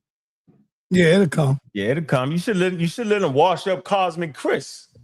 Nah, come on, man. He not ready for me. Uncle, you not ready for me. He not Yo, ready for me at all. everybody's saying Genesis beat him. Everybody's saying I didn't get that. I'm pretty sure she did. I'm certain she did. Even the first person that came on here said he was being biased. You think I know where I'm at. Y'all are biased. I'm not the first one to say this. Nah. You got to stop that, Chris.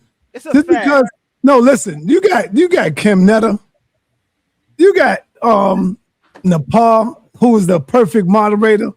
You got God Energy. God Energy will never be biased on information, bro. So you got to stop that. Then you got my man Hercules. They are not going to be biased on information. If they felt that you brought it, Issa Queen, if they felt that you brought it, they're going to say, oh, I got to give it to Chris. So you got to stop saying that they biased, bro. They're not biased, man. I ain't the guy, the first God Energy have nothing against you. None of these brothers and sisters up here have anything against you, brother. Nothing. Oh, I'm not saying they do. I'm just saying they already got their mind made up on what they believe. I know where I'm at. The first person to come on said, I'm saying this out of biasness. He said that. But what I like to do is I like for when this live stream's over, all these comments get deleted, and then the new people come and comment. Because every time that happens, they always rewatch it and say, oh, Chris won this. That happened last time when I did it with Unc. Can I just say this real quickly? Like the thing that God Energy brought to you, I'm confused on when it goes back to the Abo conversation. Like, why can't it be Africa first for even the indigenous people?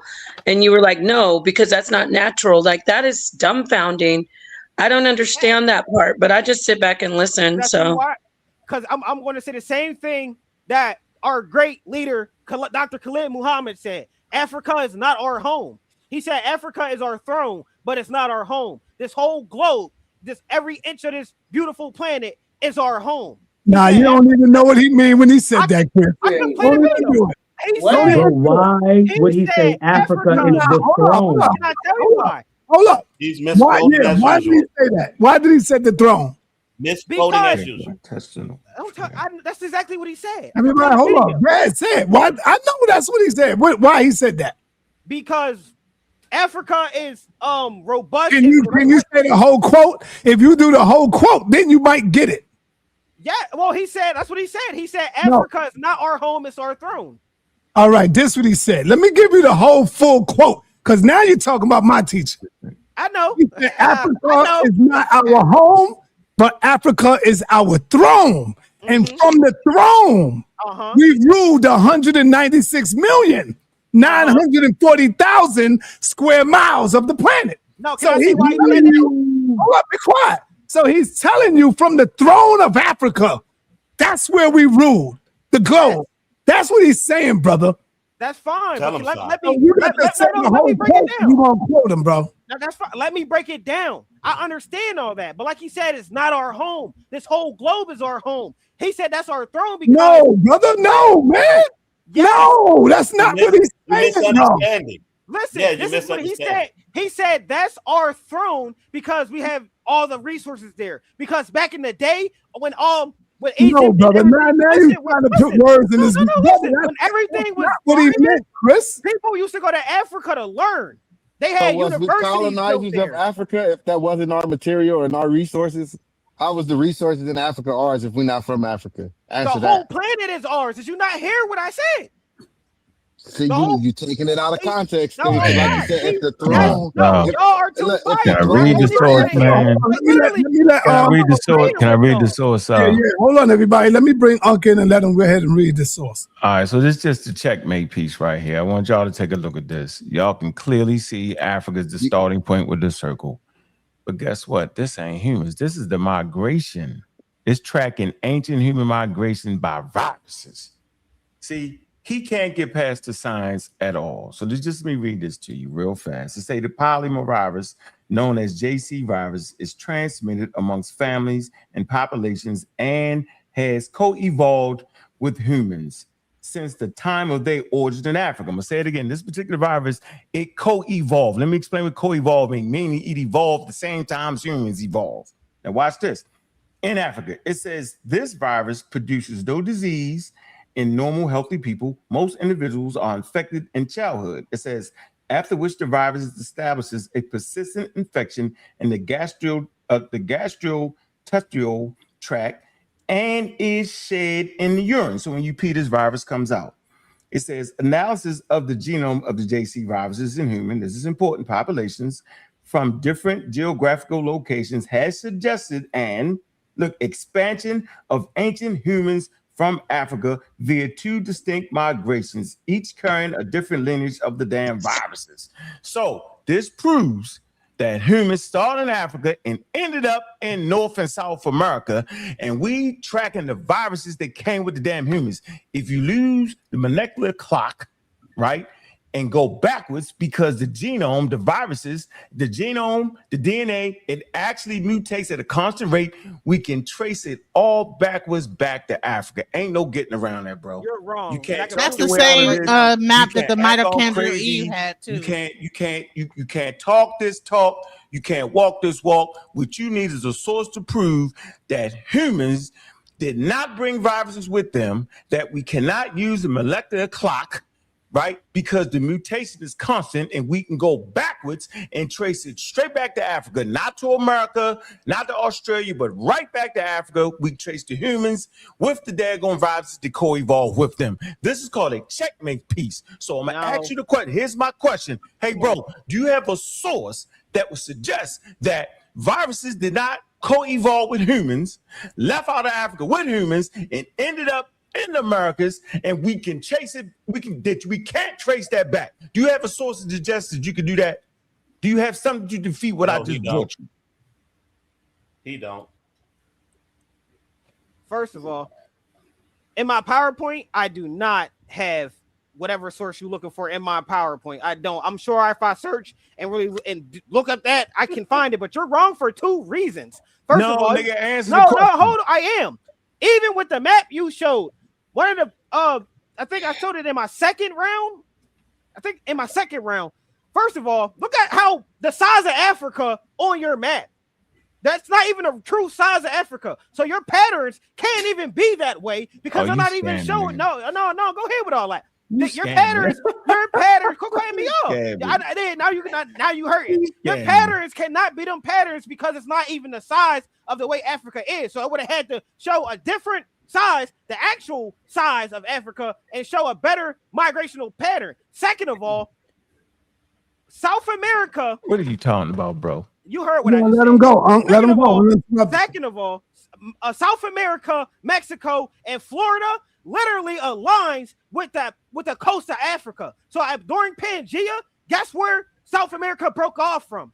Africa. What? You can't call what? At one point in time, you can't say it was Africa because it was all connected.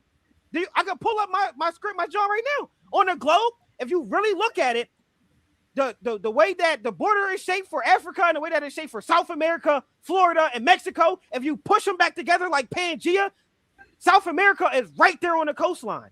Explain that. Humans didn't exist during Pangea, though. Okay, hold on, that's explain that. what you believe, but explain that. Hold on, explain what you're saying. What's the time? Okay, let me show you. What's the time period for Pangea? I know what it is. You tell me. What's the time period? Let me show you. No, we're not denying Pangea. Okay, that's fine, but let me show you. Let me show you what I'm No, talking but that about. doesn't explain what I just told you, though. It's like 280 million years. It's more ago than or that. It's something. 350 million Y'all years ago. listen, y'all say that. I just showed y'all that there was a possibility that we did live that time. I showed you the Paleolithic. You can't debate a possibility. Yo, Chris is talking, y'all. Come on, man. Ain't making up shit, man. I showed you the Paluxy River. Hold on. I got two PowerPoints, and that is, let me see, the wrong one. Let me get the right PowerPoint up because I'm moving a little too fast. I already showed you the Paluxy River and how there is tracks of humans and dinosaur tracks right next to each other from 113 million years ago. So there's a possibility that we were here during that time, which predates the out of Africa theory of Homo sapiens sapiens leaving Africa. Yeah, man. You all right, there we go. I'm sharing it right, John. You can see the blue arrow on your screen. Make it a little bigger. What? Look at right here. You see the blue arrow. This is exactly where we would have been at. How can you keep saying it all came from Africa, Can when you literally stop, don't cut me off. No, look, No, now you cut it. you gotta South let him America, go. You don't like nobody cutting you off, brother. Let the man go. tell me that this shape right here does not fit perfectly in the side of Africa. But I want to keep attributing everything to Africa. It wouldn't even been called Africa. Literally, South America, Florida, and Mexico if pushed back together with a line right next to it. Right next to it. So your migrational patterns are off, for one, because you try to show that it went all the way across and then wound up in America when technically they're right next to each other. Right next to each other. And once you get on a boat, the current takes you right over here. So what you're trying to say is we were dumb enough and we weren't able to sail the seas before anybody else. Because that's how we got here. Well, that's how the first Africans got over here. While there was already people here. Chris, you know what, Chris? Let me just get him out of here. So you know what, Chris? Hold on. I gotta get God energy because you went already before. But you know what, Chris? Oh, you don't hear me now, Chris? No, I'm listening. Okay. Can you just read that song? Do you see that? Hold on, brother. Hold on. Cosmic. Yes, sir. Genesis as a debater is the only one that got up here and admitted when she was wrong. Can you do the same thing, brother? Everybody's telling you, hold up. Everybody's telling you you're wrong on this right here. When Genesis was wrong, her ego didn't let her fight against that. That's how she learned. That's how you get better in debating. She said, you know what, y'all? Y'all were right. I looked it up and I was wrong. That's what she did. And we kept it moving. You have not yet said you were wrong on nothing, brother. Yeah. Yeah, see, they calling you saying I'm right. See? No, not at all. First of all, That's that's true. my ride. But can I go after God energy and I'm gonna give you a prime example of how he hold was on one wrong. second. All right, hold on. He gotta leave. He I gotta can leave. admit when I'm wrong. I remember back when I But first you wasn't came wrong on. all night. No. When I first came on, when I first came into the House of Consciousness, I used to say white people not human, this and that. I could admit I was wrong on things like that. Right now, I'm not wrong. Can I ask him something then before God energy to see if he's gonna admit if he's wrong before he leaves? Yeah, Why would you slip past the thing and just show? Genesis said she was wrong on my whole premise. My premise was that there was humanoids that were not from Africa because of natural distribution. She said she was wrong on that. And that's my whole premise. So if she's wrong on that, technically I should have won, but y'all not going to say that because y'all biased. She didn't say that. She said Neanderthals. She was wrong about Neanderthals not being hominids. That's what she admitted. She question to see if he gonna admit if he wrong real quick. Brother, I got a question. you don't hear people speaking, no, Kim Nutter? No, she was finishing up, and I was just trying to jump in on the back end just to see if I could ask a question. Pass the source, yo. Yeah. I do gotta go. Can you ask your question? All right, so the actual source that you use to say that came from New Science that I just looked up, right? That source that you pulled up to say that they was never in Africa, right? That actual source summarizes the primary source that I gave you to say that they actually do come from Africa. And I'll give you the quote from the actual primary right now. It's from Shin, and the actual source itself is called Identifying and Interpreting Apparent Neanderthal Ancestry in African Individuals. And the quote says, furthermore, our results indicate that humans into Neanderthal gene flow involved as an early dispersal group of humans out of Africa, right? It says occurring at 100,000 years ago, predating the primary out of Africa migration responsible for modern humans today, right? So it tell you in that same exact study that the Neanderthals that you said popped up in Asia or Eurasia came from Africa. And then the second quote tell you that the Your backbone of volume those getting low. Your genetics, volume getting low. my bad, and then to tell you that genetics come back into Africa from the Africans who migrated out of Africa into Eurasia and mixed with those people and then migrated back. So are you going to admit that you was wrong to say that those people popped up in Eurasia, that your own source proved that they came from Africa first? No, because one, you got to show me what source you're talking about. From what I know, the new science source that I had in my PowerPoint didn't say anything about Neanderthals. That was a different source. So I'm not sure which one you're speaking on. But if I'm wrong, I can say I'm wrong. You got to show me exactly what you're talking about, because I can go back to my PowerPoint before I get out of here real quick. And anything talking about Neanderthals, yeah, everything I showed talking about Neanderthals was not from new science at all. But I'm actually But you looking at didn't it right show now. a source. You just I showed did. the website. You didn't show what the website said. You just Y'all showed gotta the let God website. That's You not didn't my. give a It doesn't matter. All right, everybody. It does matter. Yeah, before you get out of here, right? No. Thank you, Cosmic. Let me get on over to God Energy, because we got 4 hours in. I got to get ready to close this thing out, man. Almost 5 hours, not at 4:40. Oh wow, damn. Yeah, But go yeah, ahead. on this topic, they're also trying to locate a ghost population of African Neanderthals that would have existed more southern and central Africa, right? But even aside from the loose ends of Neanderthalis existing in Africa, the parent of Homo neanderthalis, Homo heidelbergensis, is an African species, and heidelbergensis is the parent of Homo neanderthalis, but also Homo longi, which are Denisovans, and Homo sapiens sapiens, which is us, right? So through biodiversity and epigenetic changes and other evolutionary factors, the African species of Homo heidelbergensis turns into Neanderthal, Denisovan, and Homo sapiens sapiens, which is the African.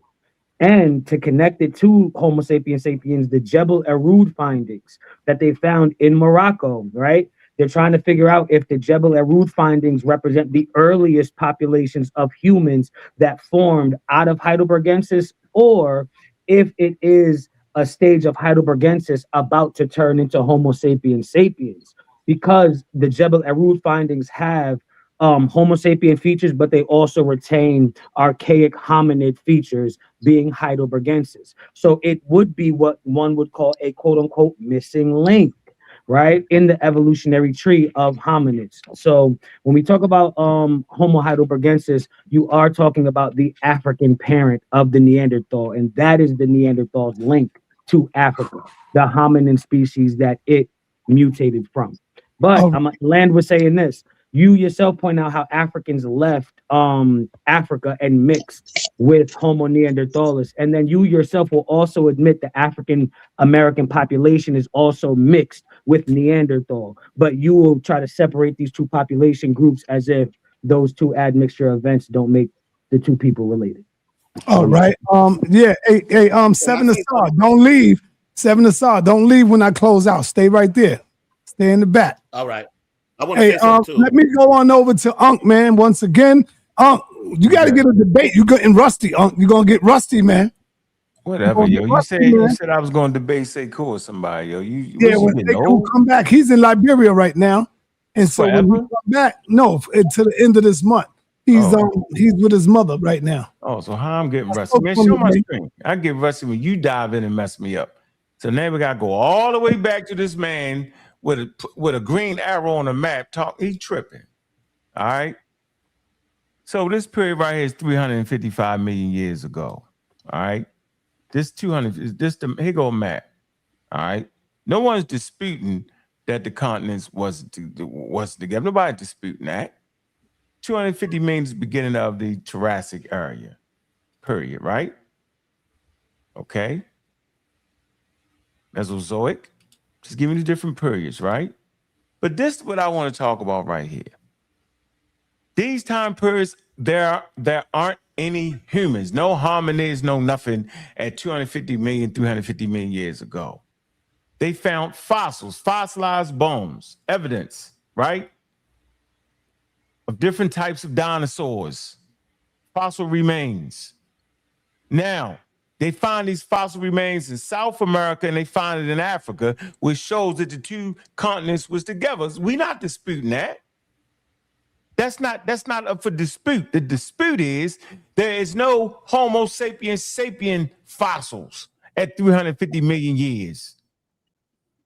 It's pseudoisms at high levels. He just mixing and matching stuff, took a map, pointed an arrow. Man, this is what we're not doing this. We're not doing this. This is Encyclopedia Wikipedia. And I use the most simplest thing ever because I know most niggas can't comprehend what they reading. So I hit you with the picture. The picture is worth 1,000 words. Simple as that. We don't got, this is not up for dispute. Simple. It's not hard. This is a map of fossils that they found on the continent of Antarctica, India, Australia. It's the same fossil they found in Australia, they found in Antarctica, in India, in Africa, in South America. But how could that be? Because they was all joined together before. But these are time periods before any hominids. Point blank, ain't no getting around it. He made all that up. He mumble jumble tripping. Good job to the sis. I'm gonna go back and look at the debate, but he tripping. Not sitting here doing this with scientific information, man. This should not be a stumbling block for the community, man. They come up here, they want to debate, they want to do this, they howl and scream at you. Come on, we're not doing this. This is all there. But let me ask you this. Detailed in science. Let me ask you this. There is a need for pseudos, brother. No, it's not. Let me tell you why. There is a need for pseudos because you debate the pseudos and you teach and people learn from the debates, brother. What are you talking about? Hold up. You know, there's a lot of people that believe like Cosmic Chris 9. He got a lot of, Pharaoh used to be his teacher, bro. Have you forgotten? Young Pharaoh used to be Cosmic Chris 9 teacher. There's a lot of people out there like them. It's your job, No, it's not. Bust that pinata. Listen to Nepal. This is the toughest environment to be in, and we're busting pinatas. So you got to bust these pinatas, huh? No, that's a feminine thing, man. What you doing, man? No, it's not, man. It is. It's something you gotta No. Are you afraid to tap into your feminine energy? Yeah, nigga, because I don't got it. I don't know what you're talking about. So we gotta say we busting coconuts. There we go. We busting coconuts, nigga. I ain't busting no pinatas. You tripping? I don't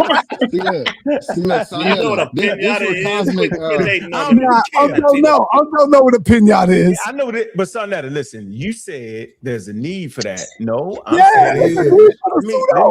you already said it. Look, without the pseudos, who the hell you arguing with, Who you debating?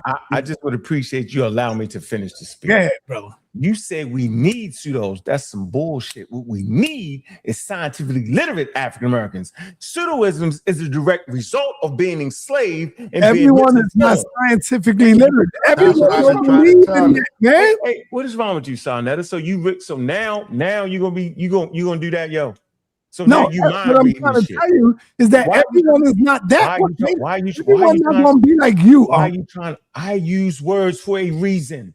Words have meaning. You say we need pseudos. We do not need them. Yes, they are a direct result of we need something going wrong. We don't need them. They're going to be there. We need them to teach people. All right, bro. Yeah, you like apostle. I need apostle. You need him. I need apostle, man. I mean, it's like because I use apostle to teach the people, bro. Is it a switch connected to you? As soon as I get ready to get to the point, you start talking. Yeah, that's how I do you. You start talking. Yeah, I got to cut you right off. Cut them off. Yeah. That's right. All right. That's so how I do.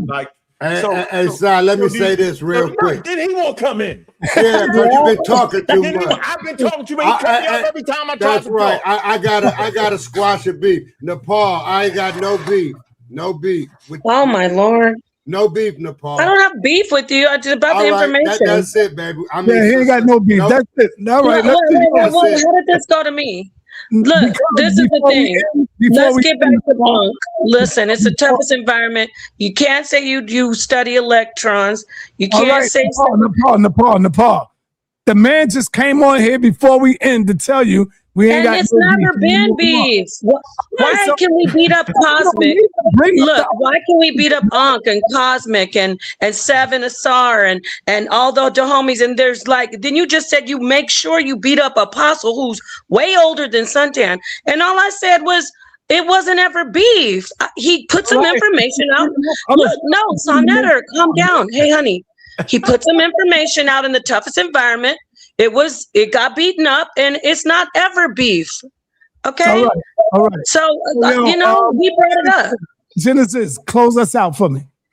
This is your show. Can I say something real quick? I Yes, just want to say something real quick. Put your hand down, Kim Netta. You done. Yeah, I just want to say that the homies is doing a presentation on this Sunday.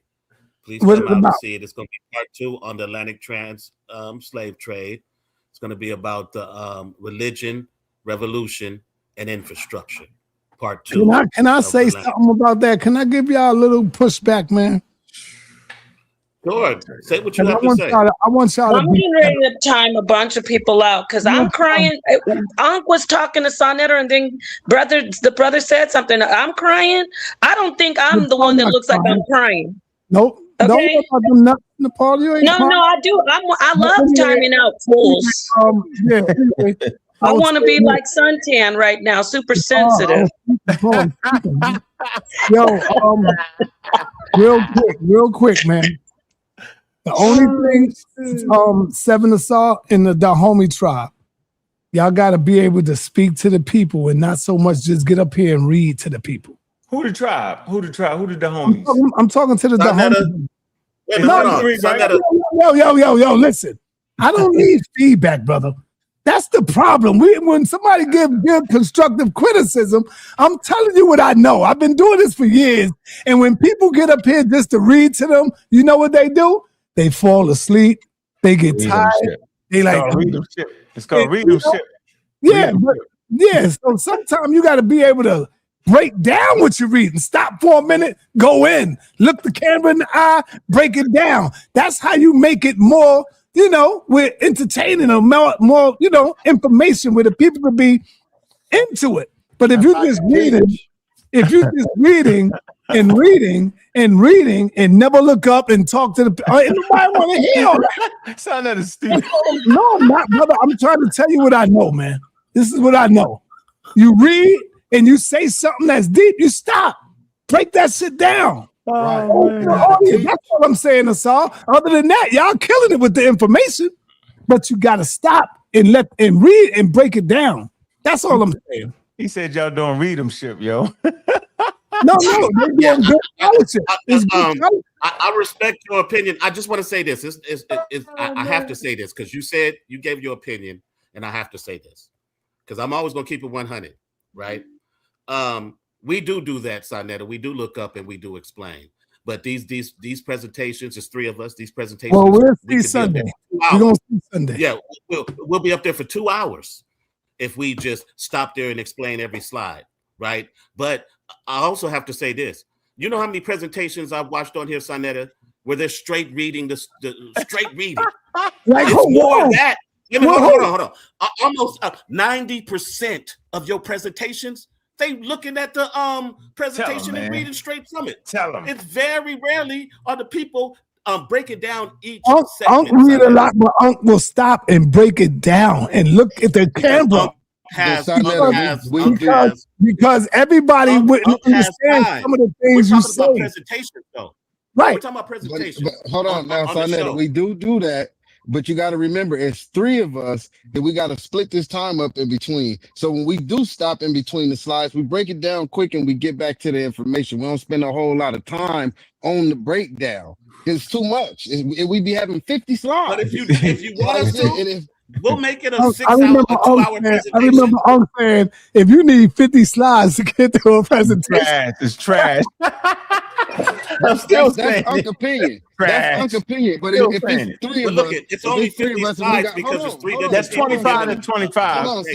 Hold on, Seven. Yeah. If it's 3 of us and we got about 10 slides apiece. Yeah, that's good. That's good. Slides apiece. That's then good. It's going to end up being like that, right? And, that's and good. I don't even want to get to that, right? What I wanted to get back to was Cosmic, right? Because its source was the scientific news, right? And he said that he didn't know it said something like that because he's looking at a summary of the actual primary. So he didn't know that Neanderthals was a part of that source because he's looking at a summary where they didn't go over that part. That's why All I right, keep all telling right, you to all right, read the primary source. all right. Genesis, close us out. Don't go nowhere, Saul. So I just want to say this. The debate was called, do African Americans descend from Africa? I think I proved my point that we did. I don't see where he was ever able, no matter how much he talked about like the mitochondrial and the Neanderthal and all this ages of like early civilizations and everything. He never kind of connected the dots into Africans coming from America. And he could have, there was a way that he probably could have somehow, I don't know how, connected some kind of a dot that would have made it make sense, but he just didn't do it. So I just want to just shout out, thank you for everybody, and I had a great time tonight, and much love, and looking forward to the next. Listen, we gotta do the three on three. I'm looking for the three. We gotta do the 3-on-3, the girls against the dudes. Yeah, I don't know about that one. I'm gonna tell you, They can't handle that one, Genesis. I'm gonna tell you, Genesis is creeping up to you, brother. She's 3-0 in the toughest environment, bro. I think you 6-0. You 6-0 over here. I'm saying you give me somebody that did the stand up in front of the crowd, hostile crowd. See, that's what I'm do. Yeah, I'm from that old school. You stand in front of the crowd. And anyway, I'm standing in front of a crowd. I can do it. I've done that multiple times. So Spagar Energy, I'm saying you anybody can get it though. I'm just saying we just had to find something. We disagree. No problem. No problem. Listen, I know I would smoke you in a debate, but we just don't have an organic contention on it. We don't have a topic in front of a crowd. 3-on-3, girls against boys in front of a crowd. I tell you what. What is that noise? That's debate. You can't find out. Oh, that's Issa. Yeah, that's Issa. You might. I beat you up on the Moore debate. Issa, your mic got a lot of feedback. Issa Queen. I run back the Moore debate.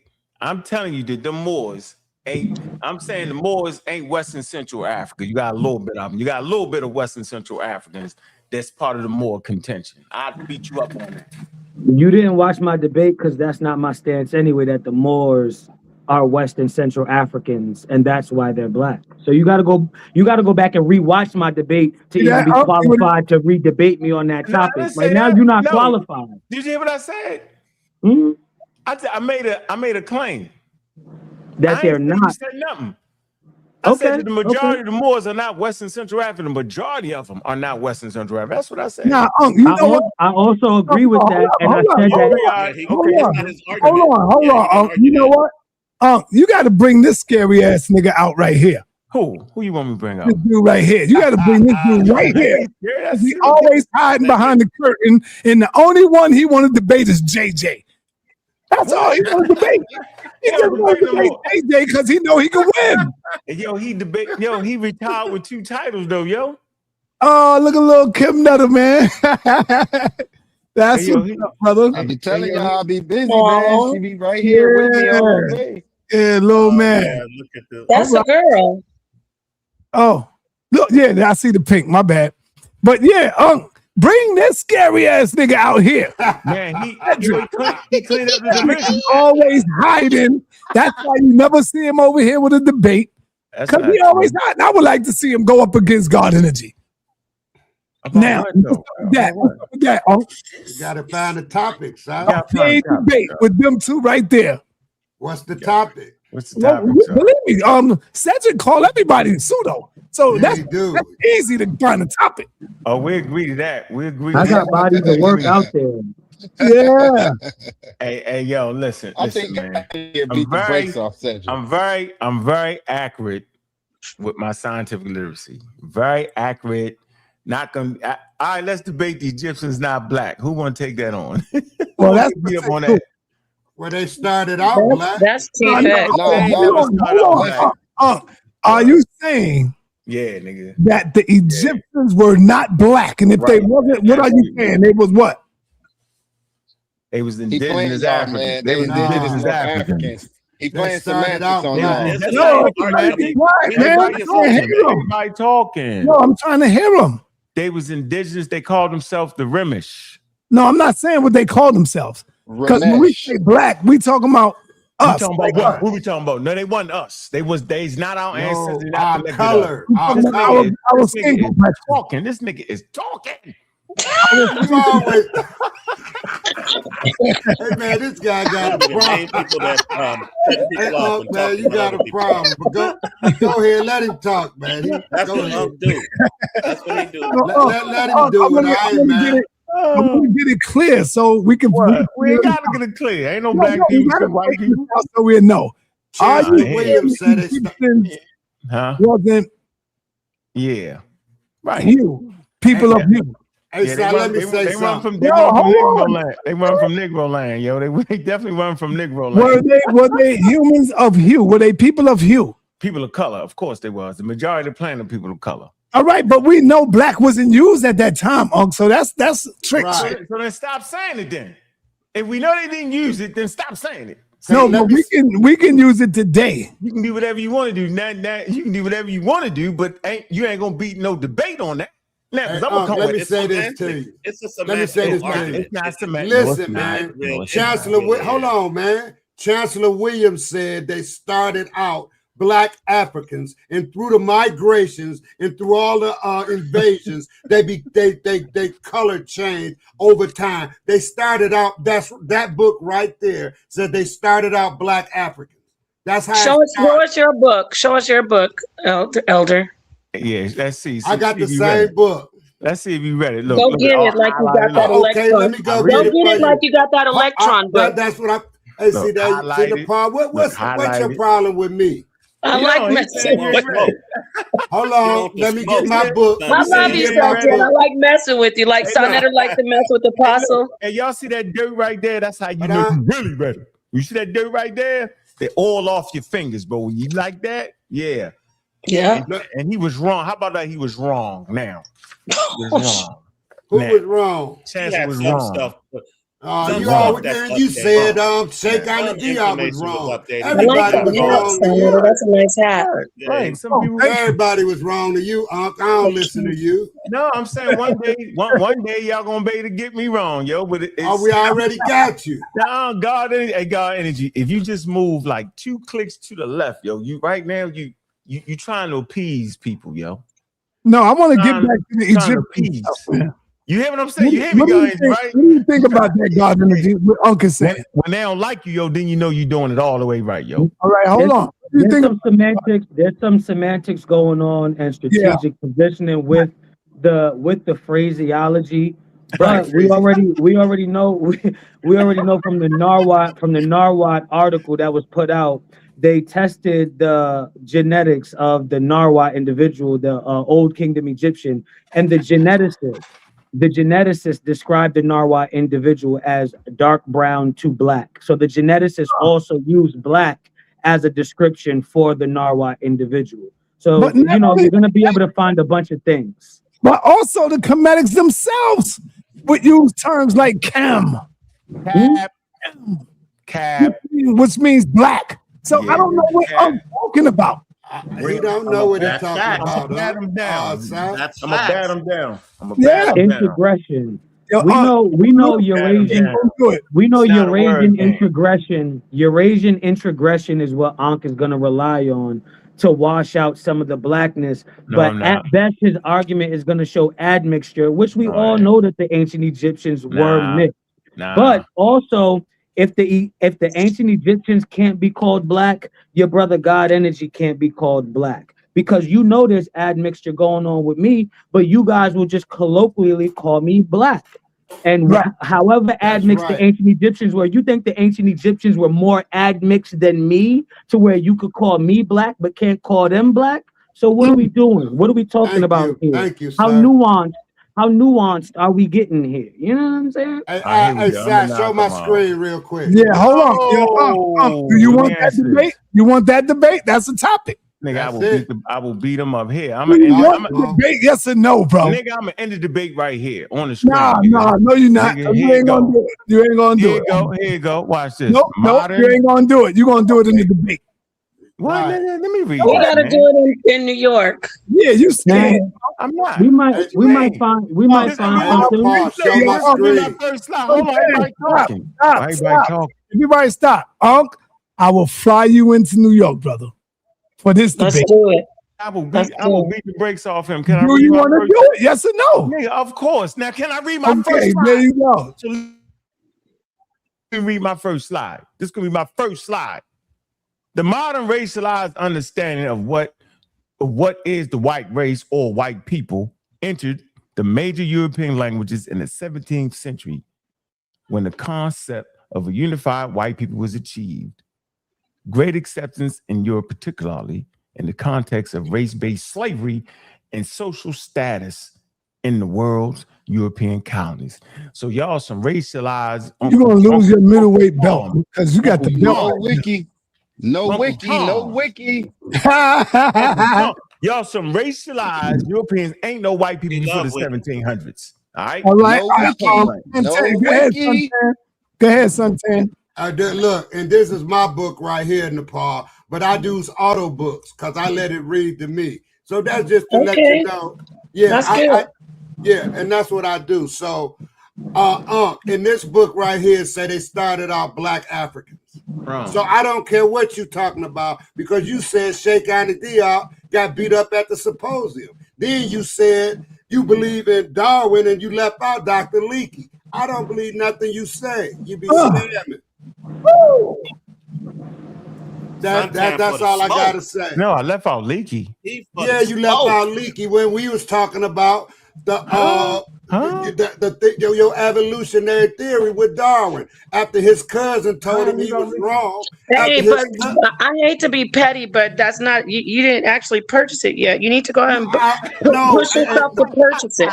Okay. Push yourself to purchase it. Listen to Can I say something? You did, Sanjan. I gotta get you. You know I gotta do it. But I'm paying to read it. I'm paying to read it. You got to pay to read your auto book. Go ahead, Sanjan. You got to pay Nepal to read them auto books. I even got the first Egyptian Bible. I got all that stuff that I said. Hey, Santiago, you know, sa.neter, I love you and I love Apostle. I used to do this to Apostle worse than you.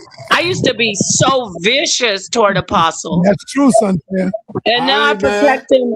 So come on. Because it just see you react to it. When you react, it just makes me do it more. I'm just playing with you. I know you read. I got the raspy, loud voice, so everybody think I be heartbroken. But y'all, I know you read. Blessings to everybody.